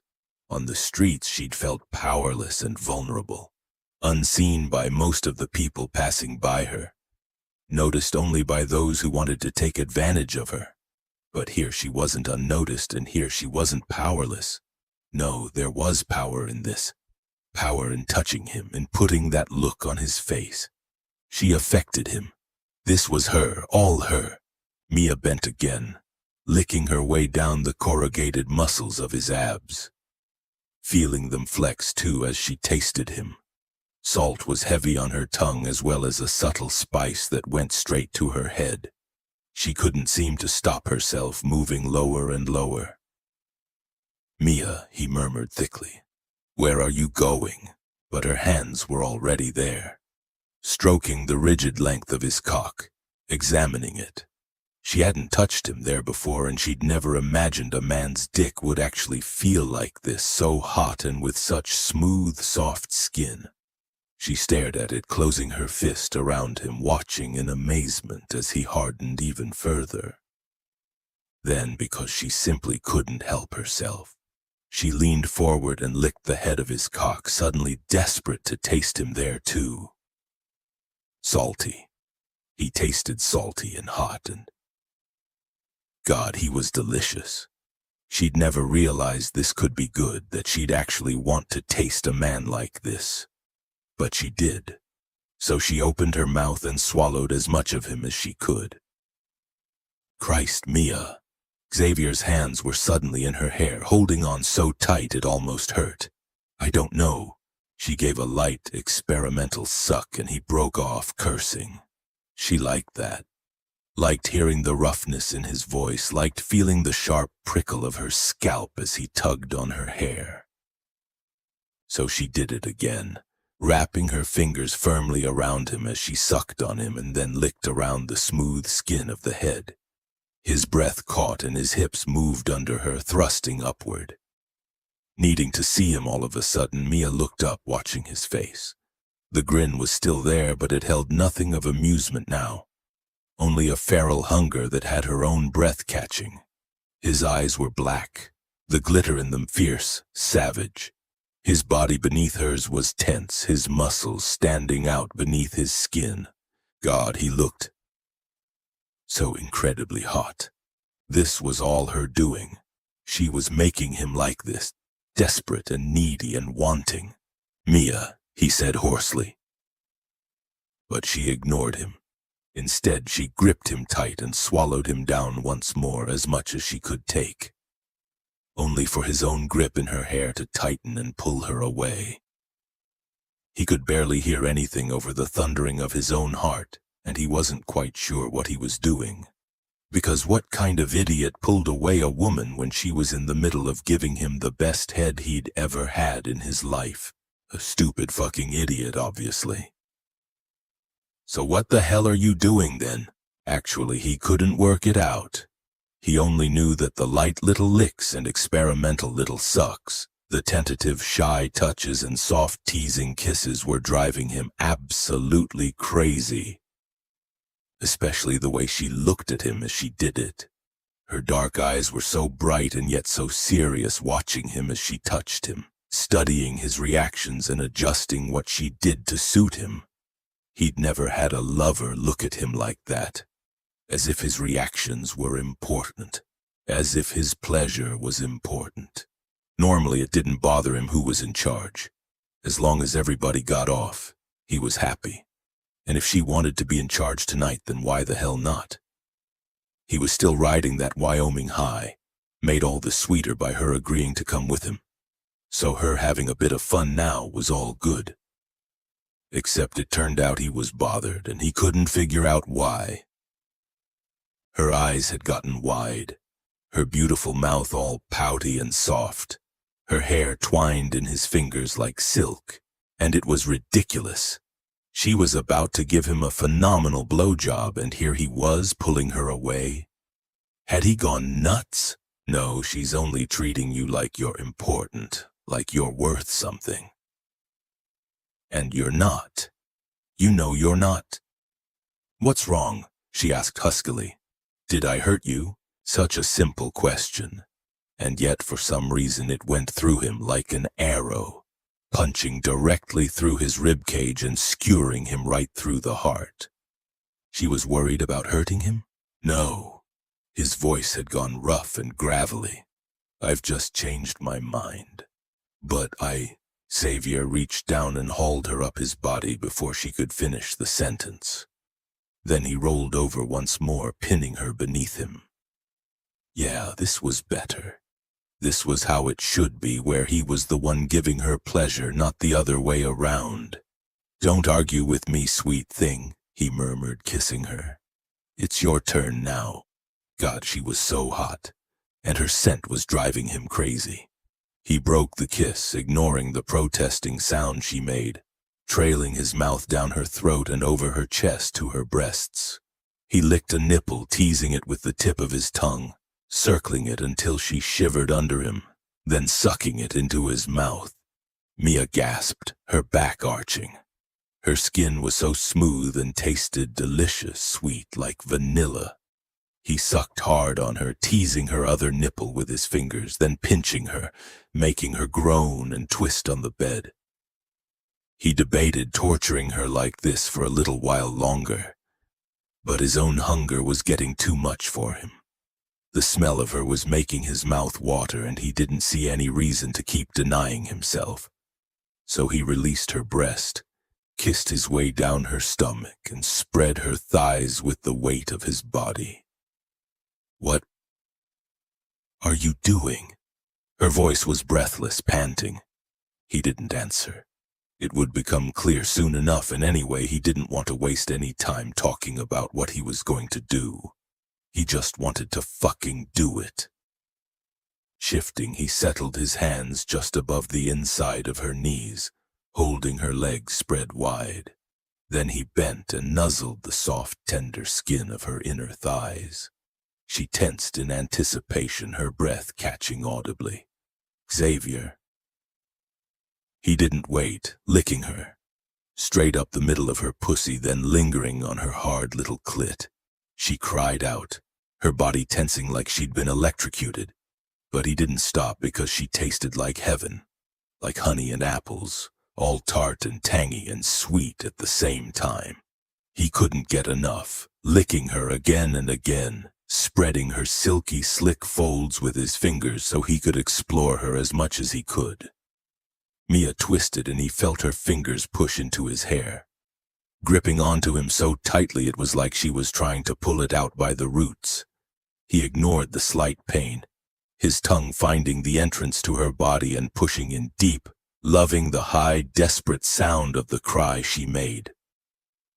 Her hips lifted helplessly against his tongue, so he put his hands on her hips and held her down, keeping her still as he licked in and out of her. Then finding her clit again and licking that too, circling and teasing, making her sob.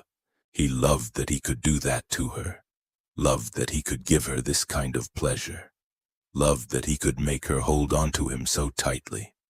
None of those other women he'd had over all the years had never held him like that, as if they never wanted to let him go. You never want her to. The thought sat in his mind bright like a star. No, he didn't. Never. Her gaze came to his, black in her flushed face, and he felt like he saw the answer to a question he hadn't known he wanted to ask. It was raw and desperate, and it reached inside him and closed around his heart like a hand, not squeezing hard enough to cause pain, but holding on all the same, firmly and yet with tenderness, keeping it safe. He knew he should look away, because that feeling cut him open in a way he wasn't expecting. Yet he couldn't. She held him as fast and as tight as he was holding her. So he kept his gaze on hers as he touched his tongue delicately to her clit, teasing her until he saw the pleasure light up her sharp, lovely face, her hips arching helplessly, her cries of release echoing around him. Something ached in his chest, the feeling of a hand wrapped around his heart lingering, and he had to look away from her, the sight of her suddenly too much for him. You've made a huge mistake, you know that, right? No. He was done with thinking right now. It never led anywhere good. As Mia shook in his arms, he moved away slightly, reaching over to the nightstand drawer and tugging it open. He took out one of the many condoms he kept there, ripped open the packet and rolled the latex down on himself. Then he looked at the woman stretched out under him. Her eyes were so dark, fathomless, and when he met her gaze, she lifted her arms to him, as if she wanted to hold him as badly as he wanted to hold her. Big mistake. Not for her. For you. He blinked, his chest suddenly painfully tight. Without really thinking about what he was doing, he gripped her hips and turned her over so she was face down on the pillows. Xavier. She began to twist her head around, but he put a hand to the back of her neck, easing her back down gently. Stay there, he murmured. Just stay like that. What the fuck are you doing? Nothing. He'd simply decided he'd take her from behind. No biggie. Nothing to do with the way she was looking at him or how it would feel to have her arms wind around him and hold him tightly the way she'd done every night for the past week. Nothing to do with the weird, growing pressure in his chest that he couldn't figure out and didn't know what to do with. He slipped a hand beneath her, lifting her hips, parting the soft, wet folds of her pussy with gentle fingers. She shuddered, her hands fisting the pillows, jerking in his grip. He didn't look at her, keeping his gaze down between her thighs as he guided his cock into her, pressing in lightly at first, then more firmly, unable to stop his breath from catching as her pussy gripped his cock tight. Xavier. His name was a soft, hoarse whisper. Oh, God.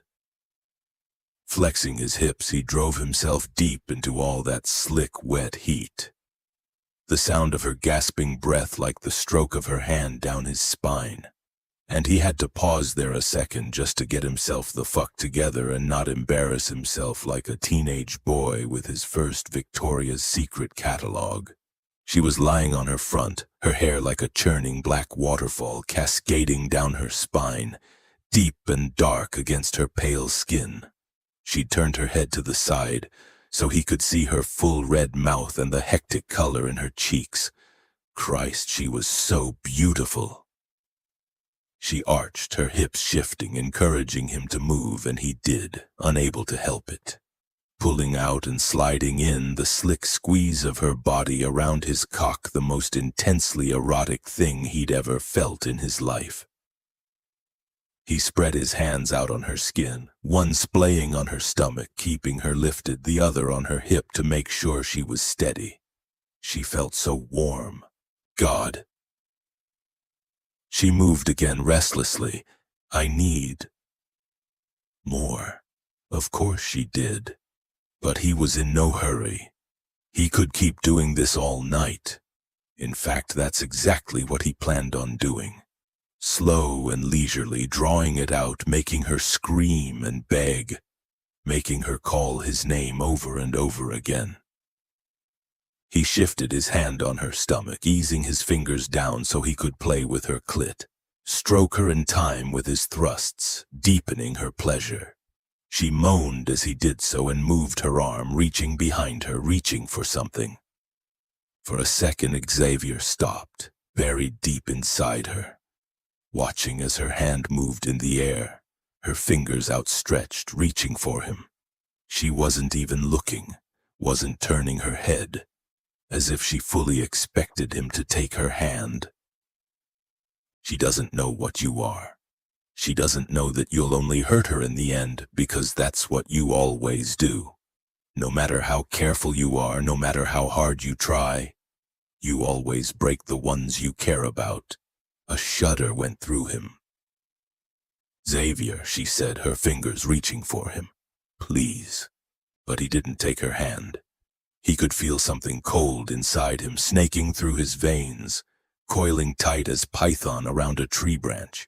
An icy, self-protective feeling, as if taking her hand would be a mistake, would promise her things he would never be able to give her. Because he could give her everything she wanted, but if she wanted more... Please, she whispered, I need you. He couldn't leave her reaching for nothing. He couldn't leave her without something to hold on to, because all her life she'd been reaching out and had found nothing but air. Not this time. He'd asked her to make her home with him, and she'd said yes, so he put out his hand to her, felt her fingers twine with his, holding on tight, and he gripped her in return, trying to drive away the sudden ache in his chest with heat of her body, with the tide of pleasure that dragged at him, getting deeper and more intense with every thrust. He stroked her clit as he did so, piling on the pleasure, making her shudder and cry out over and over again until she was turning her face into the pillow, her cries muffled. But she didn't let go, holding on to him as he thrust harder, deeper, the sound of his flesh hitting hers loud in the room, as if he could get rid of the feeling in his heart, the tight, hot feeling that made him want to let her hand go and get out any way he could. He closed his eyes instead, the wave of pleasure rising up inside him, then descending, heavy as a falling building, flattening him completely. He only just managed to not slump over on her, listing to the side and putting out a hand to the pillow beside her head to brace himself, his chest heaving, his head ringing. She didn't move, her face turned to the side away from him. He shifted, pulling out of her, then collapsing beside her, reaching for her and tugging her close. She sighed, turning her head into his chest, her hair falling in silky waves against his skin. That was amazing, she murmured, her breath ghosting warmly over him. The ache in his chest deepened for no good reason. Yeah, you could say that. You okay? Oh my God, yes. She lifted her head, her eyes even brighter than normal, looking at him as if he was some kind of hero. You're amazing too, you know that. No, you're not. Xavier pushed a lock of hair behind one small ear. The bright expression on her face was hard to look at, and he didn't know what she saw, but he knew it was a lie, whatever it was. No, sweet thing. I'm not. Her forehead creased. You are. Why would you say you're not? All the breath went out of him. Christ, why had he said that? Because he really didn't want to talk to her about this. She must have picked up on his reluctance because her gaze sharpened all of a sudden. What is it? It's nothing. Her hands pressed on his chest abruptly, pushing him onto his back. No, it's not nothing. You got all weird on me when you thought you hurt me a few days ago. And you said it was nothing then too. But obviously it's something. Tell her. She needs to know what kind of man she's dealing with. Xavier made himself look into her night dark eyes. You know my mom died. Well, she killed herself. Sleeping pills and vodka. Oh, Xavier. A terrible sympathy had entered her expression, and he had to glance away from it. I was 16. A couple of days before it happened, she'd organized this massive Christmas party out at our place in the Hamptons, and had invited all the big society families. She hated New York, never felt at home here, but she tried for my dad's sake, and this party was supposed to be part of it. He slid his hands over Mia's ass, needing to touch her, to fit her more closely against him all of a sudden. But he still couldn't look at her. I was a hellraiser. I wasn't very good at behaving or obeying rules, and that night I was supposed to be good. I tried. But DS Corp had only just released a new gun, and there were some guys my age at the party who wanted to try it out, and I didn't think. It shouldn't be hard to say, not when it had happened so long ago, and yet it was.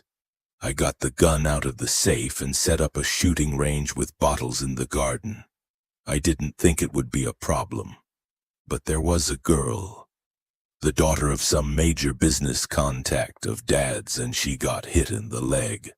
It was a big deal, and the ambulance was called, and Mom's party was ruined. He closed his eyes because even now, even after so many years, the memory hurt. Mom went completely apeshit on me, told me how important this was to her and that I'd ruined it. And then she went on about how I never think things through and I always end up doing the one thing that hurts her the most. That if I loved her, I wouldn't do the things I did.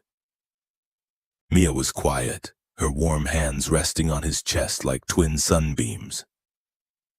I told her I was sorry, that I tried, and that the next time I would try harder. But there was no next time. He turned his head, made himself look at her. She killed herself a couple of days later. That terrible sympathy was in Mia's eyes, and it made him feel worse, but he didn't glance away, because it was a kind of punishment to bear it. It's not your fault, she said after a moment. You know that, don't you? Of course he did. Yeah. I mean, I didn't make her take those pills or force the vodka on her, but... He stopped. But what, if I'd been more careful? If I hadn't gotten out that gun? If I'd just fucking thought about what I was doing a bit more, then maybe... He stopped again, hating the lost note in his voice. Whatever, I'm not amazing, Mia. I'm just a guy who fucks up a lot, and sometimes the consequences of that are pretty bad. She frowned at him, silent for a moment. So all that you've done for me, giving me a hat, a knife, giving me food and shelter, a warm bed and a bath, and all of that for nothing. That's not amazing? His chest ached. Those are just what? Not a big deal, nothing important? The stars in her eyes glittered. Well, fuck you, because actually they're a pretty big deal to me. I didn't mean that. Then what did you mean? I break things, Mia. I screw things up. I'm careless. I don't think I hurt. Do I look hurt to you, Xavier? Do I look broken? Her hands were almost pushing him, the expression on her face fierce. No, because I'm not. I have food and shelter and clothing. Because of you. Because you're amazing. So don't try to tell me you're not. He wanted to deny it, wanted to tell her she was wrong, but how could he? When she put it like that. I don't know if I deserve that, he said instead. I mean, I've been trying hard not to screw up, but... No, don't say that.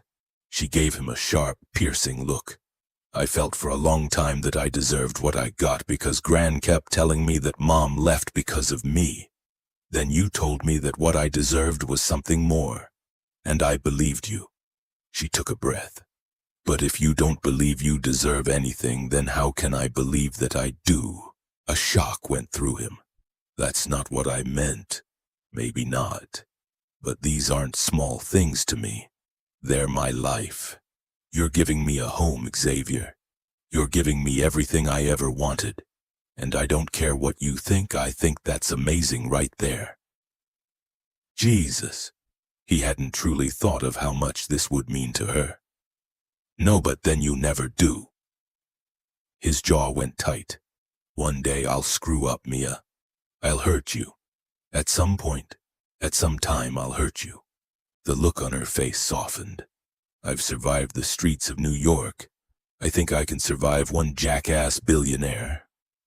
She didn't understand, that was clear. She thought she saw something in him, but it wasn't there. He knew it wasn't. All those things he'd done for her, he'd done because he'd been curious. Because he'd wanted to play with her, that was all. Not because he was some kind of great guy. And as for the amazing part, that was just the sex talking. People said all kinds of shit after sex like that. He didn't want to keep arguing with her though, so he let it lie, easing her gently away from him. Hold that thought. This jackass billionaire has to go deal with the condom. Getting out of bed, he headed straight to the bathroom where he tossed the condom in the wastebasket, then stood at the vanity, gripping the sides of the basin, something cold sitting in the pit of his stomach. He didn't know what the hell was going on with him. Yeah, you do. Stop denying it. Xavier let out a long breath, the sound hissing in the silence of the bathroom. Of course he knew what was wrong. It was Mia. It was her, soft and warm in his bed. Her touching him, giving him pleasure as if he deserved it. Her reaching for him, telling him she needed him. That he was amazing. It was her, reaching into his chest and wrapping her fingers around his heart. Slowly, Xavier lifted his head and stared at his reflection in the mirror. He wanted to keep her. He wanted to keep her forever.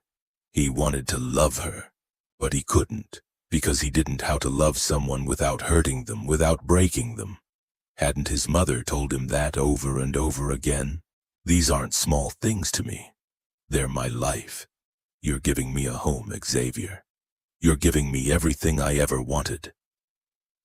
This meant so very much to her. But no matter what she said, he'd screw it up.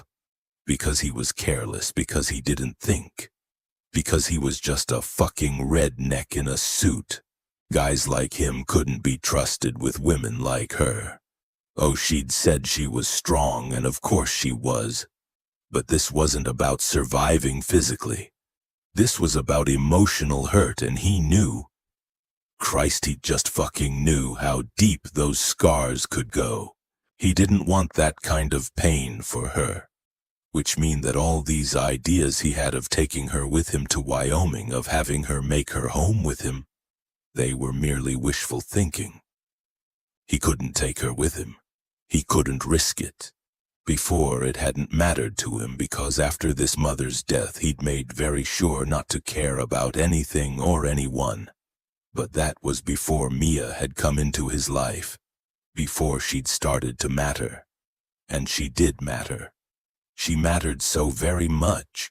Then you know what to do, don't you? Ice moved through him, freezing everything except for what felt like a knife skewering through the center of his chest, blazing with heat, with pain. Yeah, he knew. The best home for Mia wasn't with him in Wyoming. It was here in New York, away from him. She had her own life to live, her own goals to achieve. A home of her own and a man who'd be able to love her properly. Not the clumsy, careless love that was all he was capable of. If he really wanted to keep her safe, he was going to have to let her go. The pain in his chest blazed a little brighter, but he ignored it. Pushing himself away from the vanity, he left the bathroom and returned to the bedroom, pausing a moment in the doorway. Mia was lying on her front, her head pillowed on her arms. She must have heard him because she turned her head a little to see him. She smiled, and the knife in his chest twisted hard. He would keep his promises to her, that much he'd make sure of. But that's all he could give her. Chapter 11. Mia woke with an odd feeling in the pit of her stomach, and it took a minute or two of lying there with her eyes shut to figure out what it was. She was warm, but then waking up in Xavier's apartment always meant she was warm, so it wasn't just that. It was about more than just the warmth.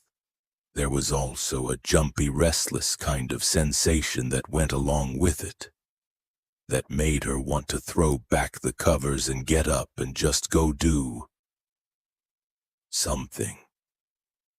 Idiot, you're happy. She took a quick breath, cautiously examining the feeling. Really? Was that what it was? Happiness. It had been such a long time since she'd felt anything like it, so she couldn't be sure.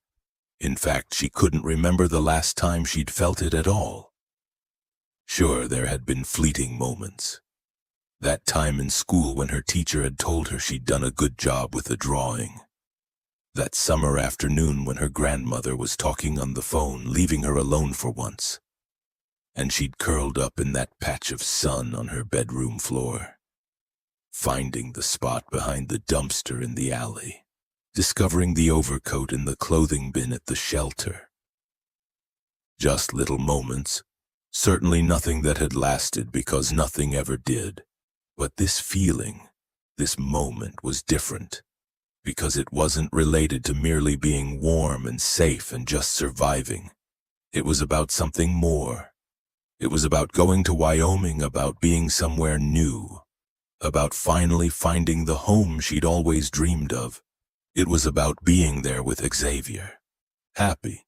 God, she was happy. It wasn't a feeling to be trusted, and part of her was wary of it, reminding her that it couldn't last and she shouldn't believe it.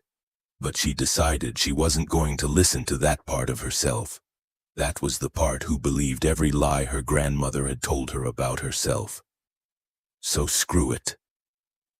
She wanted to listen to the part of herself she'd discovered with Xavier. And that part told her to accept the feeling for what it was. Embrace it even, because she deserved it. She grinned to herself and stretched, enjoying the sensation of her bare skin against the cotton sheets. Then she opened her eyes and rolled over, putting her hand out for the man she knew just had to be lying beside her. Except he wasn't.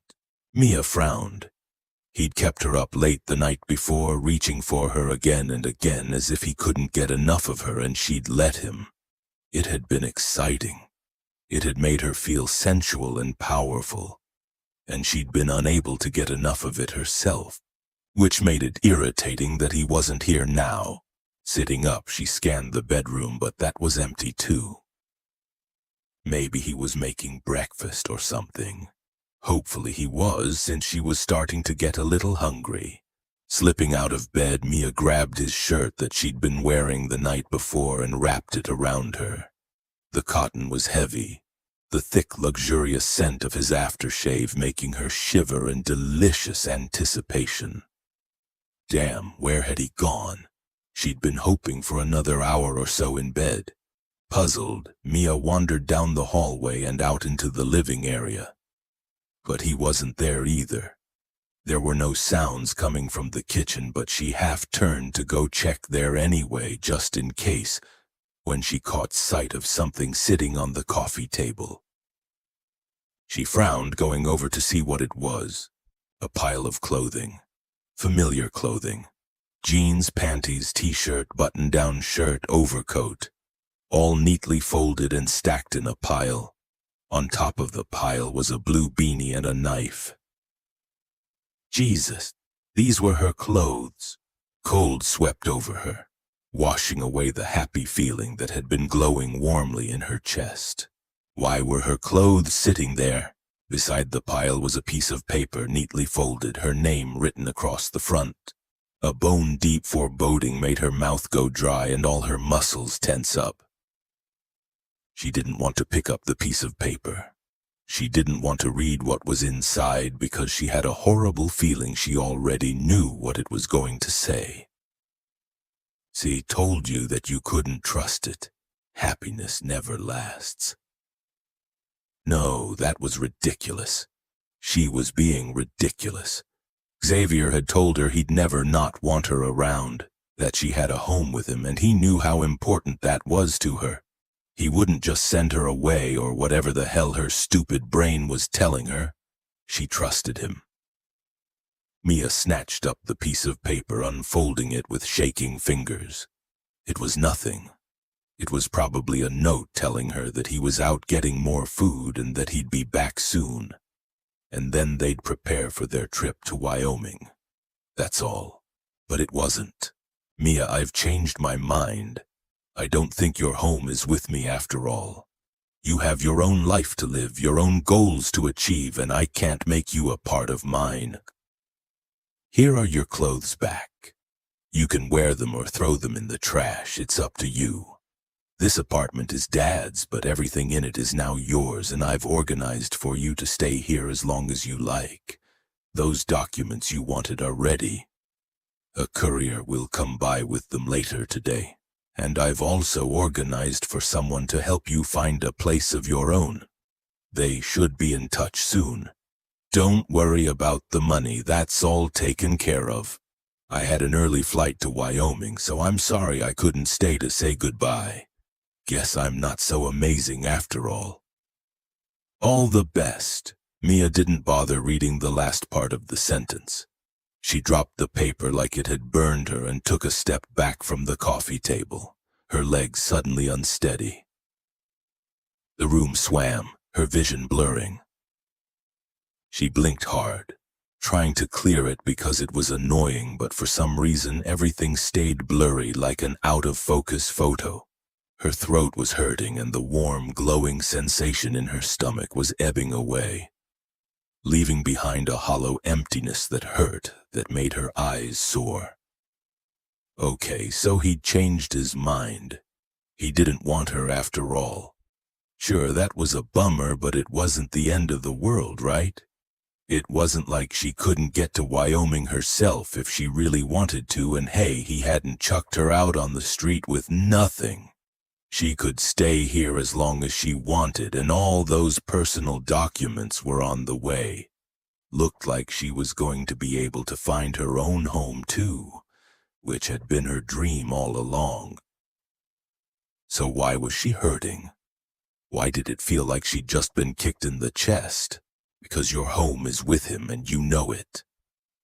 Something was sliding along the side of her nose and rolling over her cheek, and when she put her hand up to touch it, her fingers came away wet. Fuck! She was crying. Fiercely, Mia wiped her eyes, but the more she wiped, the more tears fell.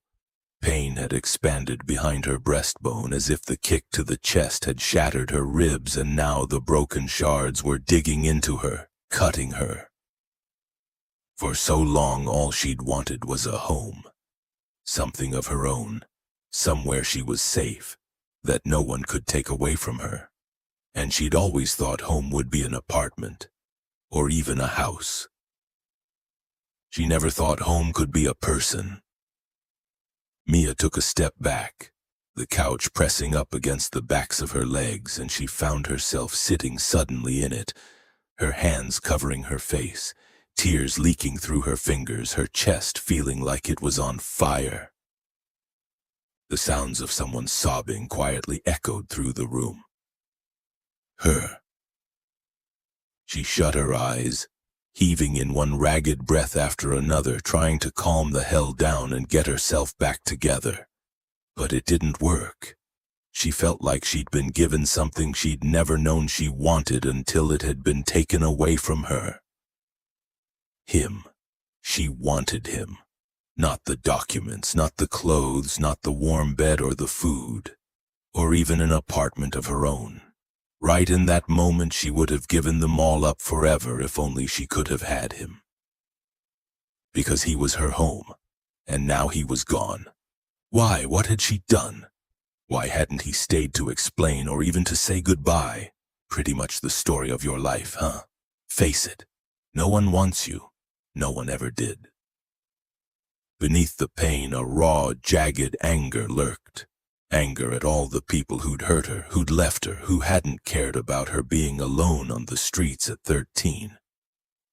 Shit, she didn't need them. She didn't need anyone. She was better off by herself because she was the one person in the whole fucking world she could count on. Screw the fucking documents. Screw this entire fucking apartment and everything in it. She didn't want it now. Xavier and all his things and whichever flunky he'd gotten to help her could go to hell. Mia scrubbed the tears from her face and stood up, ignoring the pain in her heart. It was going to take her a while, but if she tried really hard, she could put this behind her. Could forget all about it. Forget about him and what he'd done for her. Forget about the warmth of his touch and the safety of his arms. Forget about the blue of his eyes and the sun in his smile. Forget about trust. Forget about love. Shit, if that's what this feeling was, then yes, forget about love. She needed to forget about that most of all. Mia reached out and grabbed the clothes sitting on the table, carefully taking off the blue beanie and the knife and laying them to the side. Then she stripped off Xavier's shirt and dressed in her own clothes. They felt weird now, all stiff and wrong, but hey, at least they were dry and clean. Returning to the bedroom, she pulled out her backpack with all her things carefully stored in it, and slung it over her shoulders. Then she left the apartment without looking back. Not once. Wyoming was just as he remembered it. Wide open blue skies and dusky hills, fields stretching out on either side of the long, low ranch house that crouched beneath Blacktop Mountain. His mother's family had owned it once, before his mother had fallen in love and married Cesare DeSantis, before she'd been taken away from the place where she'd felt at home and made to live in New York, a place she'd hated and had never come to terms with. But she'd stayed for her husband's sake and for the sake of her children. A mistake she'd never come back from. Xavier stood in front of the huge mantel positioned over the cavernous fireplace, staring at the photos lined up along it. His maternal grandparents now long dead, his brothers and sister, his father, his mother. There was one photo in particular of his mother on horseback with the sun in her hair and a mile-wide smile on her face. She'd looked so happy back then. Back before she had to come to New York and changed her whole way of life for the man she loved. Back before Xavier had been born and made everything worse. He looked away from the photo and turned around, staring around the massive space. He'd spent 2 days looking over the place and talking with the manager, going over the financials with a fine-toothed comb and examining the livestock. The ranch as a whole was in dire need of attention, but it wasn't the lost cause his father or his brothers apparently seemed to think it was. All it needed was a healthy injection of cash and some close managing to get things on the straight and narrow. Nothing that 6 months of hard work wouldn't help. Which meant he should be feeling ecstatic that he was finally here, and that he was finally doing something worthwhile, finally making his mother proud instead of causing her pain. Except, he didn't feel ecstatic. He felt like he had a giant hole in his chest where someone had ripped out his heart. Even 2 days of busying himself every hour of the day so he didn't have time to think hadn't helped. The pain was still there and it was still raw. No matter how many times he'd told himself it was for the best, leaving Mia had felt like leaving a part of himself behind. He stared at the massive bearskin rug in front of the fire, and all he could think of was how she would have loved this, How she would have loved curling up on that rug in front of the fire, and how he would have loved curling up there with her. How he would have loved teaching her how to ride, then taking her out with him over the hills, showing her all the favorite haunts he'd had when he'd been a boy spending his summers here. It was winter now, so there wasn't a lot of riding to be had, but he still would have loved showing her around, and then taking her to bed at night and holding her while the snow fell and the cold bit deep.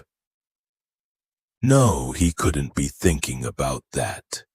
Sure, he would have loved to have her here, but leaving her in New York was the best thing he could have done. To start with, she was safe there, and he'd made sure she had everything she needed. Her documents would have arrived by now, and the contact he'd hired would have gotten in touch with her to start the process of looking for an apartment. It was a good thing, a very good thing, and leaving without saying goodbye, was that a good thing? His chest hurt like a bastard and he felt cold. Even the heat from the fire in front of him didn't warm him.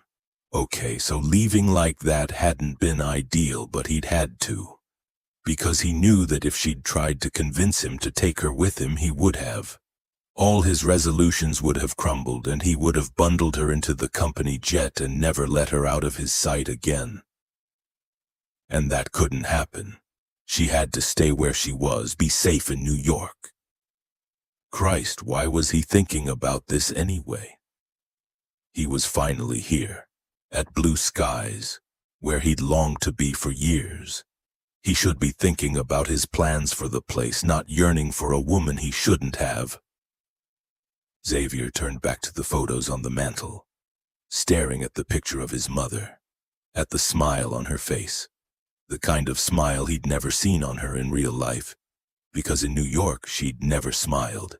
She certainly had never smiled at him like that, and no wonder. He'd been a tearaway, always getting into trouble, always causing her grief, always making her life so much more difficult, which was why he was here trying to make it better. The thought should have been reassuring, but somehow wasn't. And he found himself moving restlessly away from the fire, back to the low coffee table that had been carved from a giant tree trunk. On it was a tumbler of vodka which he picked up and knocked back. The alcohol burned his throat, burned all the way down his esophagus, and sat burning in his gut, making him feel even worse. He stared blindly at the flames, his thoughts circling relentlessly back to Mia again. Was she okay?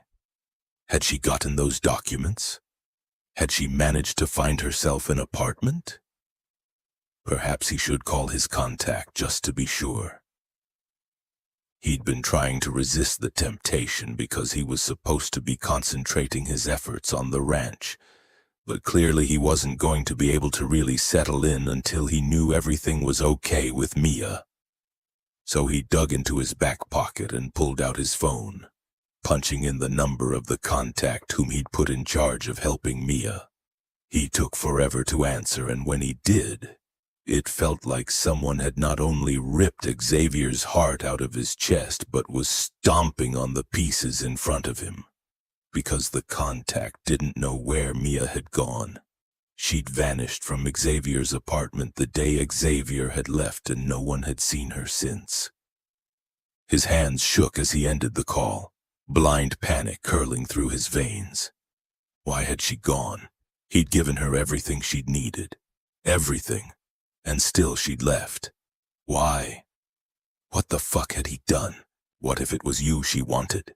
Something closed around the remains of Xavier's heart and squeezed hard, and he suddenly couldn't catch his breath. He found himself looking around at the room again. Looking at the place that he was supposed to fix, the ranch he'd spent years thinking about, and it was like a veil had dropped from his eyes. Here he was, desperately trying to fix a place that wasn't even terribly broken, and all for a woman who'd been dead a very, very long time, a woman who hadn't appreciated him when she was alive, who'd constantly told him over and over again what a disappointment he was to her. What the hell was he doing here? What the fuck was he hoping to achieve? Back in New York, there was a woman who was alive. A woman who'd told him he was amazing. A woman who'd touched him like he was precious. Who'd made him feel good about himself in a way no one else ever had. A woman who needed him like he needed her. A woman he loved. The fist around his heart squeezed tighter. Sure, this place was important to him, but fundamentally it didn't matter. Nothing mattered. Nothing but Mia, whom he'd left alone in his apartment thinking he was doing the right thing. Thinking he was protecting her. But of course he wasn't. What he was doing was protecting himself. Because he was afraid. Afraid of the emotion that consumed him. The terrible need that clawed at him. The power of it, the sheer vastness of it. The feeling went beyond pity or sympathy or lust. It went deeper than mere possessiveness. It was somehow all of those things and yet none of them. It was a terrible, awful, wonderful feeling, and it scared him to death. No wonder being here hadn't worked. No wonder he still felt as shitty as he had when he'd first arrived. He was trying to fix the wrong thing.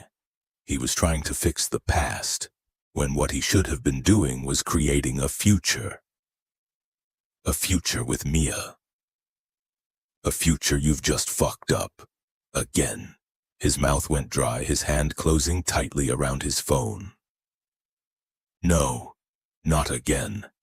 That was an excuse he'd used to keep himself safe, to keep everyone at a distance, and if there was one thing he had to stop doing, it was that.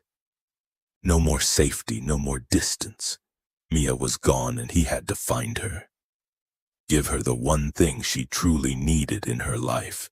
The one thing she deserved most of all. Love. And maybe, just maybe, in giving her his worthless, cowardly heart, he'd finally fix himself too. Xavier's hand shook as he punched in another number. Kelly, get my chopper ready. I need to go back to New York ASAP. They did him up on the mom. Mia pressed herself against the hot pipe at her back, huddling down and making sure the cardboard over her head was in place. It was snowing again and she was freezing. And it didn't matter that she'd had 2 days of being back on the streets again. It was still hard to adjust. She'd gotten used to being warm, to being clean and not hungry. Used to being safe. Used to having someone to talk to touch. To hold her. Used to having Xavier. Now she had none of those things, and it hurt, but she tried not to let it get to her. She'd pushed away the pain and gotten on with the business of survival instead. She'd been to the shelter and picked up some gloves. They were too big and didn't retain heat very well, but they were better than nothing. Tony had asked her where she'd been, and she'd almost answered him before remembering why she had to be wary. Why it was important to tell no one anything. So she just shrugged and moved on. Luckily, her position behind the dumpster hadn't been taken by anyone else, which was a blessing. Especially the first night when the temperatures had plunged and only that hot pipe had kept her from freezing to death. She might freeze tonight, though, especially if it kept getting any colder. Not that she wanted to die. Sure, she might not have Xavier, but that didn't mean she'd given up on anything. She still wanted all the same things she'd wanted before she'd walked out of his apartment. Maybe the idea of home didn't quite mean as much to her now as it had when she was with him. But she wanted it all the same. And she would get it. Eventually. Life had no shortcuts after all. The night was starting to close in, the temperature beginning its plunge. A scatter of snow had crept under the cardboard and was now sitting icily against the back of her neck, melting down her spine. Shit. She was going to get wet, and without any way of getting dry, she'd be screwed. It might mean going back to the shelter tonight, which would be a bummer. She'd gotten used to sleeping by herself, or with only one other person. A weight descended on her chest, pressing down. She leaned against the pipe and shut her eyes, trying to breathe through the feeling. No, she wasn't going to think of him. He was out of his life. He was gone, and there was no point regretting it.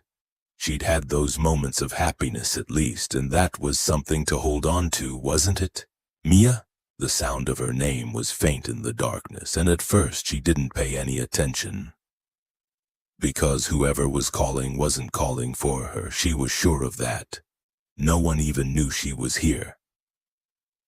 But then that same someone called again. Mia! She opened her eyes, frowning. What the hell? Mia, where are you? Shifting on the cardboard underneath her. Mia leaned over, peering through the gap between the wall and the dumpster, trying to see through the darkness. It was almost impossible to make anything out, just a tall figure moving slowly into the alley. Mia, I know you're there. A male voice, deep, rich, familiar. Tony from the shelter told me you'd be here. She froze, the weight sitting on her getting even heavier. Because it could not be who it sounded like. It just couldn't. The figure stopped right by the dumpster, and she realized he was holding something in his hand. Mia. His voice was quiet, hoarse. You left your hat behind.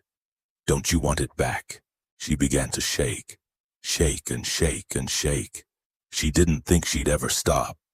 Okay, so I'm not only here to return your hat. I need to talk to you. Please, sweet thing. All it would take would be for her to say something, and he'd find her, and then she'd be in his arms. And if he walked away from her again, she wouldn't survive it. She just wouldn't. The only way to protect herself was to stay here, to stay quiet, and to not let him find her. I've come to say I'm sorry, he went on thickly, addressing the night. I've come to tell you I've been the biggest, most selfish fucking coward in the history of the world.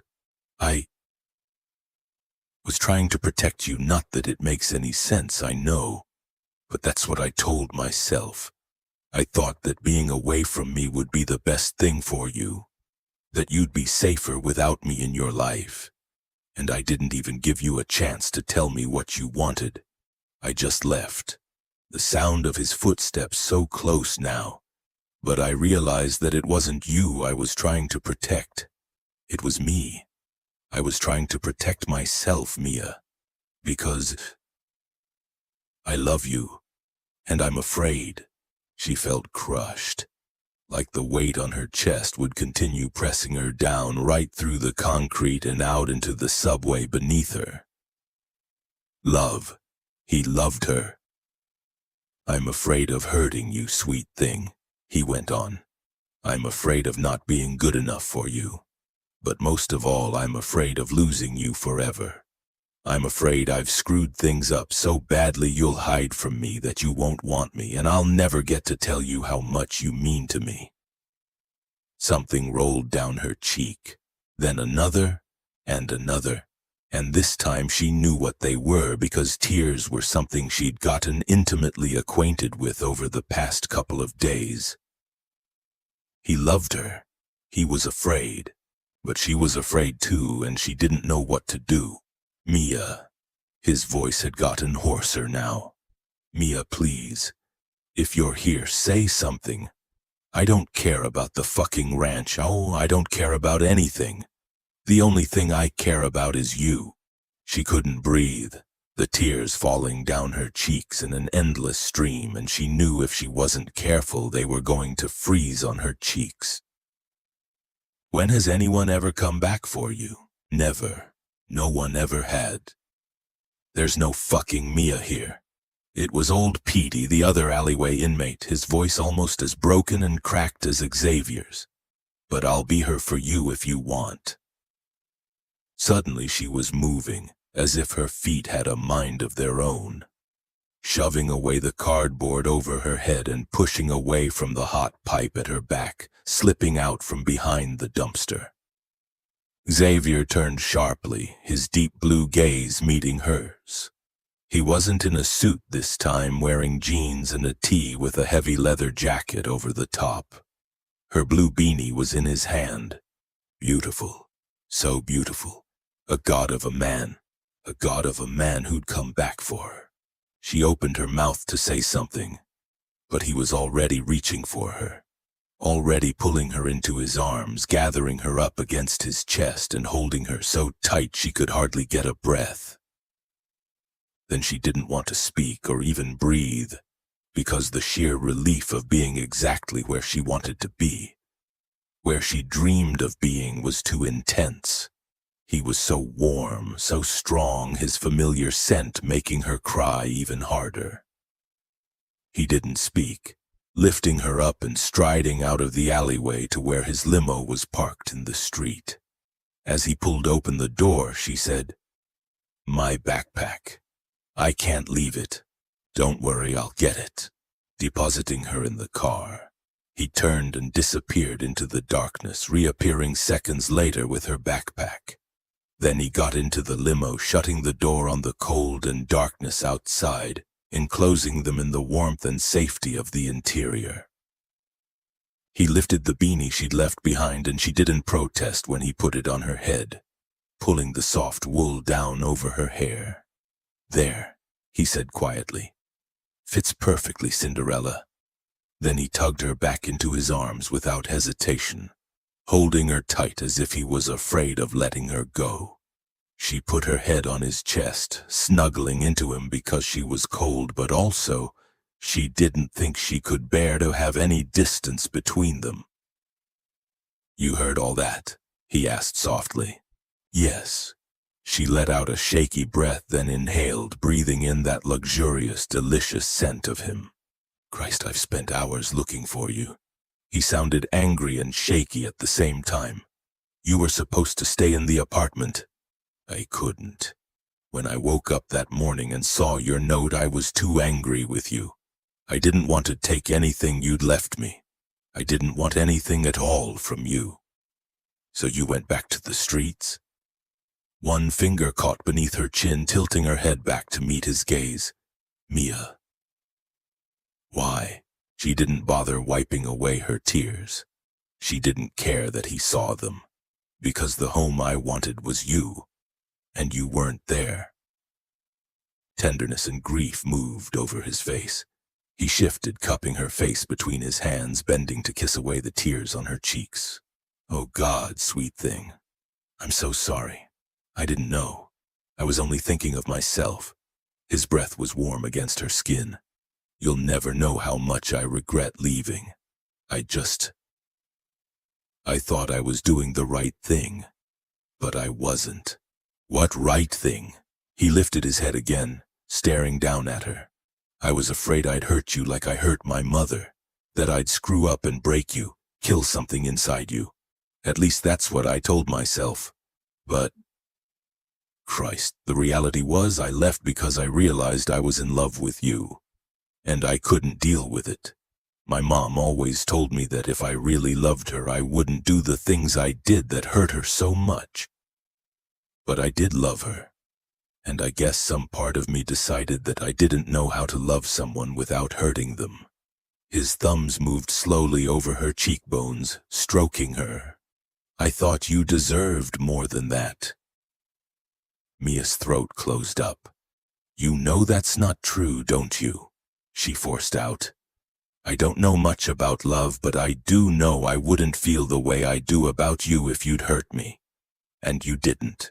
His hand slid to cradle the back of her head in his palms. "It's not just physical hurt. I was worried about hurting you emotionally too." "You didn't do that either. Apart from leaving, of course. But like I told you, I'm pretty tough. I can handle a lot of things." She lifted her hands, closing her fingers around his strong wrists. "What made you come back?" His eyes were dark in the limo, his hold gentle. "Because I realized that the ranch, my mom, that was all the past. And I can't fix that. It didn't matter either. What mattered was the future. What mattered was you." He took another breath. "Christ, Mia. I could give you the world and everything in it, but it's not the world you need, is it?" Her heart felt too large, too full, like a cup with too much water in it. Because he was right, she didn't need the world. Right here, right now, there was only one thing she did need. "No," she said softly. "You can keep the world." Something in his face changed, the look in his eyes intense. Then, "Will you take me instead?" Mia let go one of his wrists, ran her finger along his cheekbone. His skin smooth and hot beneath her fingertip. "Stupid billionaire. All I ever wanted was you." He was staring at her as if he couldn't get enough of her, as if he was trying to memorize every inch of her. "I'm going to try, Mia. I won't screw this up. I won't." Gently, Mia laid a finger across his mouth, silencing him. "You don't need to try. Just love me, Xavier. That's all you need to do."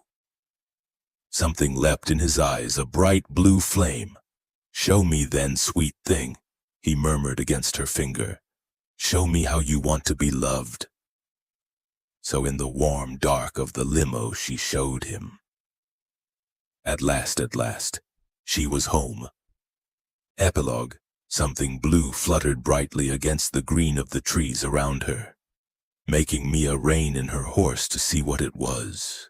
Above her, Blacktop Mountain reared, its dark peak reaching into the upturned bowl of the sky, while on the rolling plain stretching out below her, the ranch house crouched against the flank of the mountain.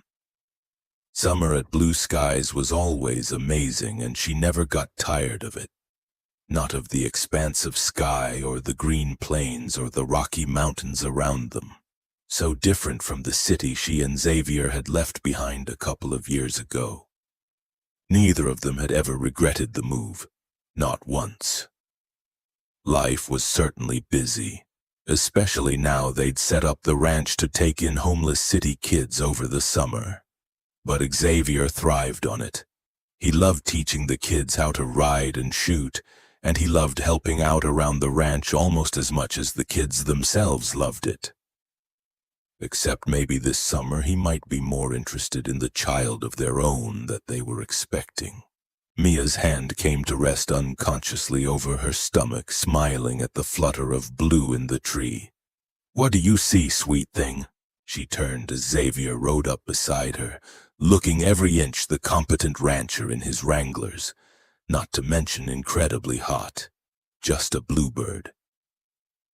His gaze went to her wrist, where the bluebird charm she'd found back in her alley was now on a special bracelet he'd had made for her, and grinned. "A bluebird, huh? Who would have thought?" Well, she wouldn't have. She wouldn't have thought in a million years that when she'd picked up that charm that day that she'd end up here in Wyoming looking at a real live bluebird, with the man she loved at her side and that bluebird charm hanging from her wrist. Her smile was very special and just for him. All that time, and I never knew that what I was carrying was my home. He shifted his horse closer, leaning over in his saddle to brush his mouth over hers. "A bird isn't your home, sweet thing." "No, it's not." She touched his face gently. "You are. And you're mine." His grin deepened into a smile that took her breath away. "Is this the bit where we ride off into the sunset?" She laughed. "We could, but it's not even noon. Oh, I have an idea about how we could spend the time." There was wickedness in his blue eyes, her very favorite kind. "Uh-huh." She leaned forward in her saddle. "I wonder what that could be." Xavier slid off his horse, grabbing the reins and looping them around a fence post. Then he came over to her, stopping beside her horse and lifting his arms to her. "Come on down, little girl, and I'll show you. You know, that's the best offer I've had all day." Mia grinned, tossing away the reins and sliding down off the horse. He caught her, gathering her in close. "Oh, and by the way," he murmured in her ear, "I love you, just in case you didn't know." It was something he told her every day, and she never ever got sick of hearing it. "I love you too." She smiled and put her arms around his neck. "My bluebird." He laughed, his eyes as blue as the sky above their head. And when he laid her down on the grass, they got bluer still. But that was as it should be, because blue was the color of home.